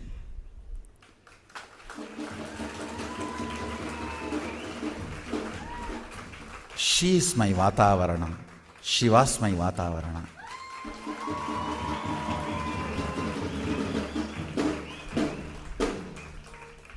If she had even one trace of stupid, this cheap, normal, so-called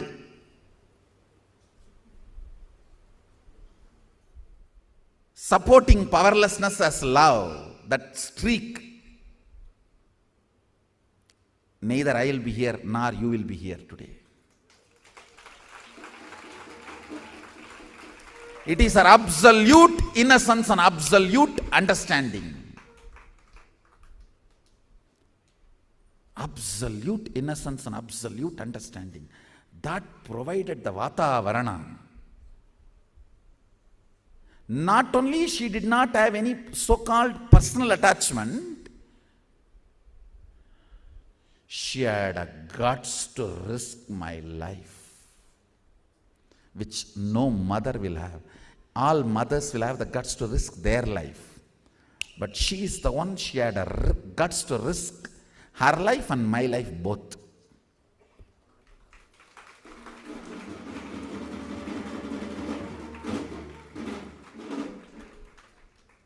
The Vatavarana, the person to whom you crib when you are demanded, matters.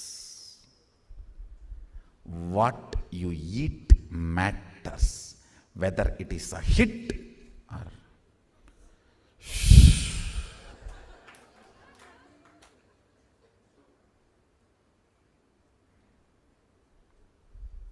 if the person to whom you are cribbing pushes you back to the master and integrity, it is a hit. Otherwise, it is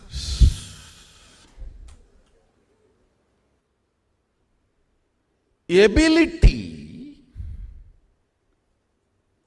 to go through this intensity of feeling empowered and feeling overwhelmingly demanded. Understand? The life he infuses into me by that understanding of him and that overwhelmingly demanding by his words to me, literally sucking life out of the body and mind. Sangha, right Sangha is required.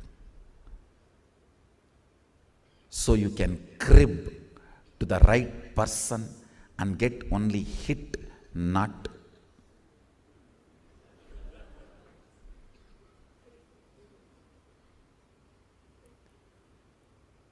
whoever got the right Sangha won the game, winning the game.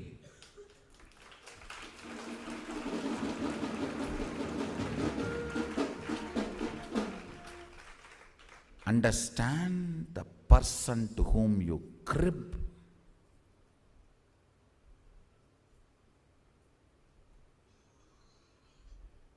should be highly integrated to Guru. Because those moments are decision-making, deciding moments of your life. I would have missed Arunagiri Yogeshwara 100 times if my mother was not around me, or Raghupati Yogi was not around me, or Kuppammal was not around me, if Vibhudananda Puri was not around me, even my grandfather. I need to put it on record. My grandfather do not even know I am sitting with Sadashiva. He only knows I go to some sadhu, sannyasi. Even then he will support me so much.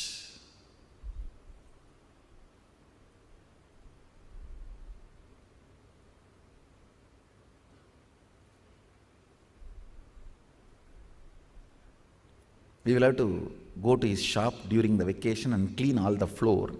Then he will give one handful of jaggery, the traditional jaggery. That is the way he used to train us to do the physical work.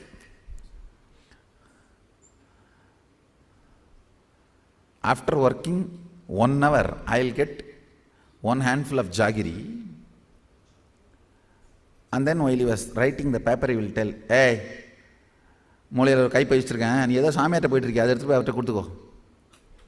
Means he will tell, in that corner there is a yellow bag. In that he has kept some jaggery, some rice and all that. He will tell, you are going to some Swami, na? And take that and give it to him. For me only handful, for that Swami bag full.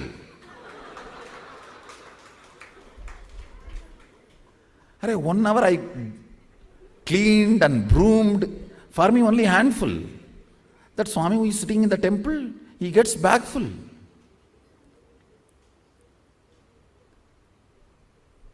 But he knows I am highly integrated, I won't touch anything from his bag.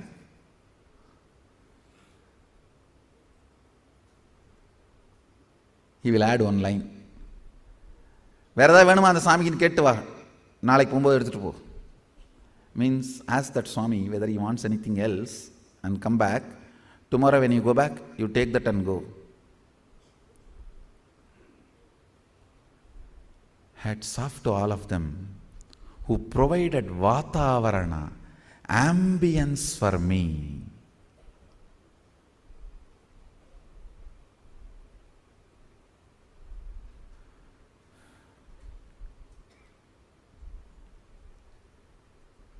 First and foremost responsibility of Sangha is providing a space for people to crib and only hit them, not to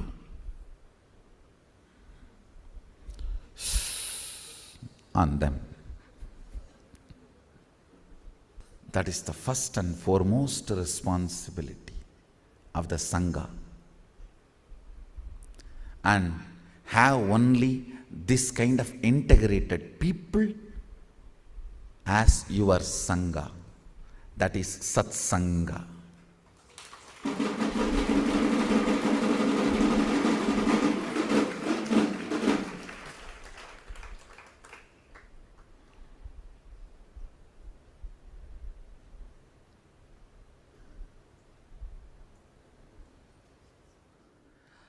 Third important thing, reason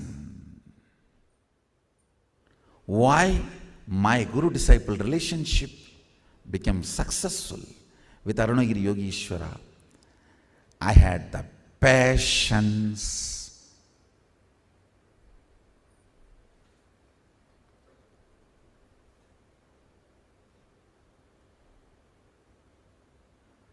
for this intense happening to go on. Even when it was overwhelming, I will decide on his side. My will was always used to be on his side. Last breath, I am going to fall. Even if I am going to fall, I will fall on his side. And I was ready to fall on his side and die, then fall on this side and live.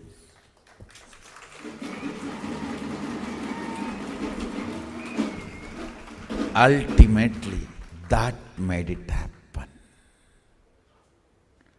That made it happen. This three, understanding, knowledge, he is more responsible than me. He is more integrated than me. He is more authentic than me. He is more compassionate than me. His need for me is much more than my need for him. His need for me realizing oneness is much more than my own need for realizing me, the oneness experience. Because I do not know what is oneness, only he knows. I do not know what is oneness, only he knows. So my need to realize oneness was much more important for him than me.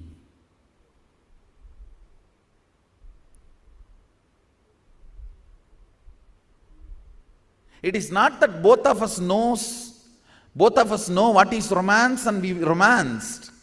I do not even know what is romance and he taught me what is romance and we romanced. So I did not even know what is oneness and he taught me what is oneness and I had oneness with him.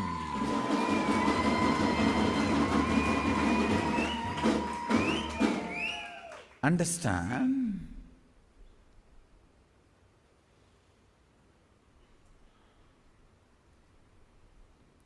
the first sacred, secret principle, why I made it. I realized his commitment towards me is zillion times more than my commitment towards him. He is all compassionate, loving and acceptance. Second important thing, Vatavarana, ambience. All the persons to whom I cribbed were always integrated and putting me back to my Guru, not distancing. Third, tremendous will persistence to go through this high intense process. I cannot handle it anymore, it is too much, but finally I will fall this side, on his side, not on this side. The other side. That will persistence. If I fall on his side and die, that is okay, than falling on the other side and even living. This three made Nithyananda. If any of you want to become that, have this three. Is the essence of today's message.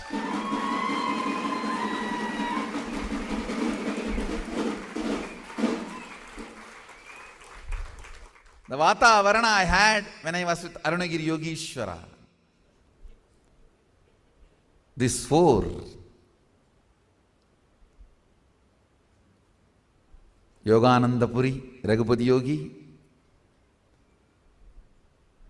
preparing my body to go through all the physiological. Understand, your nervous system need to be very strong to go through this empowerment and overwhelmingly demanding. Physical body and nervous system is a real requirement to go through this high energy activity or high power psychodrama. Tsunami of Guru, you need certain strength in your nervous system and physiological system. Raghupati Yogi, Yogananda Puri provided me that support. Vibhudananda Puri provided me tremendous understanding and importance of making it happen. My grandfather is the funding. He is basically the funding guy for me. Whatever I want to do, whatever I want to give for my Guru, or whatever I need to get procured. Not too big things or small things. I always had the love that I should give him at least one paduka. So in those days it costed 9 rupee for me, and I myself sat with that carpenter and helped him, assisted him,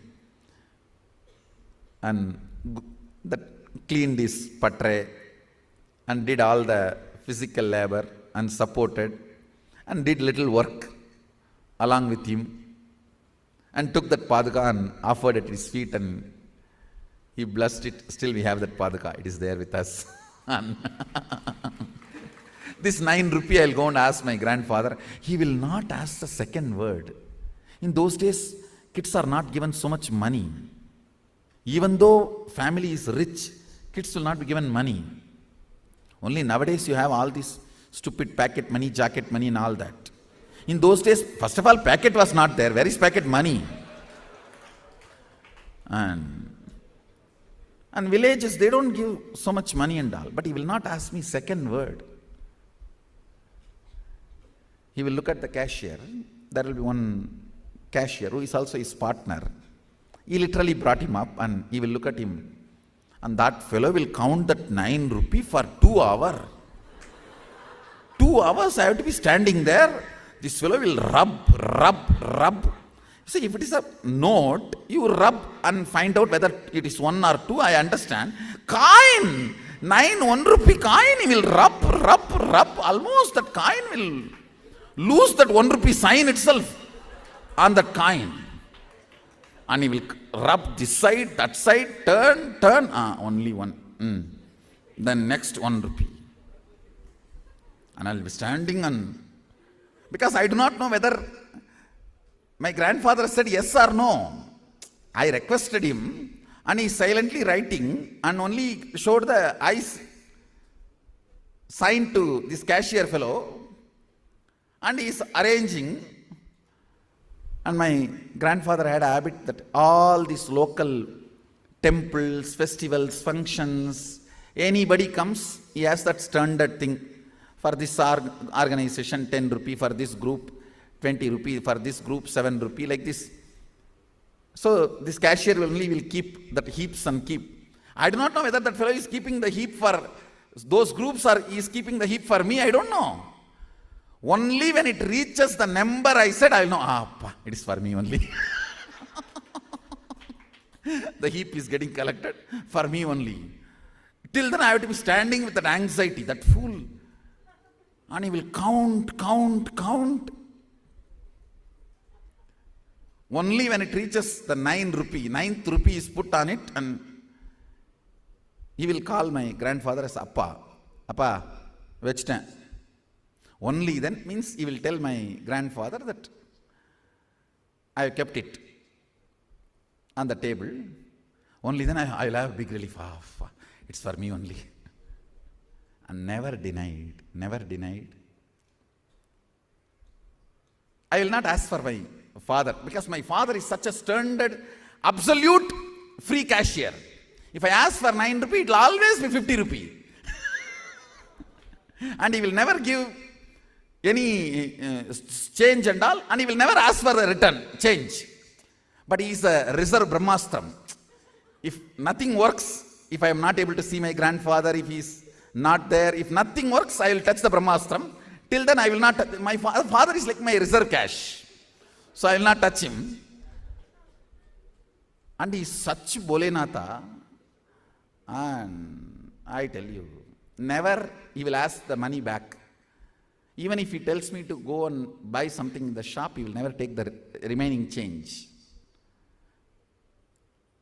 But my grandfather is very clean on accounts and he never said no, but he will never give anything extra. And very clear. The word, that principle I learned from him only. We have enough to spend, not a penny to waste.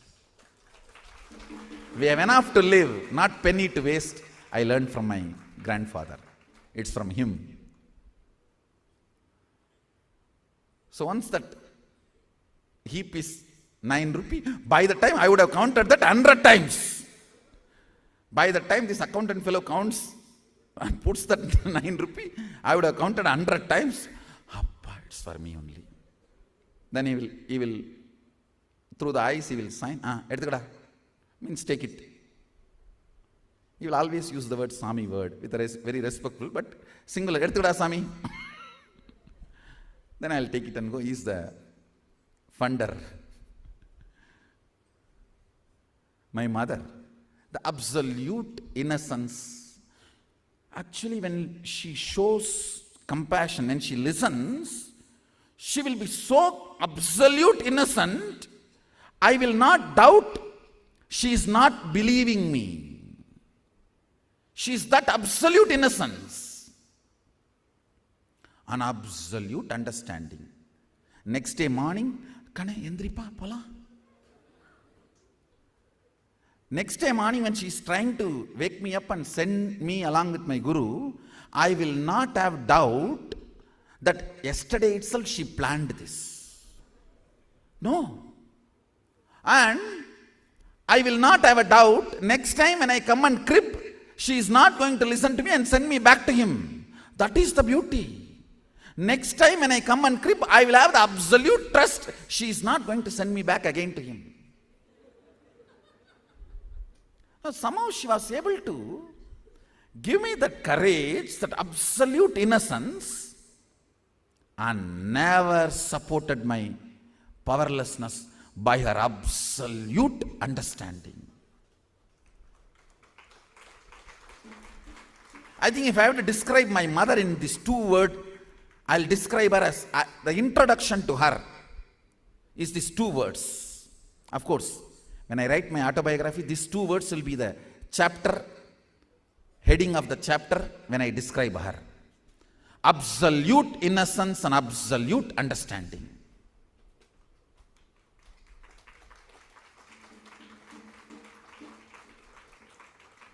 Anybody who has lived with her can understand these two words are description words for her.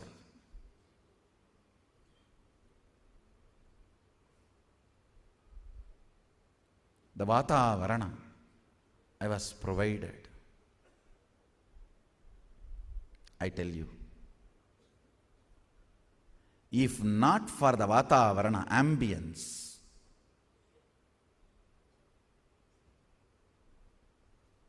there is 99% of the chance I would have failed. I tell you, in these three, the other two reasons I'll give only 1%. Vatavarana is 99%.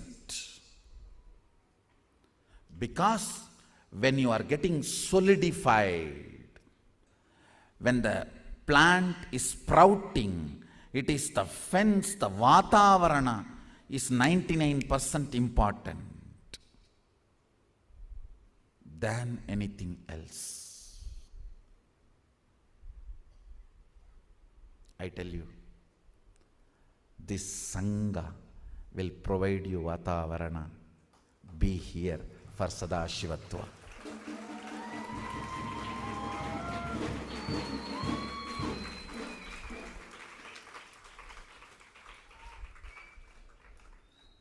Fortunately, I had the Vatavarana,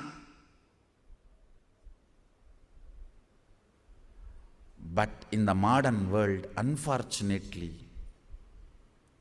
it's almost impossible to have that same Vatavarana.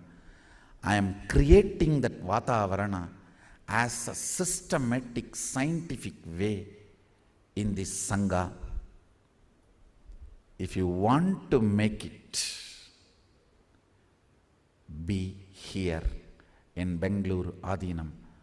This is the Vatavarana.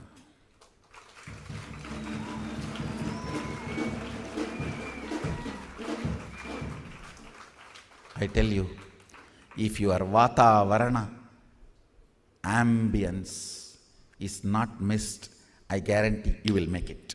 You will make it. You will make it.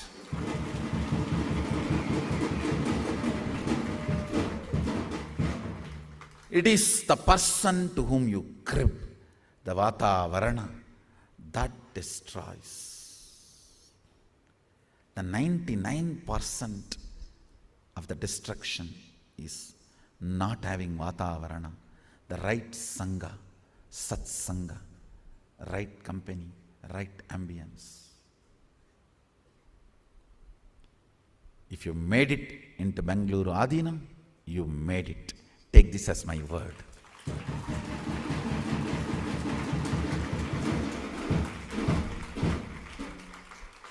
If you made it here, you made it there. If you made it to the flight, you made it to the place you are supposed to reach, because pilot is very experienced.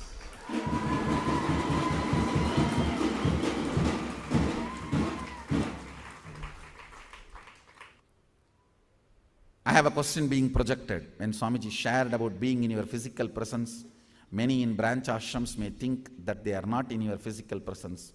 Can Swamiji clarify that? You may all be thinking, I'll say, no. My branch ashrams are my physical presence. That is okay. No.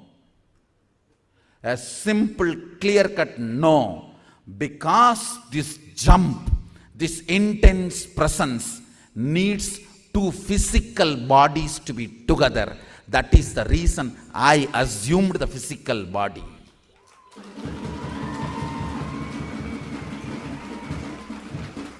This transmission is physical, not just psychological. If it is just psychological, I would not have assumed the physical body. I'll be sitting in Kailasa, just giving you darshan and doing the whole thing. No. Clear cut, no. It is physical. Bididi Adinam, Bengaluru Adinam.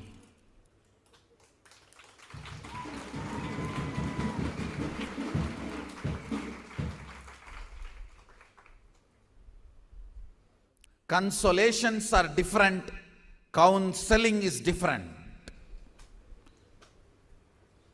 And truth is completely different.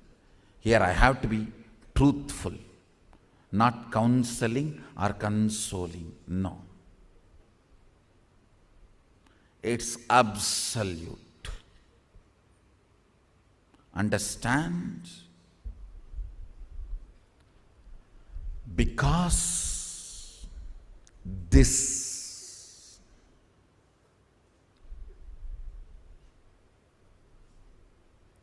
illogically mind-blowing, empowering love and illogically mind-tearing, overwhelming demand, for you to go through that and make it happen, both bodies need to be physically in one breathing space. Otherwise, Arunagiri Yogeshwara need not assume physical body. He assumed physical body. I want this on record, not light body. Tejomaya Sarira, Divya Sarira, physical body. It was physical. I have touched it, felt it, played with it. It was physical. Because this whole high intense process cannot happen just psychological. Sadashivatva is not just all about psychological. Videha Mukti is all about psychological and conscious. But Sadashivatva is not just all about psychological and conscious. It is physical, physiological, psychological and conscious. There is physical and physiological components involved in it. So don't ask me consolations. I am not shutting the door on anybody, but I cannot be giving consolations when it comes to truth, because I am responsible for what I am talking. I am responsible for what I am talking. That is why even though I wanted to get an apartment outside for staying, Kalabhairava is not letting it happen. Tons of stays all around available. And I am wondering what is going on.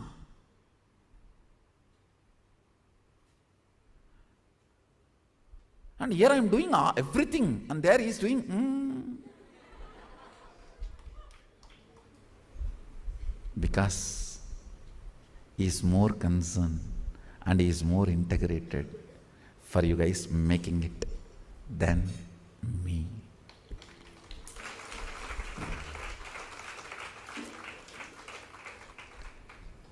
Till constructing, I wanted to make the people stay. Even for that, he is not letting anything happen. It's as if almost happened, that's all, not happened. Make it, if you want to make it.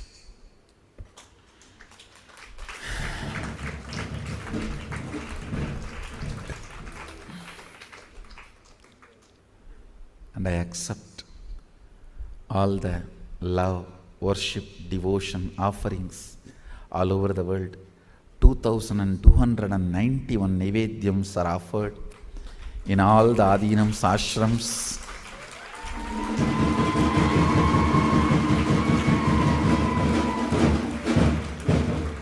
And Klang Adinam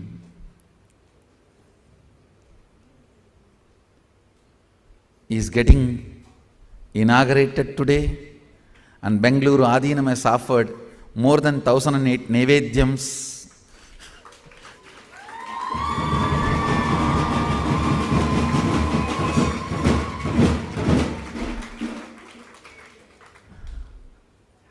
And I also breathe life into the deity of Dakshinamurti, Sadashiva, and Ganapati, Valli Devasena, and all the deities in Trishulam-adinam, and do the prana pratishta. Now they will breathe life. Anandam, Anandam, Nithyanandame, Nithyanandam, Anandam, Nithyanandame, Anandam, Anandam.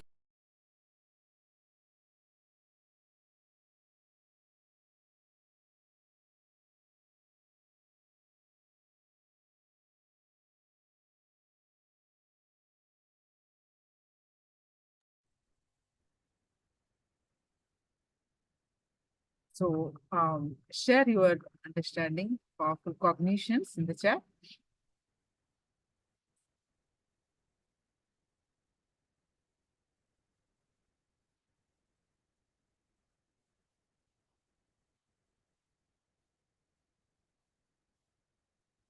Dr. Annie. Yes, you can share your understandings in the chat. Others also? Yes.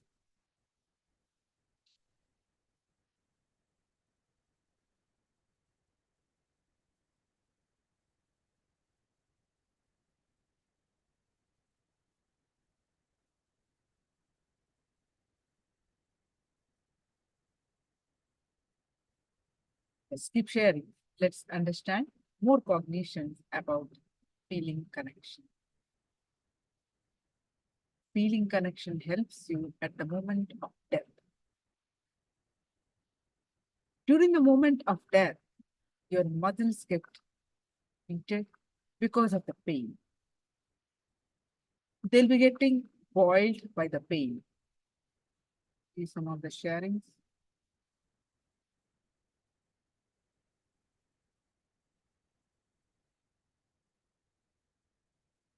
Stina and Nithyananda.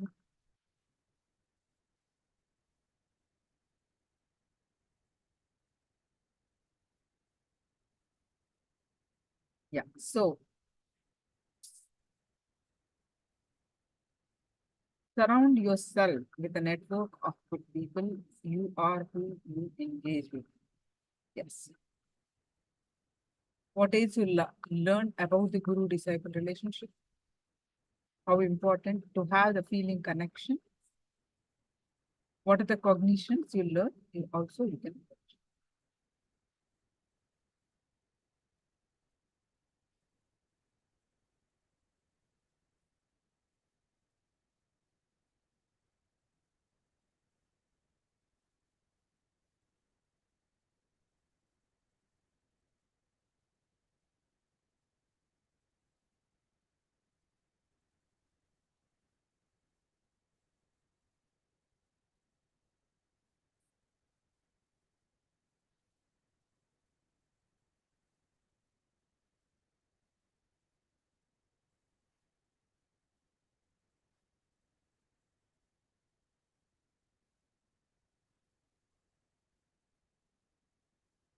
Swamiji says, in English, there is a proverb. If you lose your wealth, nothing is lost. If you lose your health, something is lost. If you lose your character, everything is lost. Swamiji says, even if you lose your character, nothing is lost, Only if you lose the connection with the master, everything is lost. That is such a deep thing, the ultimate lesson. The ultimate thing a man can have is feeling connected with a living master. Never miss it. If at all you got it, if you feel that constant feeling connection has happened in you, do not miss at any cost. Anything can be sacrificed to have that feeling connection with the master, but that feeling connection should not be sacrificed for anything.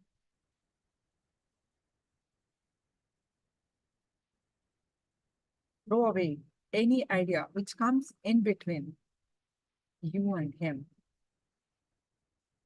Anything can be lost, but not this feeling connection with the master.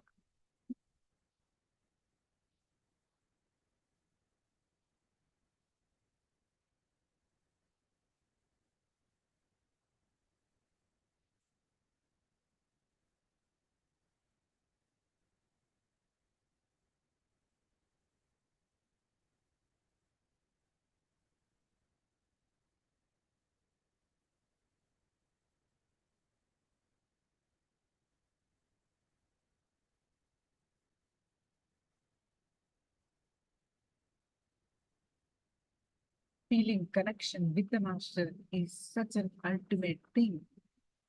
If at all you get that feeling connection in your life, never, never lose it.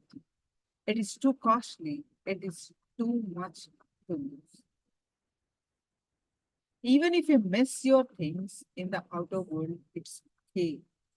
If you miss the ideas that you carry in the inner world, that is also okay. But never miss your feeling connection. If that one thing is kept alive, so much can happen in. The possibility is available. The doors are open. The bridge is not burnt. If the feeling connection is taken away, whatever you may try, nothing is going to work.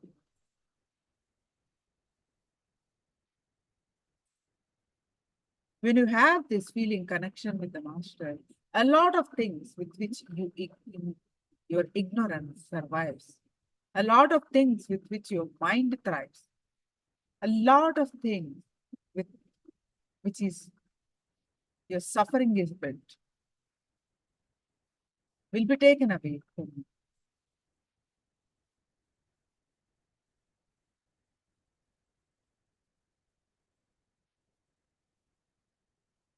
But the ignorance is such that it will constantly try to retain itself and try to have a hold over you. It will be constantly trying its best to move you out of the feeling connection with the master in all possible ways.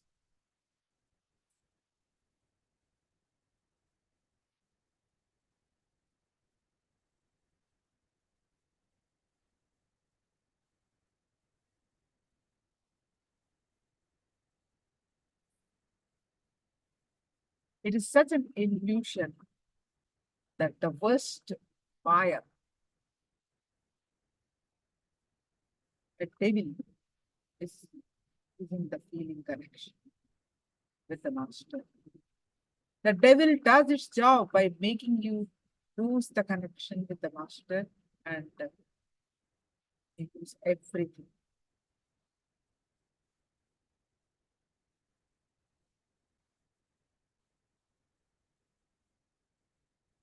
Samskaras, the engraved memories themselves are not abstract in losing the connection.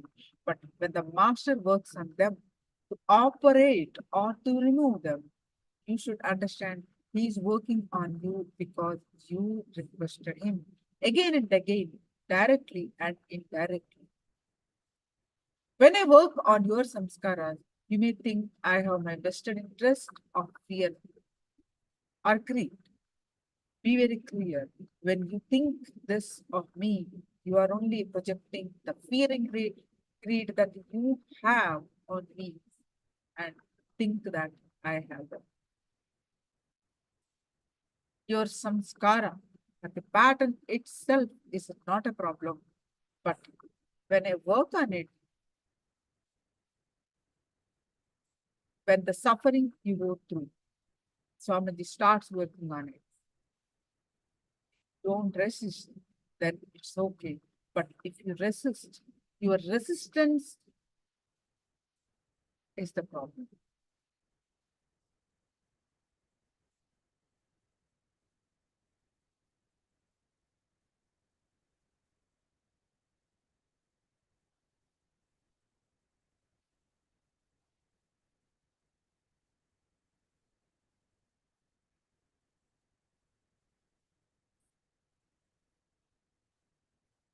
Enlightened masters don't have any fear or greed. So, your patterns, when the master works,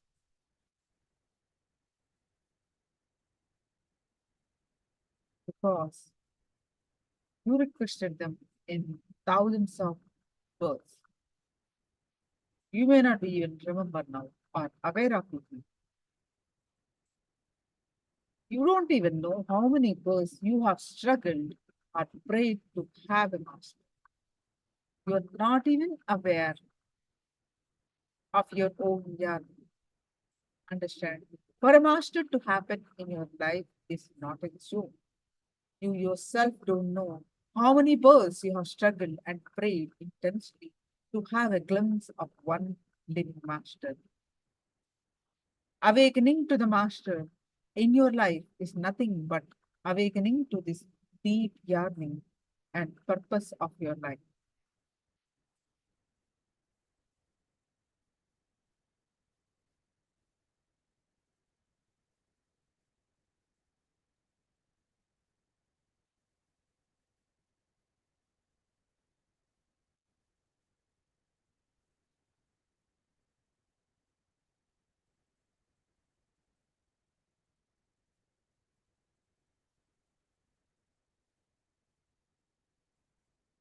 So that's why when you're in a low mood, never decide anything. The low mood itself will naturally distort the facts for you. So it's not the right condition to take any big decision.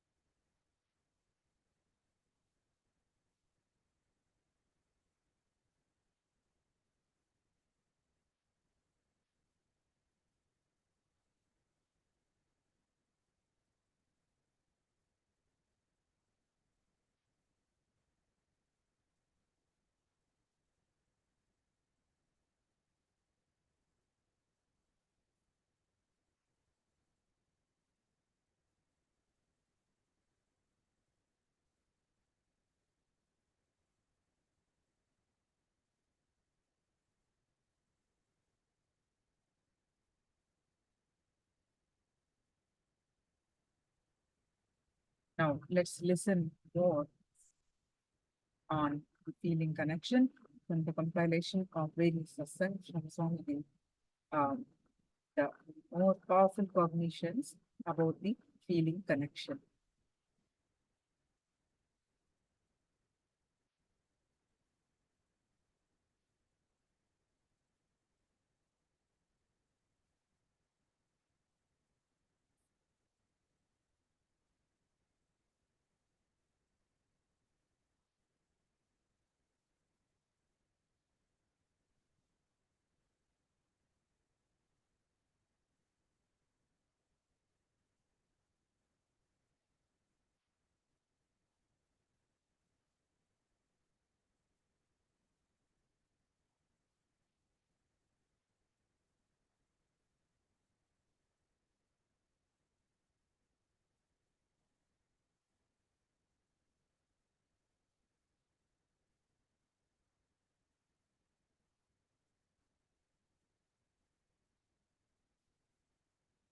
Any questions? Please do post it in the chat.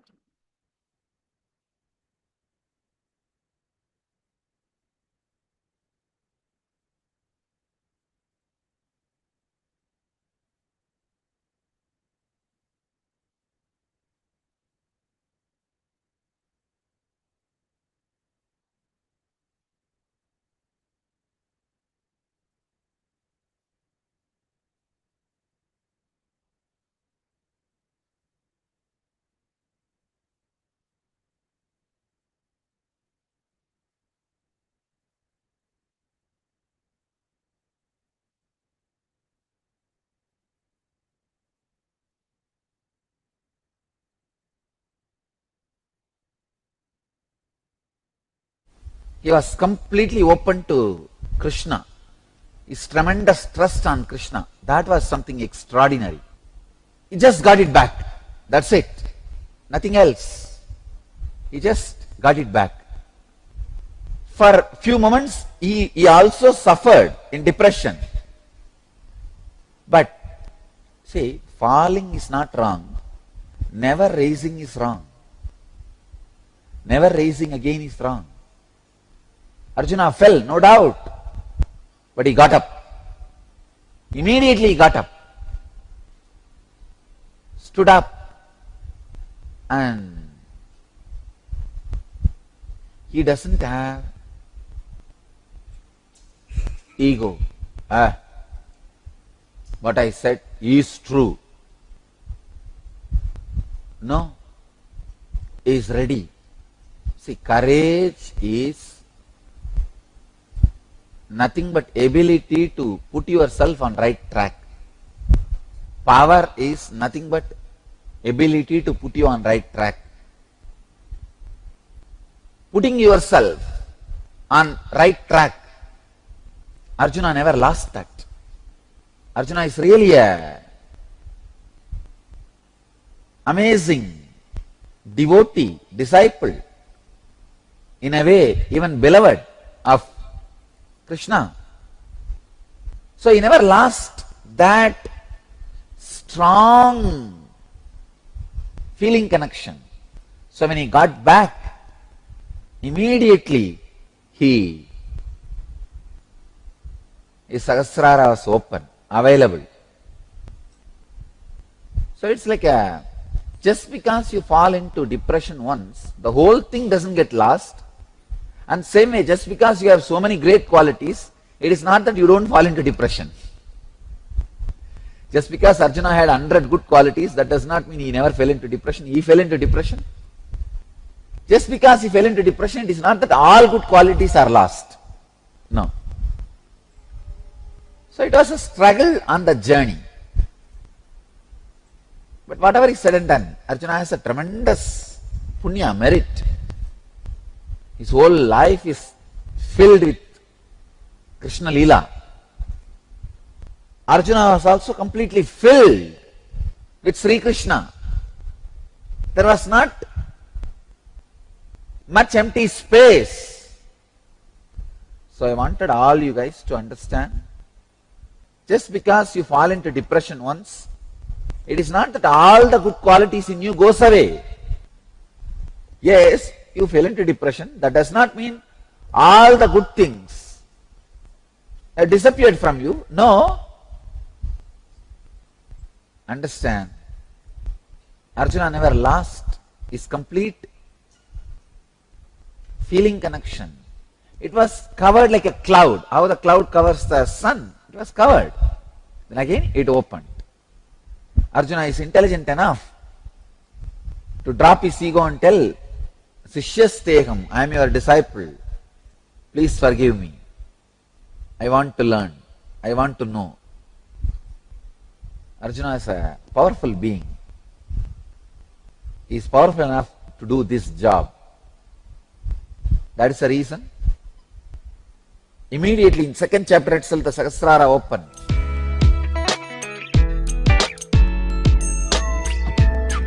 To fetch water in well. That because of regularly in the house, if some kids are not eating, the only thing the elders will do is they will threaten, hey, I will put you in the well. See, in all Indian houses they will have a well, open well. And always they will torture, they will threaten the kids saying, if you don't eat, I will throw you in the well. That is a usual threatening method. So when I had my first darka, I came back and want to feed the Ganesha, and that fellow is not eating. So the usual same policy, same rule only works. I decided I'll threaten this Ganesha also, like the like how my grandmother, all the family people will threaten. If some child is not eating, this is the way they will threaten. I'll throw you in the well. There is a huge well in the center of the house. I'll throw you in the house, throw you in the well. That's a threatening. Then whatever I heard, that is what will first come. So the first technique I tried, I wanted to threaten the Ganesha also. I'll put you in the well.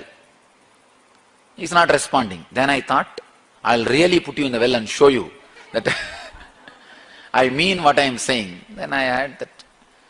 They'll use the bucket to fetch water in well. I put him in the bucket and lowered the bucket. When that bucket touches the water, I'll shout from here, hey, I'll really drown you. Then I thought he may not be able to hear. Then there will be funnels to use to pour kerosene. You have seen there will be funnel in Indian villages we will use to pour kerosene. So I took that funnel, that was my loudspeaker first I used. My first loudspeaker. I took that funnel and held it and then started shouting so that you should hear properly. I'll throw you in the well, eat. Of course. Then I realized I did not put the food. I thought maybe after, when he is around near the water, he may change the mind and eat. So I put the food also. Then put him inside. Again, 3-4 times I tried. Nothing worked out. And I really did not feel like throwing him in the well. And finally I took him out and I thought, maybe he is not liking my mother's food. And he is not liking the food. Then I went to the temple and got the same food which they offer in the temple and put that food. And I said, hey, your diet is here. Now eat. And again he did not eat. This is kudarka. Understand? This is what is kudarka. I was torturing him. One day suddenly, like a click, it happened. Oh God. Nambi, that saint tortured himself, not Ganesha. In my case, I am torturing Ganesha, not myself. So I should look in, change me, only then he will eat. Not torturing him. That click is what I call Vidarka. The right logic, the right tune, not even logic, it's beyond logic. The right understanding, that's our exact translation of the Vidarka. Right connection beyond logic. So that clicked. Then I decided, yes, I will not eat till you eat. I sat for around 2.5 days. Finally, after 2.5 days, I can't say I felt giddy. I can say kind of a high state, awareness. I fell into that and lost the external consciousness. I saw in the vision, really Ganesha was eating. In the vision, Ganesha was there and he was eating the food. Then just I woke up and opened the eyes and saw there was no food. The food was missing. And it was very strong experience. People sometimes ask me, who knows whether Ganesha ate or some rat came and ate the food when you are in that mood. See, if Ganesha eats, what prasada he will give for me, what he will do to me. He will naturally give me such a joy, ecstasy and bliss. That has happened. Then I know for sure, because this has happened, Ganesha only ate. The prasada, what he will give, has already happened in me. The strong trust, and that strong vidarka, the strong experience, then I know for sure it is Ganesha who ate the food. Vidarka means feeling connected beyond your logic. Just knowing that it is truth by your experience is anubhuti. Knowing it is truth because somebody whom you really feel connected has experienced is vidarka. See, when you have vidarka, all my experiences become your experience even before you go through the whole process. All of you understand? See, having vidarka is almost like a directly downloading all my products and straight away copywriting in your name. Patenting in your name. That's the vidarka. Vidarka means, see, if you don't have vidarka, every product I patented, you need to pay and take it. You need to work for it and then take it. If you have Vidarka, it's like a straight download. When you have Vidarka, all the experience, all the components of Jivan Mukti I am living, straight away becomes your life-changing or decision-making points. For example, I do not worry because I know eternal time is in front of me. There is no stress. Even if I leave this body, if I want, I can take one more body and come back and do the work. Eternity is there in front of me. This is my experience. In your case, if you don't have Vidarka, you need to go through, do the whole work and get this experience, only then you can be stress-free. By the time you will be in graveyard. Because all the components of enlightenment which I am having, for you to work and take, how much time it will take? It will take too much of time. That is why they say that in the Yoga Sutras and all, 12 years of sadhana is needed for any experience. If you don't have Vidarka, 12 years is needed. Because it's almost like a paying and buying a software. With Vidarka, just because it is my experience, you know, beyond doubt, I know it is truth. Let me be stress-free. Thousands of things, thousands of amazing decisions, which can be taken only by a Jivan Mukta mental setup, can be taken straight away by you, can be lived. You can enjoy all the great major decisions and the joys which comes out of the decisions of an enlightened mind, even before becoming enlightened, just by the Vidarka. All of you understand why the Vidarka is so important? See, now every day by teaching, by giving you technical knowledge and process, I can initiate you one by one each components of Jivan Mukti. Understand? I can go on like this, transmit component by component, by technical knowledge, technique and process initiation like this. But by the time all the components are reproduced, all the components are imbibed, so much of time gets wasted. You can start making the decisions just like an enlightened mind by having simple Vidarka. See, when you have Vidarka, my experience is your experience. So how I make decisions, how I live, how I radiate, straight away you can start doing. That is what I am saying. Vidarka is almost like a free download.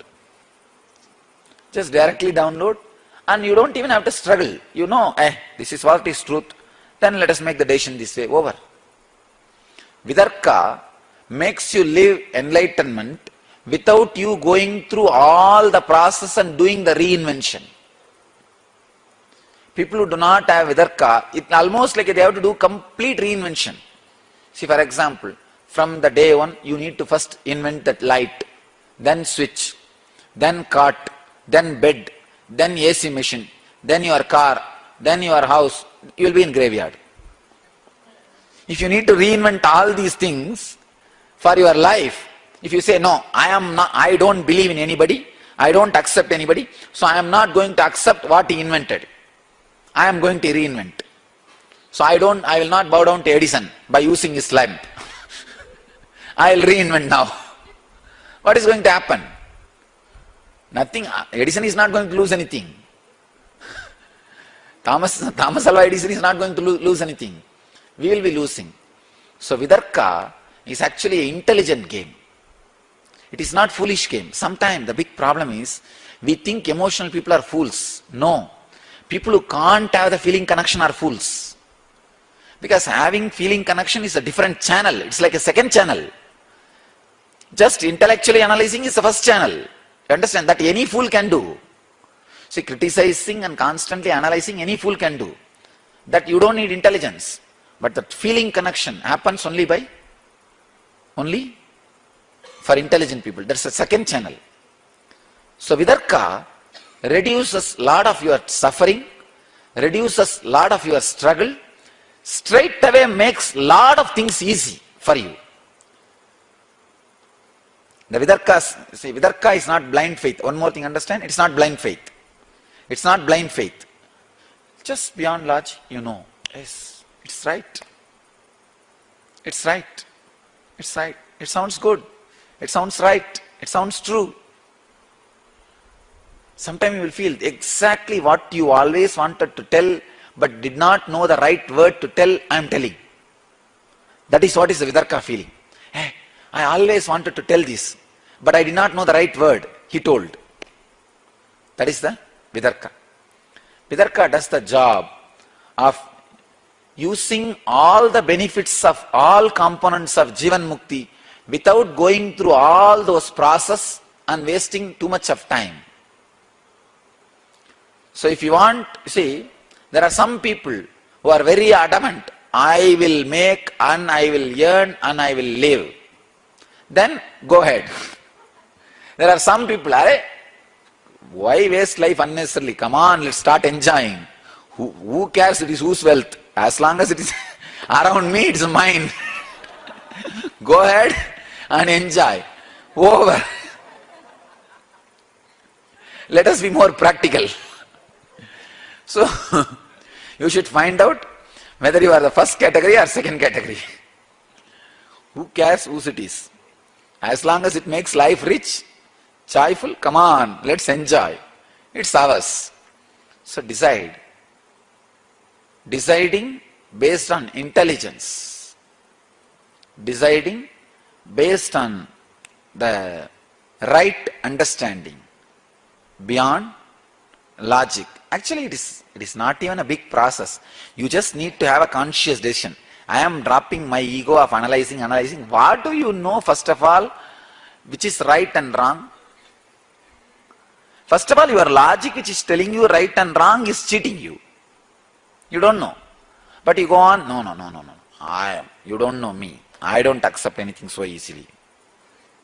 Ramakrishna says very nicely, this crow thinks he is very intelligent and goes around and shouts at everybody, finally comes and eats filth. Now crow thinks he is very intelligent guy. And this fellow will go around and complain about everything, everybody, criticize, finally he comes back and he's a village guy, not polished. And that's why the truth is straight. Ramakrishna, that's what as he says, many times you trust the logic which tells everybody else is a cheat, and finally only that logic cheats you. It can doubt everybody else, but not you, not itself. So it's like keeping a security so that he will protect you from everybody. Finally that fellow kills you. That fellow kills you. That is the way many times we get caught with our own pseudo logic. Solid logic is like a polishing. It is just polishing continuously. Polishing. What will happen when you polish the knife again and again polishing? What will happen? So it will become sharp. That the actual logic by its own very existence, see, the darka by its very existence will sharpen itself continuously. So naturally it has to become vidarka. Unless you interfere and make it as kudarka, it will simply become vidarka. I tell you, even these 3-4 days, if you guys just sit with darka, simple logic, without kudarka, without negativity, anger, it will grow to vidarka. It will just grow to vidarka. Because by logic by its own logic constantly sharpens itself. Sharpened logic is always vidarka. Sharpened logic leads you to vidarka. So, vidarka takes away many sufferings, many unnecessary practices which are not needed for everybody. Many components of the Jivan Mukti can be transmitted directly into you just through the vidarka, without even going through all the dramas and all the things necessary for the experience. Even if you feel you don't have vidarka and you want vidarka, just create a strong prayer. You will see that the darka breaks and evolves into vidarka. It leads to vidarka. But consciously you need to decide, yes, vidarka is right and I want that. It has to happen in me. These decisions you need to make. A strong arrogance. I know so many things. I have seen so many things. I know so many gurus. I know so many things. Something kind of are stuck with the self-moral ideas. See, you constantly project to people, I can't be bent so easily. So that you take that as a pride. And now you wanted to say that, now slowly you tell that to yourself and cheat yourself. Hey, I don't bend. Now if you want to bend, your own half part will tell, hey, you are not the guy to bend. Why are you bending? Then live with that fellow, that's all. That's like having wife inside you. So just make this decision that Vidarka is right and I wanted to have, it should happen. That's all. Vidarka is the right word. Means starting with a deep friendliness and connection, feeling connection. The surrender, bhakti and all, let it happen. You don't ask that. You ask only for deep friendly connection. Friendliness and the deep feeling connection. Nithyananda's Sacred Art Store, a storehouse of spiritual products from the Vedic culture. Find all your needs for a yogic body, Vedic mind, and N living. A one-stop shop for spiritual products and gifts. www.sacredartstore.com or email us at sales@ngalleria.com.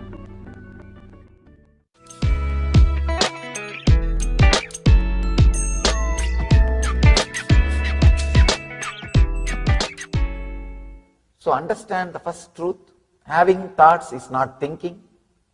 The second truth, mind is not a thing, it is an action. When you understand these two, the third truth, which is expressed in this sutra, can be understood. He says, the other kind of samadhi, the mental function of clutching with the thought ceases, and only the samskaras that do not cause any disturbance in the inner space remain. This is the third ultimate truth.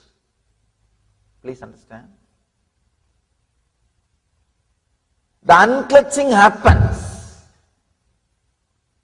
The initiation into unclutching. See, when the initiation into unclutching, first time when you unclutch, that experience only, Patanjali calls it as asampranyada samadhi. The first unclutching experience. Beautifully in Ramakrishna's life it happened.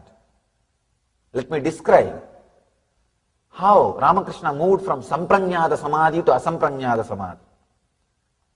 And if time permits, I'll explain my own experience. Then you will understand how I moved from sampranyada samadhi to asampranyada samadhi.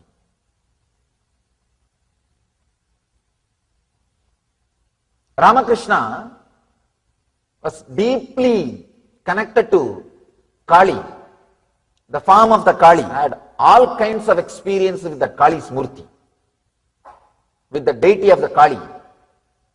And it was just, even when you read, I don't know how it would have been to see. It was a romance. It was a pure romance. He was living with the deity, with the Devi.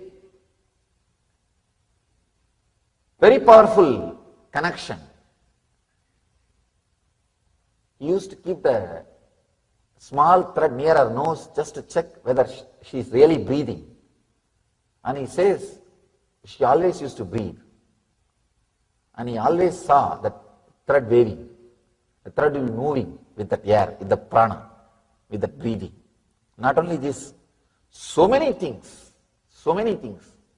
Can give you one example of him putting the conch bangle. The bangles made out of conch, if you are from Bengal, you can understand. They'll make bangles out of conch.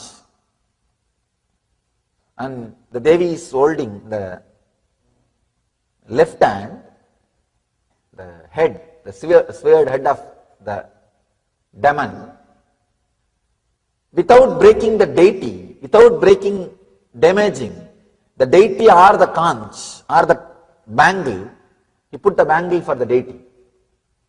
And the other people asked, how it happened? How can you put it? This bangle cannot go into the hand. because she is holding the sira, the head of the demon. He says, no, I just told her, drop it. She gave it in my hand and I put the bangle. I told her again, please hold it, and she is holding. That's all. The power over the matter, the mind over the matter, the power of his mind over the matter. He was connected to Kali that deeply. He was living in Samprajñāta Samadhi. He was constantly living in Samprajñāta Samadhi.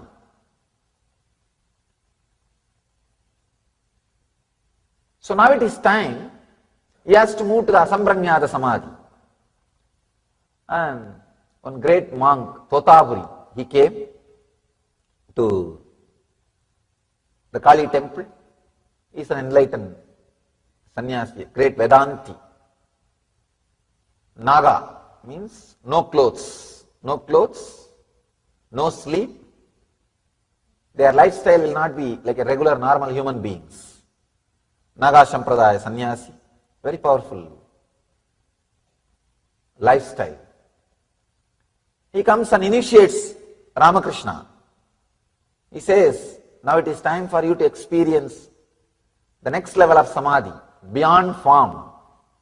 Come on, you need to have that unclutching, the cessation of the mind. What here Patanjali says, pratyayabhyasa purvaha virama, means all the mental function of clutching with the thoughts has to end.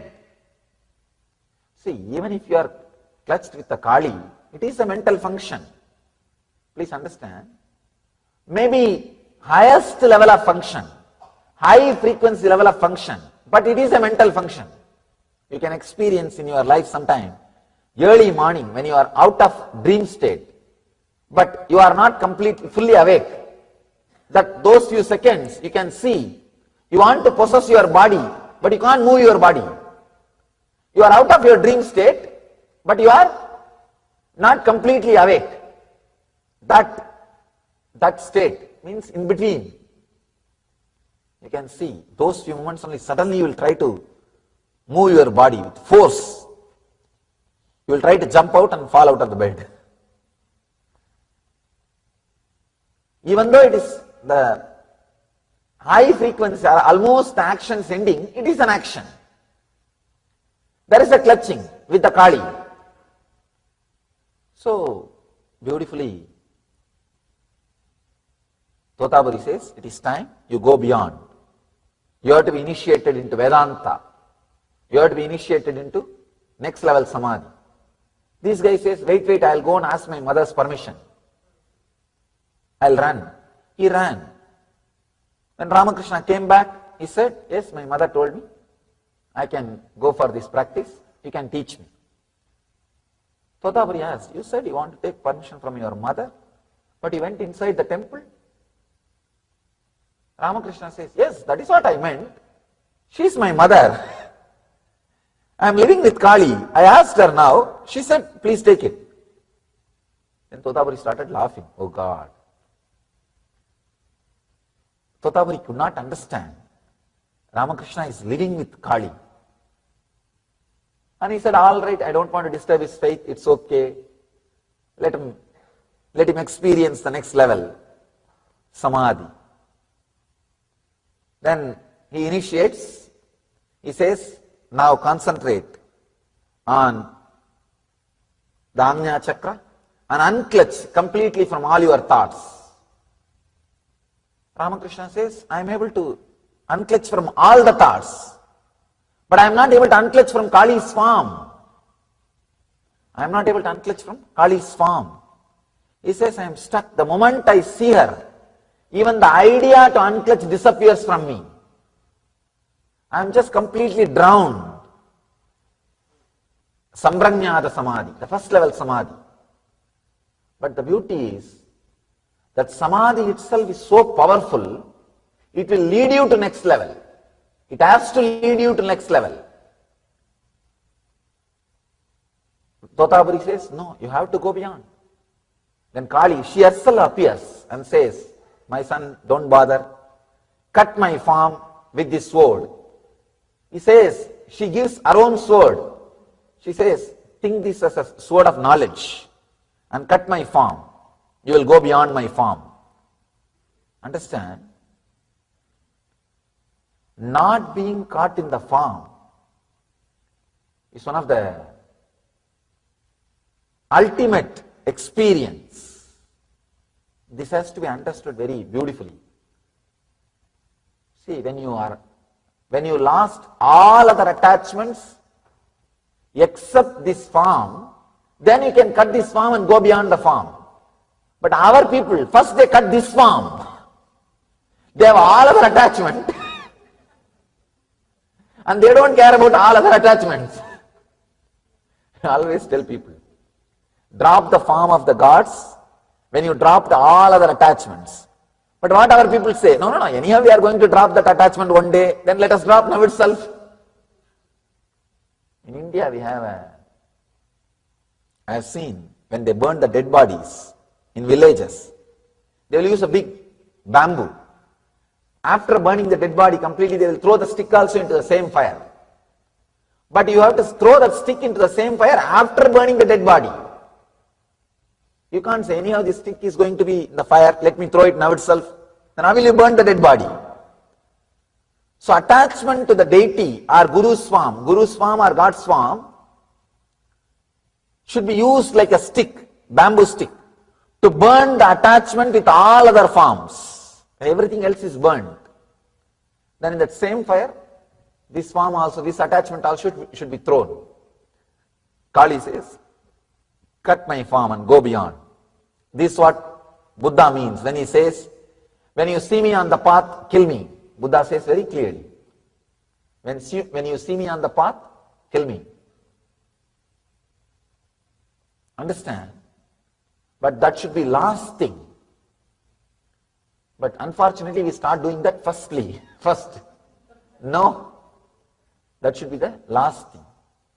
And story says, when Ramakrishna visualized sword as his knowledge and cut the form, and he just disappeared into the next level of samadhi, asambranyada samadhi, where the cessation, what Patanjali describes, the cessation of the clutching with any mental function started happening. Please understand.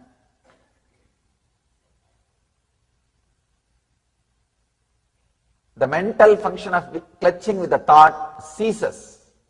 It just ceased. It just disappeared. The first experience of unclutching has happened to Ramakrishna when he went beyond the Kali's form.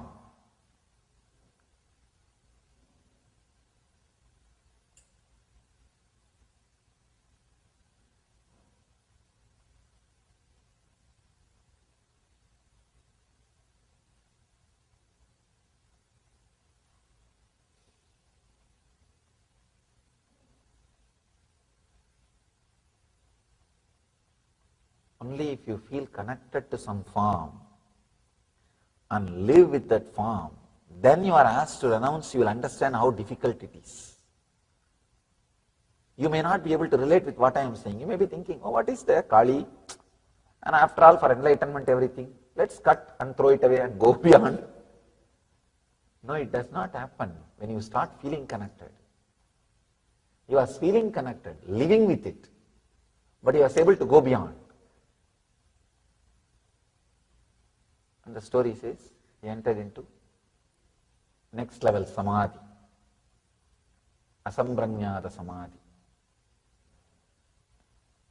Let me describe my own experience of asambranyada samadhi. I'll open it up as it happened. Maybe you will be able to understand what I mean by the word asambranyada samadhi, or what Patanjali means by the word asambranyada samadhi. Even talking about samadhi, listening about samadhi, contemplating about samadhi is such a powerful experience. Please understand, sometimes need, urge for the goal, suddenly they open up some path. Open up some path. Actually, when you have that, when you are possessed by the goal, whatever you do will become path. If I see the history of many enlightened saints, there are 63 Saiva saints, Nayanmars in South India. If I see their life, they were just, every day morning they will pluck flowers and make garland and put it on the Shivalinga. That's all. The path itself did not seem too big, but that they are possessed by the goal. Shraddha Vivecha, as I was telling yesterday, that Nachiketa's statement, Nachiketa's experience, Shraddha Vivecha, when you are possessed by Shraddha, whatever you do becomes path. Some of you might have heard this incident happened in my life, my experience with Arunagiri Yogeshwara, a great incarnation, Shiva himself, a great avatar Purusha, Shiva himself. I'll describe only few things, few parts of that incident, connecting with this sutra, how the Asambranyata Samadhi happened in me when I connected with him, I had his darshan and experienced him. Maybe around the age of 11, during summer vacation, I was playing inside the temple, backside. If you have visited Arunachala temple, you may be able to relate to the place where I am saying. Backside the temple, one small 4-pillared mandapam, 4-pillared hall. One young sadhu came out of that mandapam. That mandapam had a small kind of a opening, or I was thinking it was an opening. It was a small cave. One sadhu came out. I saw this sadhu. He was very bright, shining, maybe 30 to 35, and well built, young sannyasi. It was immediate click. A strong connection, very strong connection. I just know I belong to him, or he belongs to me. Very strong connection. I can say that falling in love, or raising in love, whatever word you want to use, you can use. Very strong connection. Sometimes when you see people, suddenly you fall in love.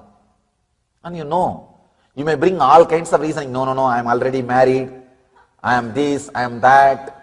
You can bring all kinds of your logic. No, see the age difference. And you can bring all conditionings. But you are in love, nothing can be done. You may keep distance because of all these conditionings. The social conditioning, and you have to behave as yourself. And there are so many restrictions. There are so many, the morality or social conditioning, whatever you call it.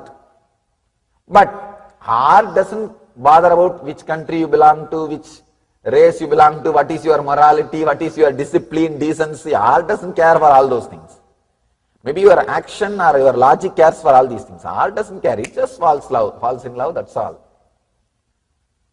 It was such a strong falling in love.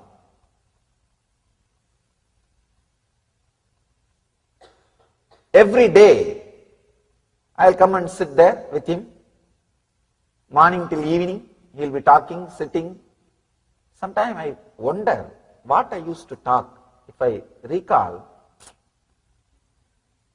there was nothing much, just sitting and chatting only. And you don't know why you are sitting together, but sitting together was such a pleasant, joyful experience. I was sitting together. It's like spending time together. He was also very happy with me. And he will eat whatever I bring. He will bring some fruits or something for me to eat. He will be talking. some experiences, these, that. I can say that Mundaka Upanishad, I did not complete that story. That story says that when the small bird, like this, traveling this way, this way, this way, this way, suddenly it really had a bitter experience, one strong bitter experience. It decides no more eating fruits. It just shuts its mouth. Without opening its mouth, it just travels towards the bigger bird. When it goes near the bigger bird, nearer and nearer, suddenly it realizes it is losing its individuality.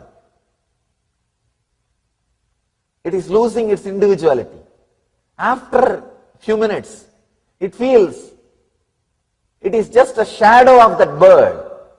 Actually, when you are really deeply in love with somebody, you can experience, when you touch that body, you won't feel it is a two-person. You just know it is your own extension. Your extension is in that body. You are just extension of your extension is that body.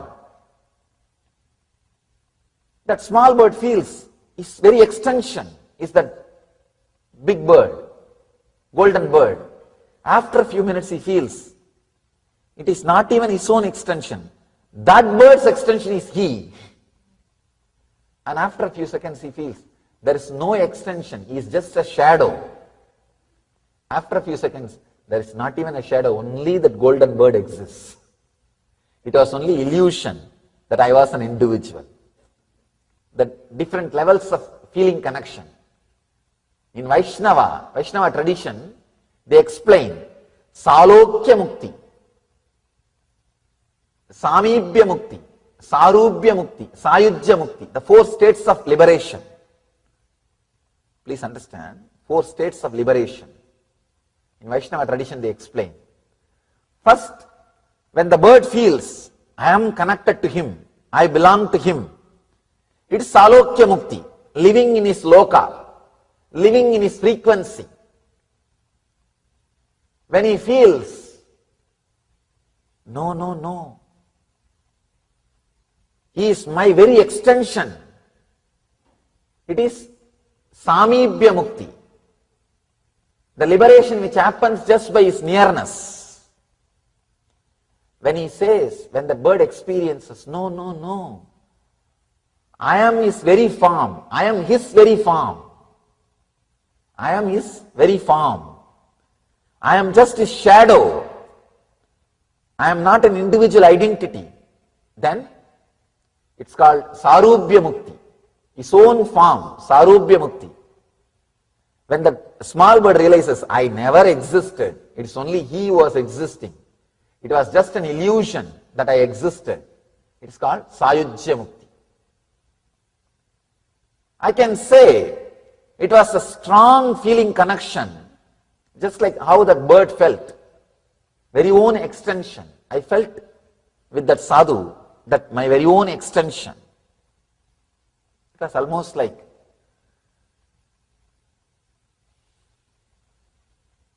Samibhya Mukti. First when I met him, then it slowly developed into Sarubhya Mukti, that same Rupa. I used to play with him, go wherever he calls. Sometime he will take me to the temple inside, sometime he will take me to the hill, sometime here, there, he will take me to different places. Understand?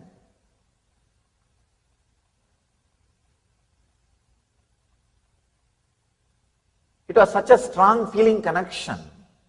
What Ramakrishna experienced with Kali, that Sambranyada Samadhi, I have started experiencing that.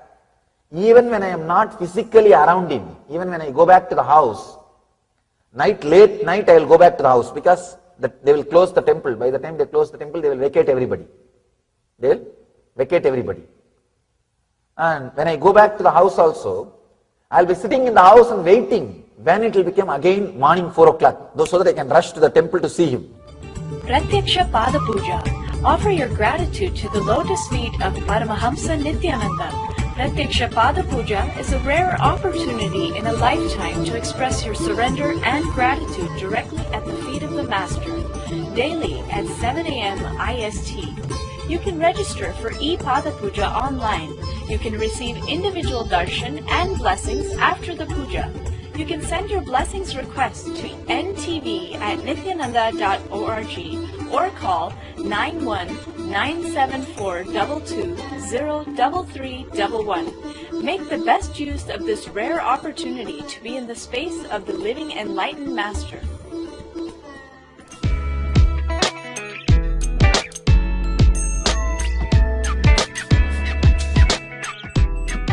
I'll give you some of the sacred sentiments from these great devotees like Kabir,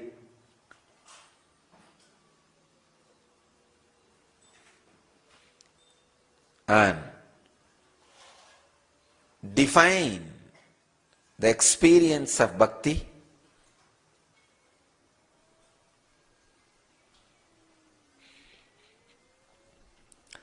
Very beautifully, Bhakti is described by Kabir.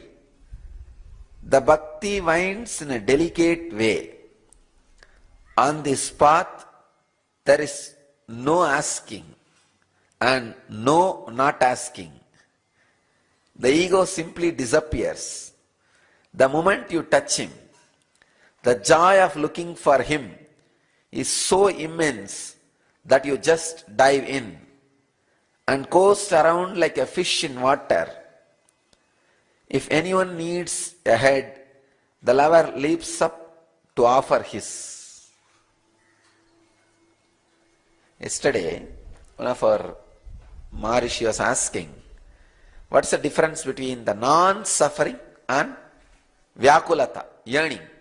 Kabir gives answer for this, that question. See, yesterday I was describing, base of Bhakti is non-suffering. She was asking, how can we differentiate the non-suffering and Vyakulata, yearning? Please understand, in yearning, Vyakulata, you will never have hatred towards the Master or God. In suffering, you will have demands, and when the demands are not met, you will have a deep hatred, pain, you can't forgive him. Not only that, even if he meets your demands, you will feel, oh, I am bound by him. I have to be independent of him. You will have a hatred to him. I have seen people, if I don't meet their need, they have hatred for me. If I say it's okay, all right, I will do what you want, even then, no, I am dependent on you. I don't want you to do that. Again, they have the hatred. Understand the difference between the non-suffering and Vyakulata. With Vyakulata, you will always melt you. With suffering, you will try to melt the other person, try to change the other person. So non-suffering is different, Vyakulata is different. Please understand. In Vyakulata,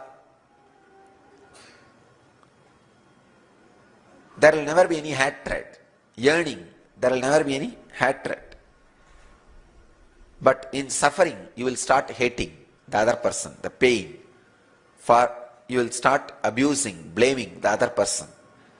So understanding of the non-suffering and Vyakulata is very important. Here, Kabir very clearly says, there is no asking and no not asking. No asking, no not asking.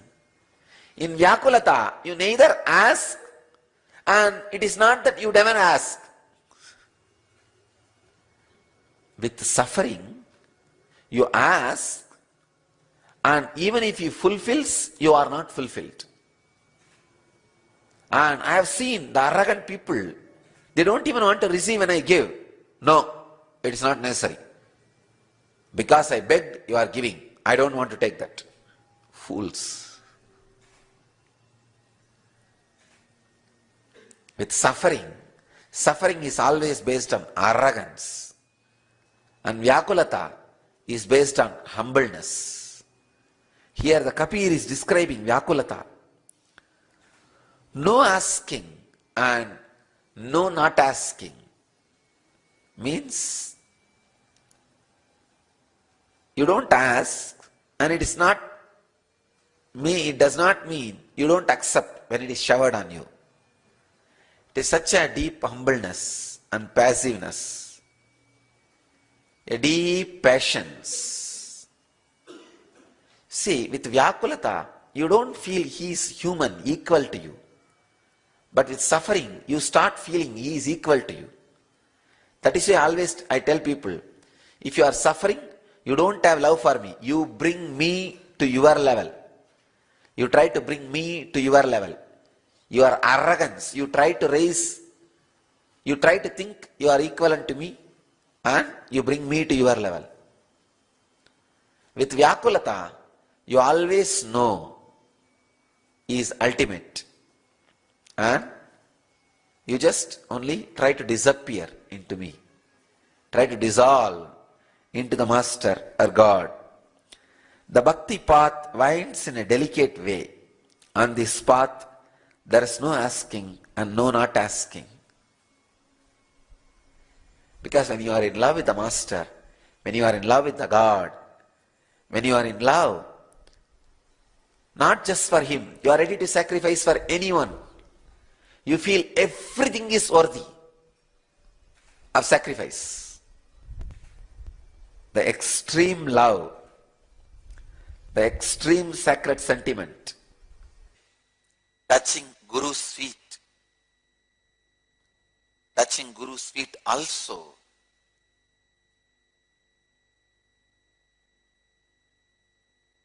In the ecstasy,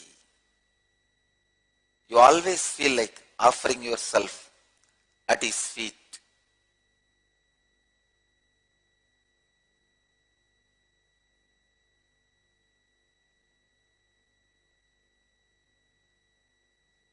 There is no logical reason for why Guru Puja is done, why people touch Guru's feet. It is emotional feeling connection.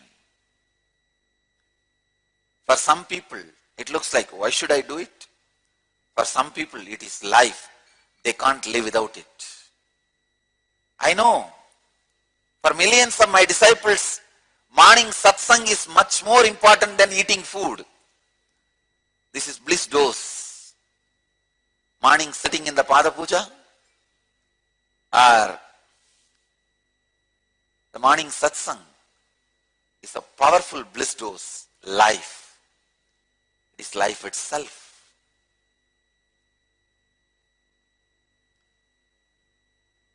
So please understand, it is the individual's emotion. I also wanted to tell you one more thing.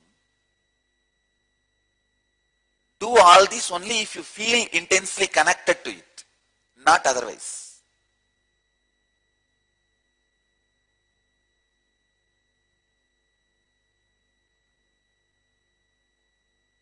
It should not be done as a ritual.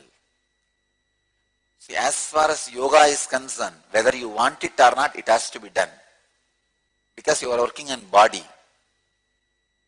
But when the Guru Puja comes, it is in your mind. Your mind itself should feel it. Out of ecstasy and joy, you should be pouring it.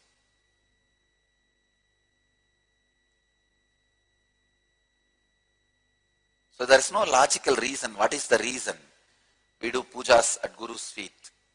Why do people want to touch the Guru's feet? There is no logical reason.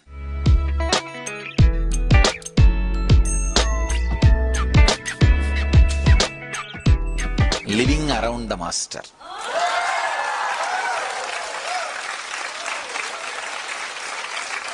Oh God.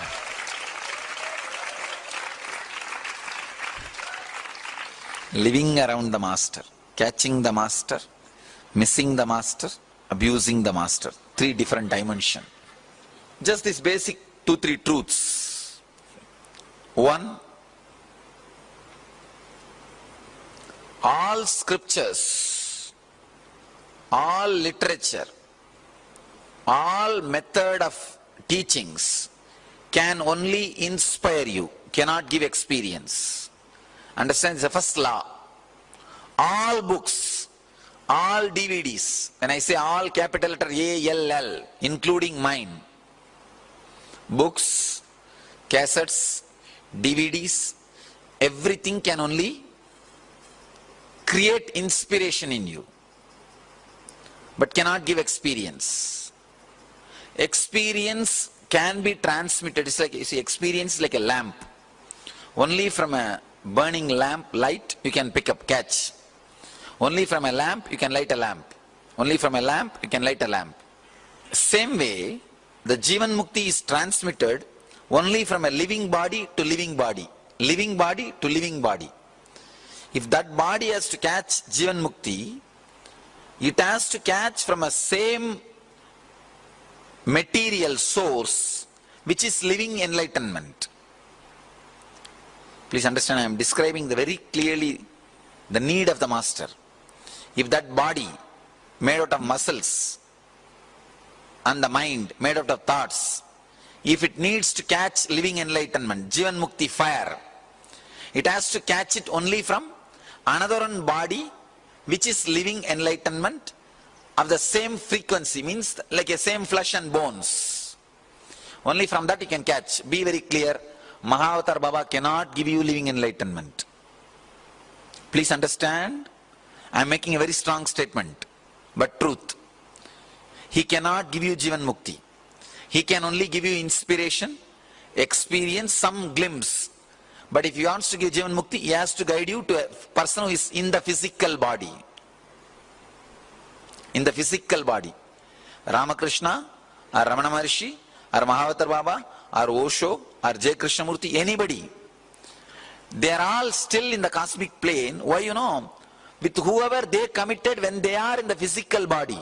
For example, if you are there, if you were when Ramakrishna was there, and you had directly connection with him, and he blessed you, he passed away, still you are here, then he will be there to take care of you.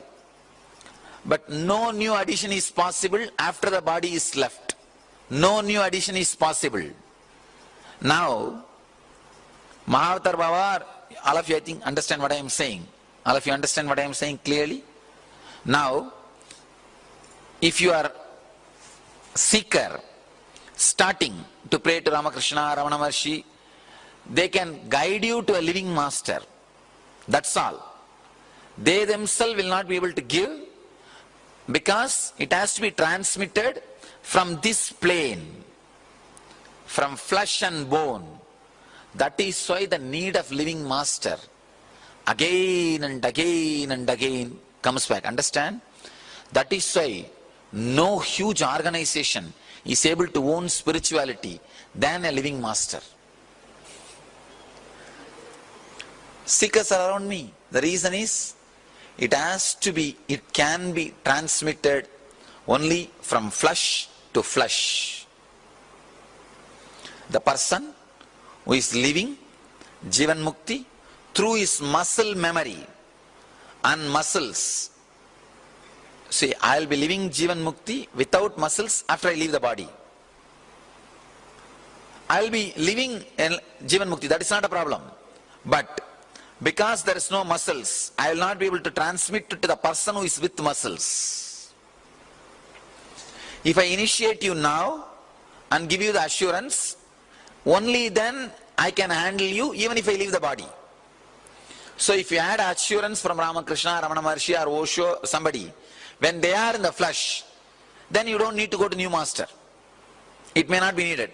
But even then usually they guide to a living master, because living around the master is not only living enlightenment, it's a joy. It's an ecstasy. It's a way of life. For that reason they guide. Understand thoroughly. Otherwise, if you have not had connection with them physically, when they were in the body, even they can't do anything.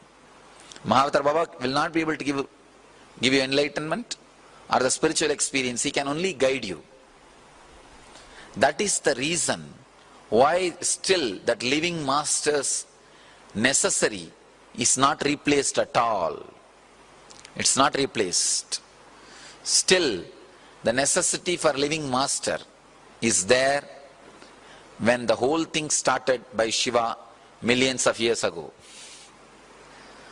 The only thing which is not yet outdated, which can never be outdated, is necessity of a living master.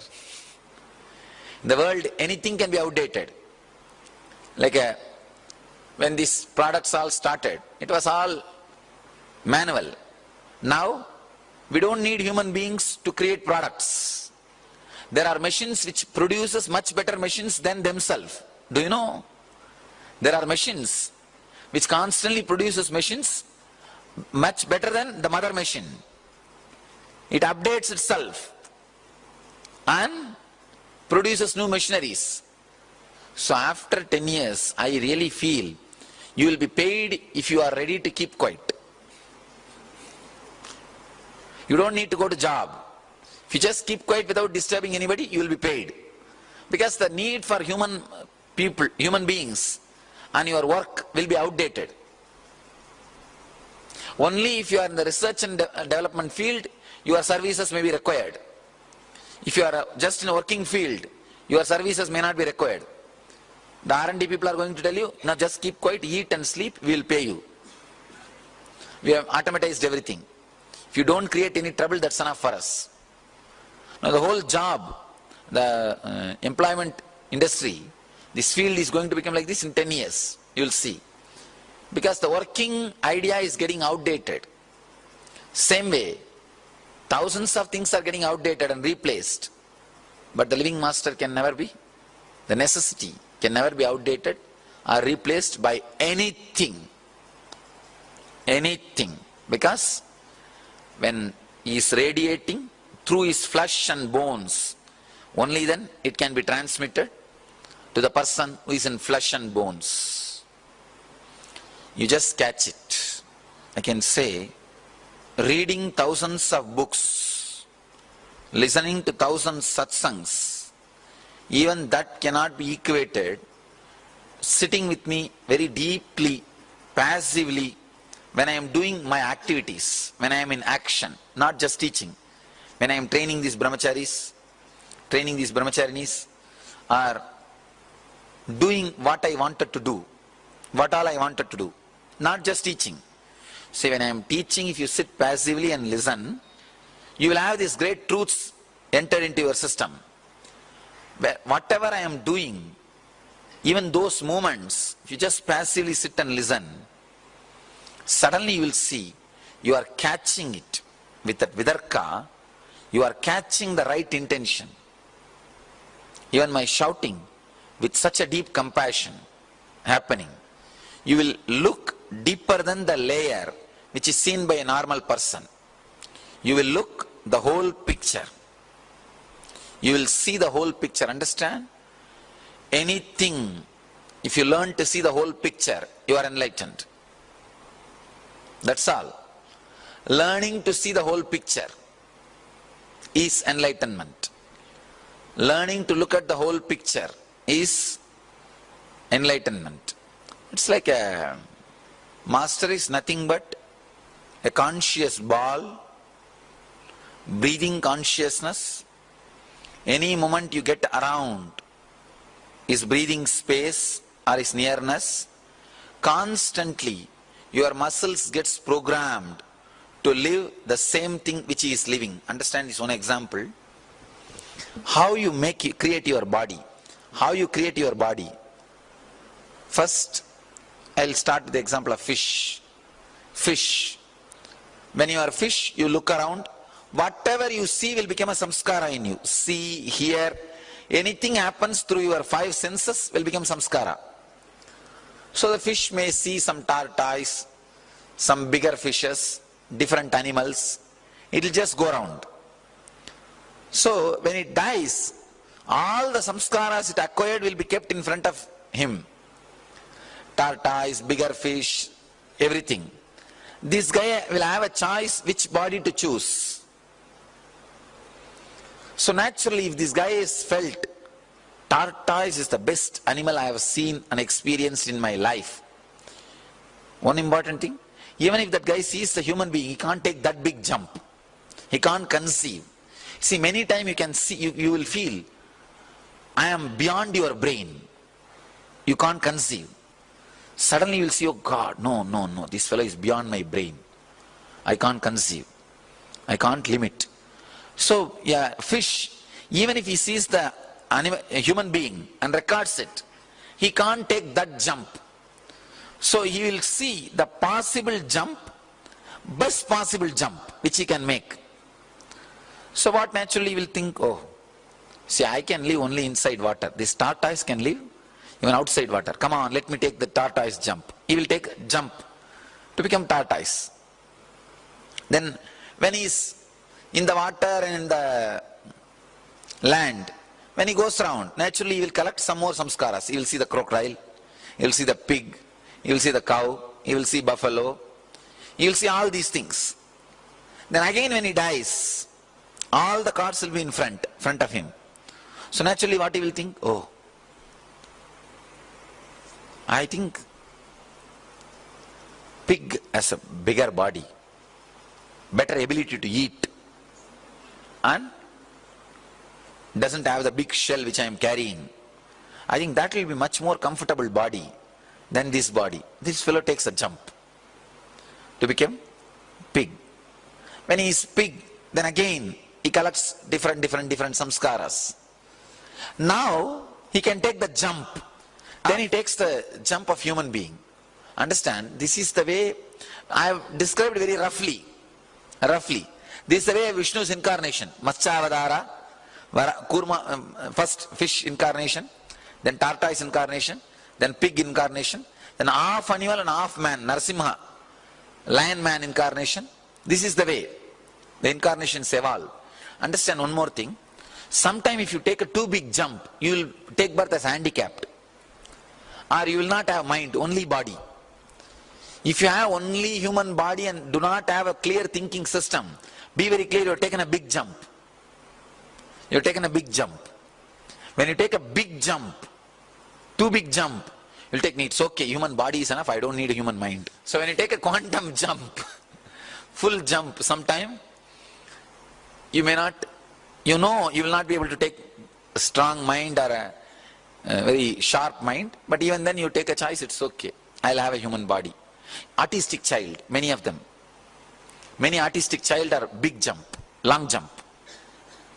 They say it's okay, human body is enough, no need for full-fledged human mind, just an animal mind is enough. Because, you see, they know the whole human life is best life, they think. But they can't afford to create the human brain, human mind. They have only some animal mind. It's okay, this much of mind is enough, that body is okay, we will manage with it. They'll try to match it and take a jump. Anyhow, understand this theory. So what this means, whatever you see gets recorded into your system, and next time you take the jump towards that. Now, enlightened being, Avatara Purusha, is the better, bigger, ultimate species than a human being. So naturally when you see him, when you are around him, when you feel connected, that memory gets recorded in you. That's why I tell you, I can be sure 100%, either this will be your last Janma, or if you want to take birth, you can have only one more Janma, that's all. Not more than that. Not more than that. Because when you take the one more Janma, that time itself, because the cards will be spread in front of you, I'll be also one more card, master card. I'll also be one more card. See, before you get your visa card, there will be master card. So naturally, which one you will pick up? Because that will be very shining and bright. These 3 months, if you are given a choice to create a life on your own, you will simply reproduce my life. You may not wear this cloth, that is different. But what I am saying, the inner space. In your life, the best inner space you have seen is me only. You know it. You know it.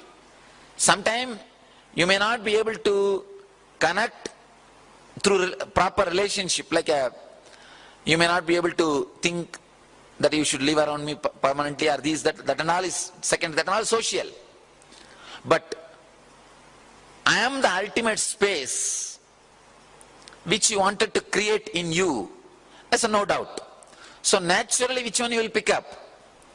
You will pick up the master card only. That is why I am saying, either this is the last janma for you. When you leave the body, you will decide, come on, let's relax, and you will relax. If you decide at all, rarely, no, come on, let me take one more body, then the options will be, so many cards will be put in front of in your table. The master card will be naturally very bright, shining. Simply you will pick up this card only. So naturally you will land as an avatara purusha. You will land as a jivan mukta in the body. So no question of having one more birth. So this is a last or only one more maximum. Understand? Living around the master, your muscles catches this memory. One more thing, even if you don't meditate or don't live enlightenment after this session, after this LBE, your muscles will not forget me. Your intellect can forget me, try, but your muscles cannot forget me. When the muscles get heated up, you see, during the death it will get heated up because of the pain. Because of the pain it will be boiled. The moment it gets boiled, I'll open up. The moment it gets boiled, first thing will open up is me. Means the memory about me in you. The experience of me in you. That is the reason the tradition, Vedic tradition, insists so much on living around the master. Nitya Kriya, restoring Hatha Yoga to the world.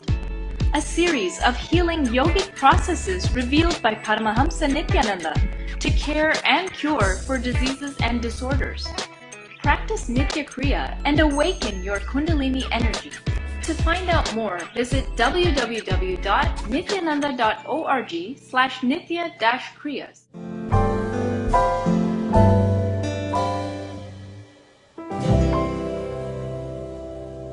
It's a wonderful question. They asked me,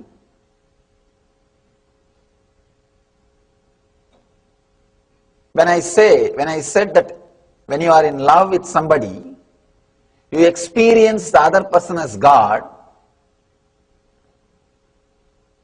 then when we are not in love with that person, he loses the divinity or what? Understand? Nobody loses the divinity. You lose the ability to recognize the divinity. Yesterday I made an important statement. When you are in love with the master, he will not only you will feel he is God, and all miracles which you feel or expect should happen in the presence of God will happen in front of him, in his presence. You will see all those things happening. But when that love is lost, when you don't have that love, you won't see those miracles happening in his presence. You may be the same person and he will be the same person, but those miracles will not be happening. Somebody asked me, why? Then the master loses enlightenment or what? No. He doesn't lose. You lose the ability to recognize or connect with that enlightenment. When people ask me, are you God? I tell them it depends on you. It depends on you. I am constantly available, open. If you want to connect with me as a teacher, you can connect with me and carry the knowledge. If you want to connect with me in the level of master, you can have initiation. See, only master can initiate, teacher can't initiate. Teacher can teach, master can initiate. If you connect with me at the level of God or divine, ultimate energy, you will carry the experience itself, not just initiation. How much your inner space is made available for me, that's all. See, if you relate just intellectually, you will carry the knowledge. If you relate with a little bit of emotion, little bit of love, you will carry the initiation. Means whatever I can't express through words also will go into you. Like the whole software will be sent, transmitted. If you are able to connect with a being deeply, you don't need initiation. The very experience will be transmitted. It depends on the person, to what level he connects, to what level he experiences. I always tell people, Bhakti, or the feeling connected to the Master, is such an ultimate thing. Never miss it, if at all you got it in your life. Never miss it. It is too costly. It is too much to miss it.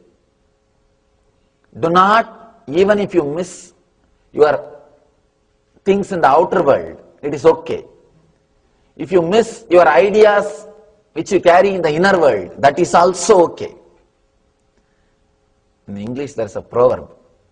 If you lose wealth, nothing is lost. If you lose your health, something is lost. If you lose your character, everything is lost.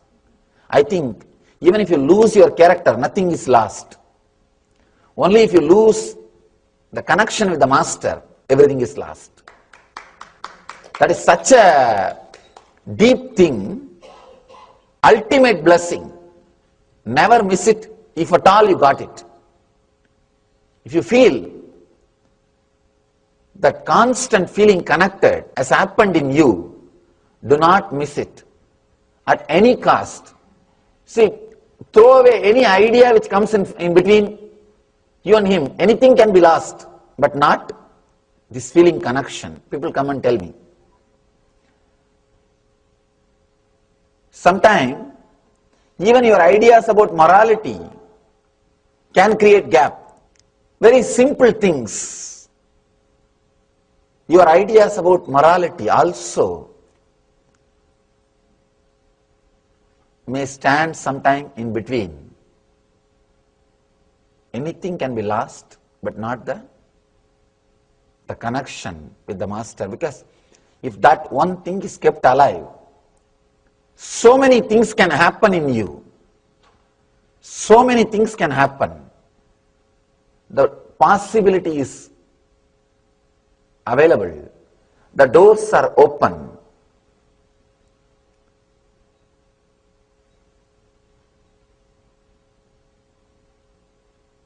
The bridge is not burnt. Still the bridge is alive. With the feeling connected, if that is taken away, whatever you may try, nothing is going to work. I always tell people, by begging $1, you will never become a billionaire. Have you seen anybody becoming billionaire just by begging $1? No. Same way, there is nobody who achieved enlightenment by meditating every day. Begging $1 is like meditating every day 10 minutes. And what will you achieve? Only a Master writes will. The enlightenment is achieved. That is why so much of emphasis is put on the Master's presence and the Guru Kripa in our traditions. Even though few people exploited those concepts, sitting in the chair, sitting in the seat without becoming enlightened, those concepts can't be rejected because that has helped too many people. Understand? Only one Ramakrishna became enlightened using that Kali Murti, 3 feet Kali Murti. And we spent crores of rupees creating the temple and maintaining the temple. But I always tell people, it is worthy. Your 1000 temple is worthy of one Ramakrishna. If there is a possibility for one Ramakrishna, means build thousands of temples. Nothing wrong. In India, that is why constantly every street will have a temple. Temples are getting erected, getting installed. Because even if one Ramakrishna happens, it's a big blessing. one Ramakrishna is worthy of 200 Kali temples. Nothing wrong.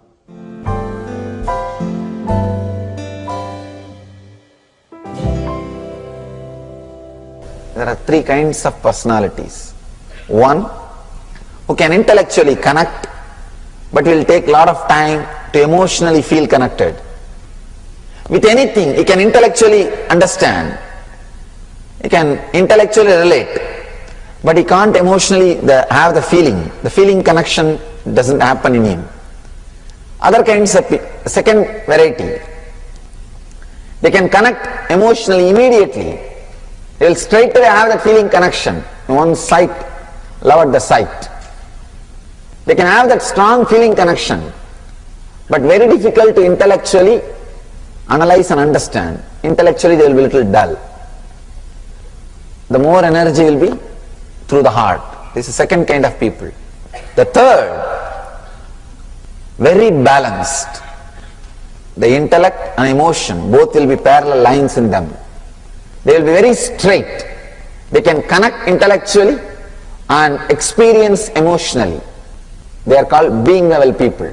Ultimate thing a man can have, feeling connected to a living master. Anything can be sacrificed for that, but for no reason that should be sacrificed.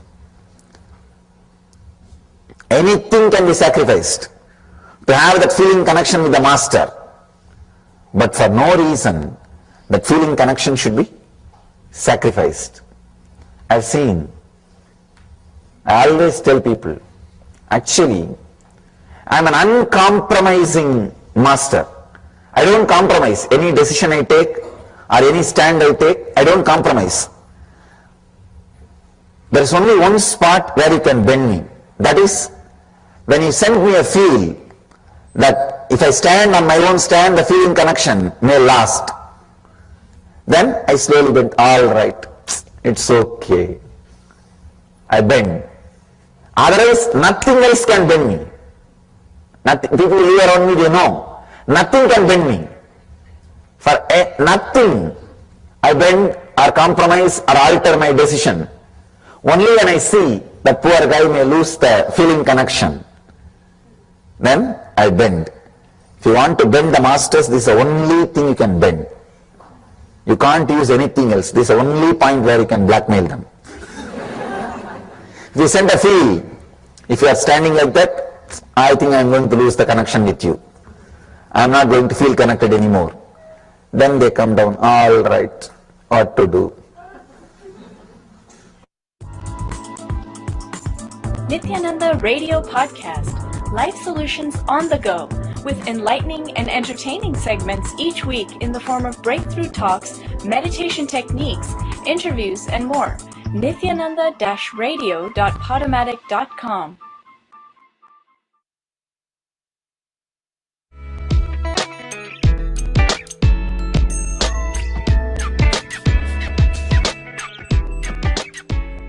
When your Kundalini is awakened and the feeling connection happens between you and the master, the distance between you and him disappears. I am sitting here, people are sitting around the world, somewhere here and there, thousands of miles away. See the effect of the presence.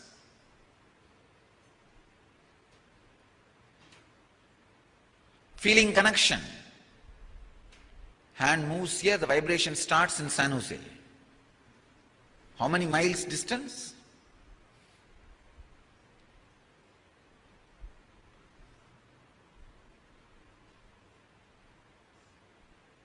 And it's not that it is happening because we have a modern day technology. No. It can happen just by the remembrance. It's possible. Today I'll share a few truths about feeling connection with the master. Feeling connection with the master is the subtlest, best gift can ever happen to human being. For the fruit to be completely ripened, it needs to be connected with the tree. For the child to grow completely, It needs to be connected with the mother through umbilical cord. For anything to blossom, bloom, it needs connection with the highest possibility which it should become. If a child should become complete grown-up human being before the birth, the complete full grown-up human body, it needs to retain its connection through umbilical cord with the mother. Only then the complete body is created. And once the complete body is created, you may not need the physical umbilical cord connection. Once the fruit is completely ripened, once it carries a seed which can become one more tree, the physical connection with the mother tree may not be required. But till that happens, the connection is inevitable. Connection is important.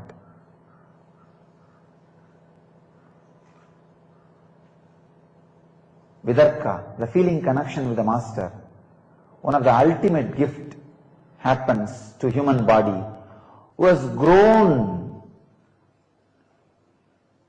at least to a certain level in that subtle understanding. Only they smell even the presence of the master. Only they have the courage to enter into the great feeling connection, because feeling connection with master will just make you as an enlightened being. Lot of things with which your ignorance survives, lot of things with which your mind thrives, lot of things on which your suffering is built will be taken away from you. The problem is ignorance is such, it will constantly try to retain itself and it will try to have a hold over you, constantly trying its best to move you out of the master, feeling connection with the master in all possible ways. The worst Maya, Mara, devil is losing the feeling connection with the master. What Buddhism calls as Mara, what Christianity calls as devil, what Hinduism calls as Maya, all this is nothing but losing connection with the master. So devils do its job by making you constantly lose the connection with the living master. Ramakrishna says very beautifully, whenever somebody abuses your master in front of you, Ramakrishna, such a great incarnation, who always radiated compassion, even when people tortured him physically, he was radiating compassion. He was showering love and compassion. Such a highly evolved Tyagi, even when he was asked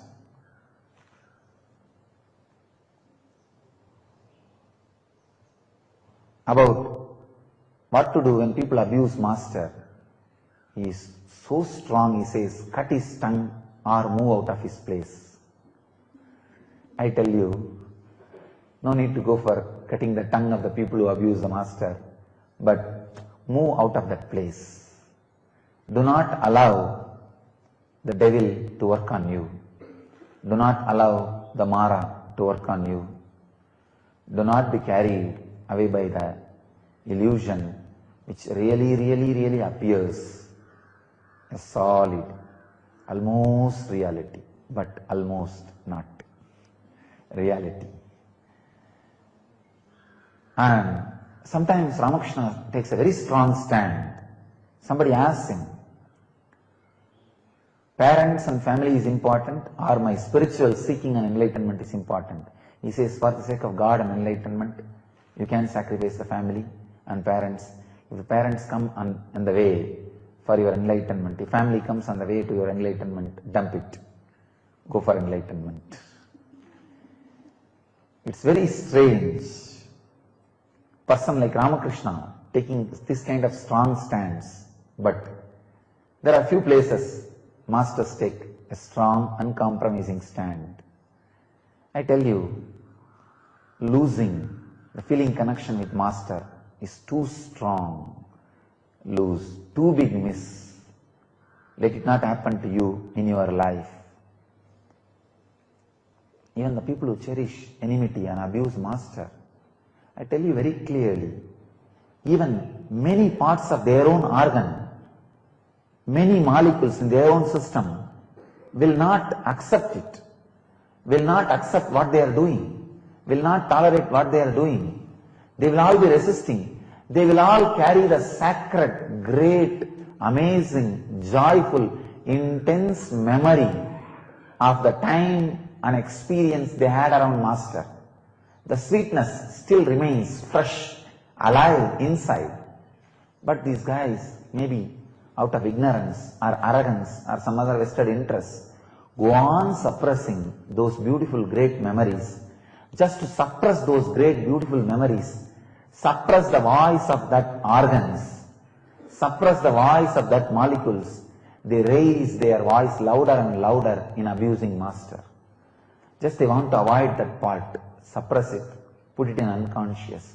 But unfortunately, no voice is unheard or suppressed by your own consciousness. Naturally, does not die down. So that molecules which are suppressed, that organs whose voices are not heard, naturally protest, start non-cooperation movement. That's what I call physical and mental diseases. I tell you two things. If you have not lost the feeling connection with the Master, don't allow the people who abuse Master around you. Do not entertain them in any way. Retain your feeling connection with Master, which is ultimate gift. I tell you, connecting with the things which you are not unconsciously, which are lower than you, is ego. Connecting with the things which you are not consciously, which are higher than you, is devotion, feeling connection, the trust, the ability to do prana pratishtha. So this ability to do prana pratishtha is antidote for egoism. So understand, if you have not lost the feeling connection with Master, don't lose. It's a precious gift, too precious gift, almost like a lamp, small lamp kept in your heart. Don't allow the cyclone of sensationalism to put it off. Keep it alive, very sacred, very precious. And for some reason, vested interests are unconsciously, if you have lost feeling connection with Master, don't do that same thing to others. Don't go around and disturb others with arka. It's a worst sin. Not only that, the more you try to abuse the Master, more of your own organs and molecules will resist and take revenge on you. That is what I call incurring karma by themselves. I won't be cursing. I will not do anything wrong to them. But their own molecules, their own organs, their own system will be protesting them and enter into non-cooperation movement, and naturally will become physical and mental diseases. Finally, not just ordinary physical death, falling into the worst unconsciousness means the lower level of existence, which is a too big punishment for the casual, time-passing entertainment which these guys are doing. So, protect yourself and protect yourself if you have not lost your vidarka by strengthening it. And if you lost it, unfortunately, don't disturb others' feeling connection, others' vidarka. And if you keep quiet, at least your organs and molecules at some point will reclaim the great beautiful experience of vidarka and experience of raising in love with the Master, and the possibility to reclaim the great feeling connection exists. So reclaim it. Reclaim your feeling connection with the Master. Importance of feeling connection. How the feeling connection to something which is higher than you nullifies all the constant harassment you go through from your body and mind. Please understand. Just before the satsang, I was reading a question from a devotee. The person is telling Swamiji, after all, a physical pain is so solid, it constantly reminds itself. It is so strong. How to unclutch from it? It constantly reminds itself to us. Understand?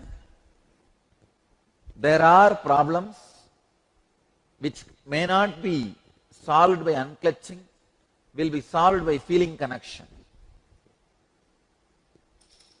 That is why I always warn you, people with whom you feel connected, you should be very careful. If you are friendly with a person depressed, I tell you, knowingly or unknowingly, that person will vomit the depression on you. If somebody is depressed, boycott that person. No, I am giving you as a spiritual instruction. Don't ever think you will show and shower your compassion on that person, shower your love on that person, get that person out of depression. Try, you will only become dirty and come back. You are not that strong. If you are that strong, then you don't even need to talk to the person. Your presence will get that person out of depression. No, I am telling you really, because a lot of this effort of getting the other person out of depression goes on all over. I wanted all of you to know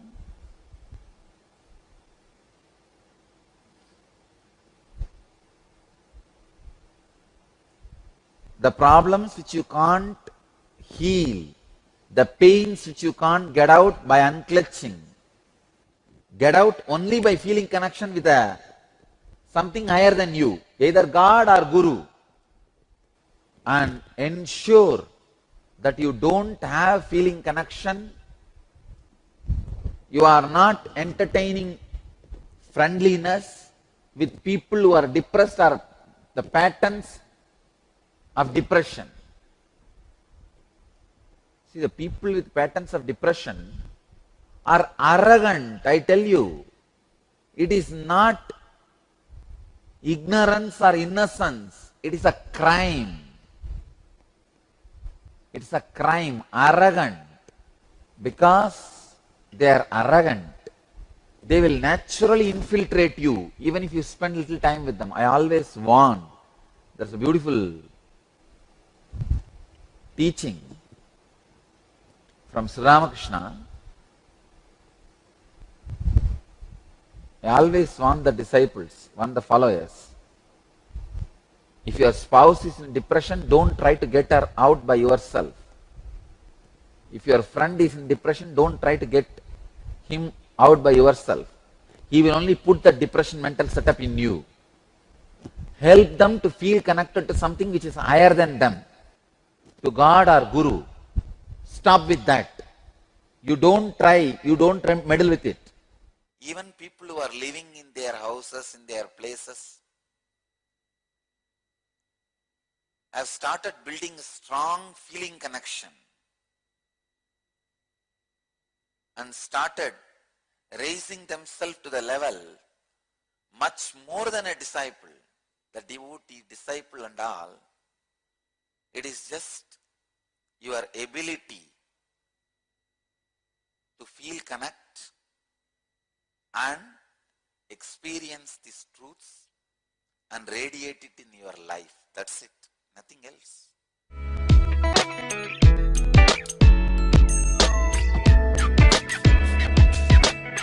A living practicing healer, please understand, living practicing healer is continuously in entanglement with me. He may be wherever he is. A living practicing healer is continuously in entangled with me. This is what I call physiology of feeling connection. A practicing healer, the healer who lives whatever I am teaching, as long as he retains the feeling connection, the very physiology becomes different.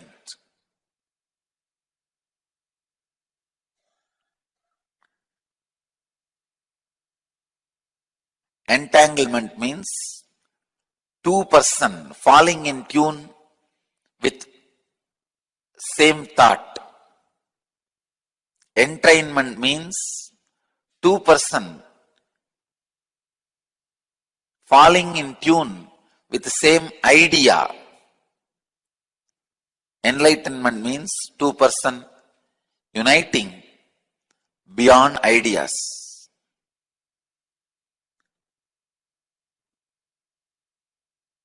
When you unclutch, you are in entangle with me. You are in entanglement with me. This again opens a huge door. Then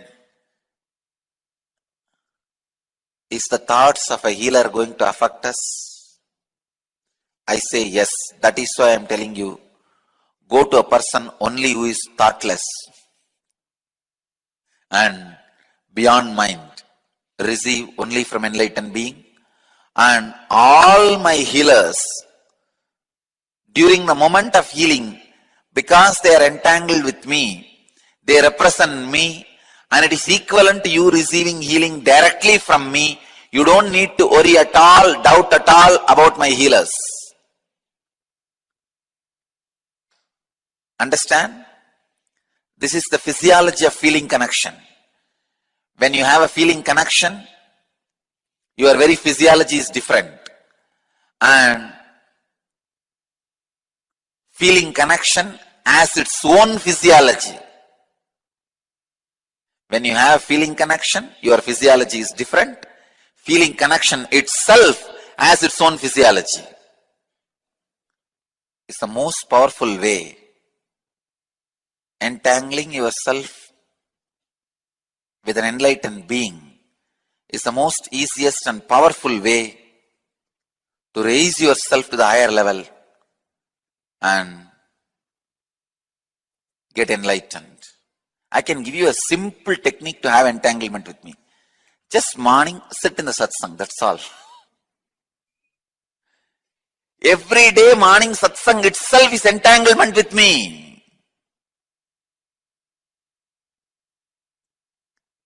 Understand? The science of entanglement, entrainment and enlightenment proves the spiritual healing. See, in the entanglement level, physical healing happens. In the entrainment level, mental transformation happens. In the enlightenment level, conscious explosion happens. If you are in the entanglement level, just physical healing happens. If you are in the entrainment level, means muscle memory, doing what I am saying, the transformation happens. If you are in the enlightenment level, just melting, the very mystical doors of life opens and the enlightenment, conscious explosion happens.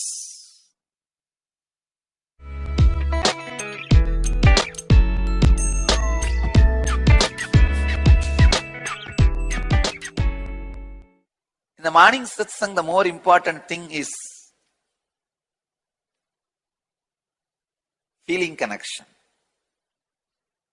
When you sit and listen, you see, when you sit and listen, so many things will be clear to you that beyond my words, something else is happening. Something else is being done. So please understand that something else is satsang. Satsang is not pravachan. In Sanskrit we have two words. Pravachana is discourse. Satsang is sitting with the truth. Every morning I am asking you to sit in satsang, to sit with me with a deep feeling connection, not just to listen to the words. The words are immaterial. Whether you listen or not is not a problem at all. Satsang is the main thing. Sitting with the truth is the main thing.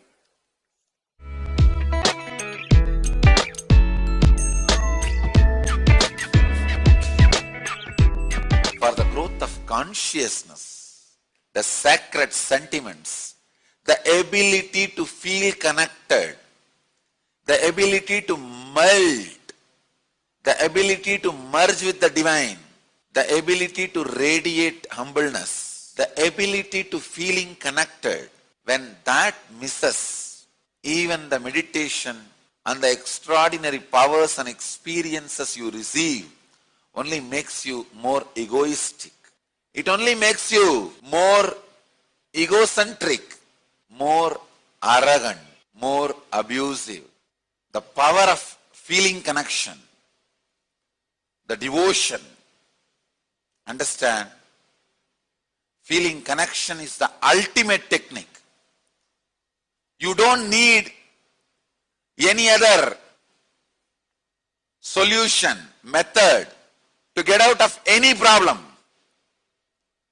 Problems of planets, disease, negativity, black magic, anything. Feeling connection is enough. Let you all achieve, experience, live, express, radiate, share and explode in eternal bliss.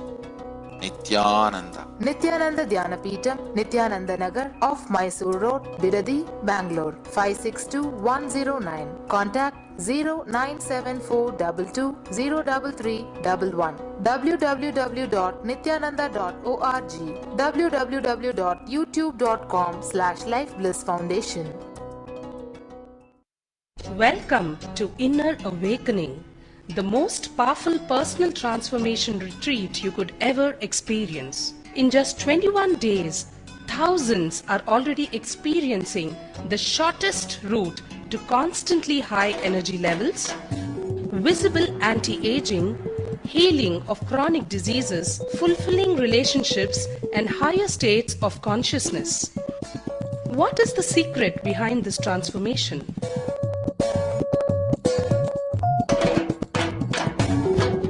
Kundalini means the inner potential energy. Once it is awakened, opens the different doors for the conscious experience in you. I can say which is a master key for all extraordinary spiritual experiences.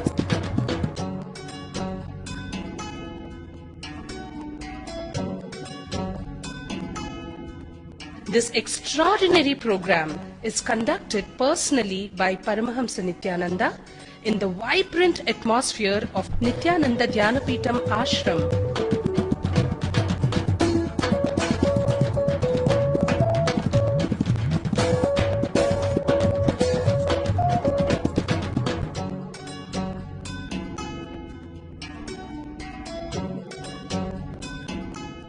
Open yourself to the benefits of Nitya Yoga and practical meditation. Experience physical and mental healing. Discover simple ways to handle life with success. Above all, enjoy individual darshan and blessings from Paramahamsa Nithyananda every day. Take 21 days for yourself and carry home the transformation of a lifetime.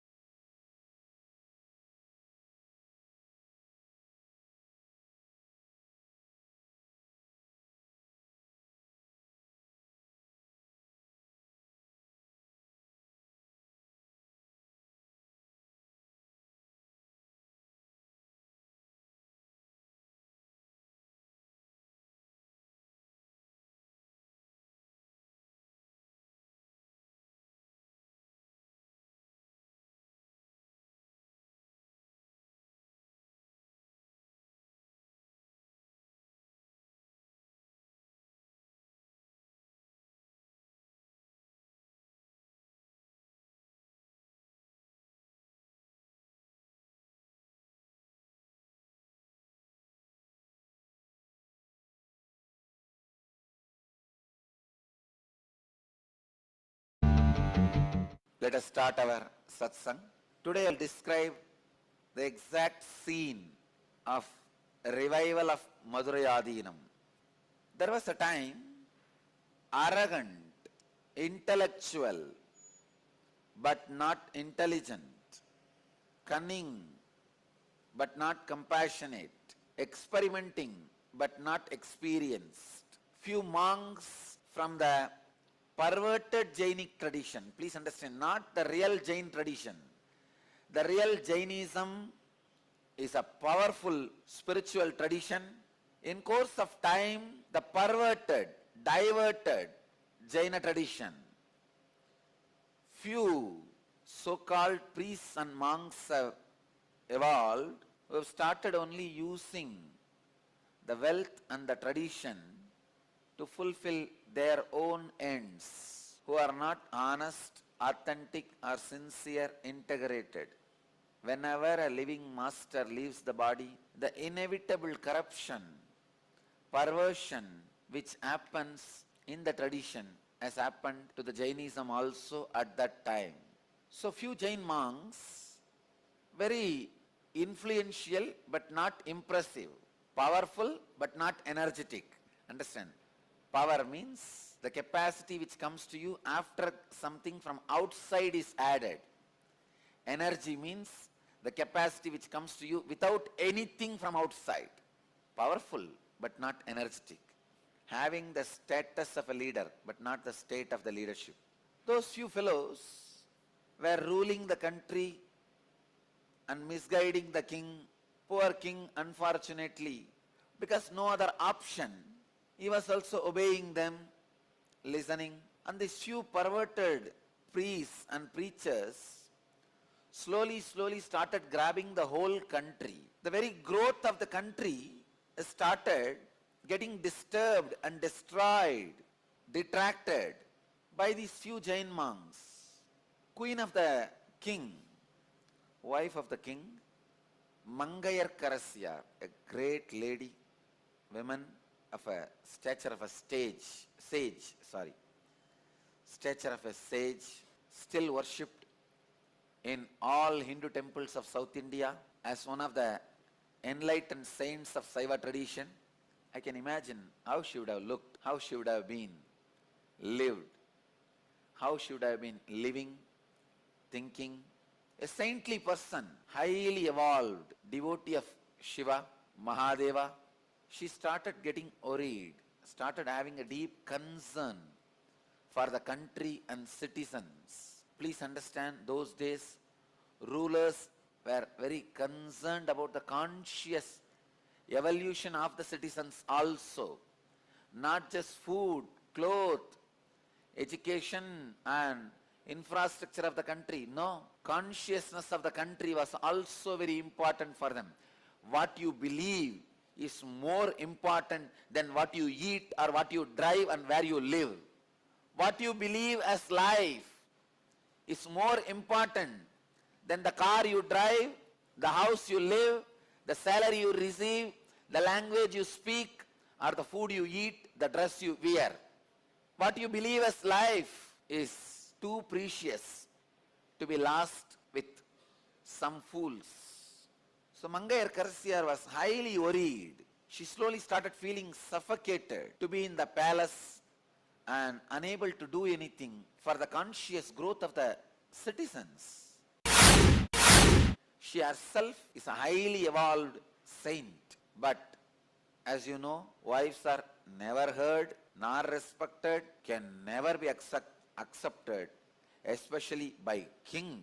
For a king to listen to a wife, queen, too much. So the king, his name is Goon Pandian, because he had a bent back. In Tamil, the bent back is called goon. Of course, he was surrounded by goons. So, in a way, the name fits in English and Tamil both. His back was bent. He was not ready to listen to Mangayar Karasya, the queen. She tried her best to convince Goon Pandian the complete conscious growth can happen only if emotion also evolves. Please understand, the key difference between the Jainism practiced at that time and the Shaivism is the sacred sentiments for emotional evolvement. Please understand, Jainism had literally everything Shaivism had, Vedic tradition had. They had yoga, they had tapas, they had meditation, they had everything for the growth of the body, yoga, for the growth of the mind, meditation, for the growth of the consciousness, enlightenment. All concepts were available even in those days in Jainism. But for the growth of consciousness, the sacred sentiments, the ability to feel connected, the ability to melt, the ability to merge with the divine, the ability to radiate humbleness. Unfortunately, that was missing. The ability to feeling connected. When that misses,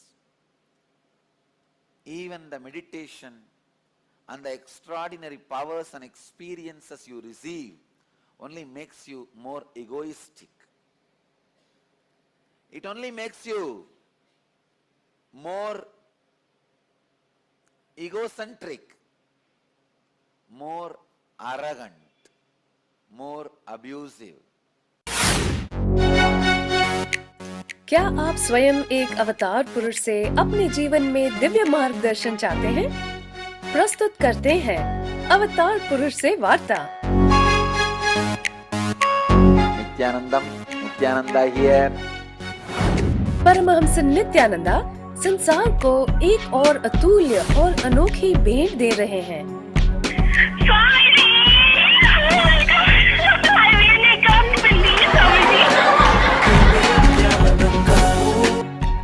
You got practically everything and too much for a phone call. अब वो live किसी के भी प्रश्नों का उत्तर स्वयं देंगे। Thanks, great. No, you ask anything you want in your life. Ask me any boon you want. 8 से प्रारंभ। कुछ सौभाग्यशाली लोग जो 080 2727 9999 पर फोन करेंगे, वो स्वयं स्वामी जी से बात कर सकते हैं। लाइव देखें NTV पर ntv.nithyananda.org। But Mangayar Karasya, the great queen of the Pandya kingdom, is unable to handle this whole situation. She was completely disturbed, perturbed, shaken, shivering. She slowly asked the king, "O Lord, you are suffering with this henchback." Am I right? Henchback. Huh? Hunchback. This bent back for such a long time. Can I invite a young healer from Tanjore district, from Chola kingdom, who is well known for his healing powers? The king's eyes have slowly opened wide. He said, "Is it so?" He was thinking, contemplating. But the moment Mangayar Karasya said, "He is from Shaiva tradition," no,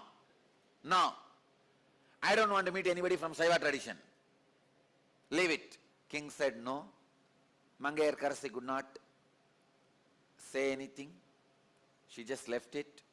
But again, after a few days, she asked the king, "O Lord, why don't you at least ask these Jain monks who are constantly putting all different ideas into your head, who are bending your brain also, to straighten your back?" King said, "All right, I'll ask them." He called those few monks. They came and they tried as usual.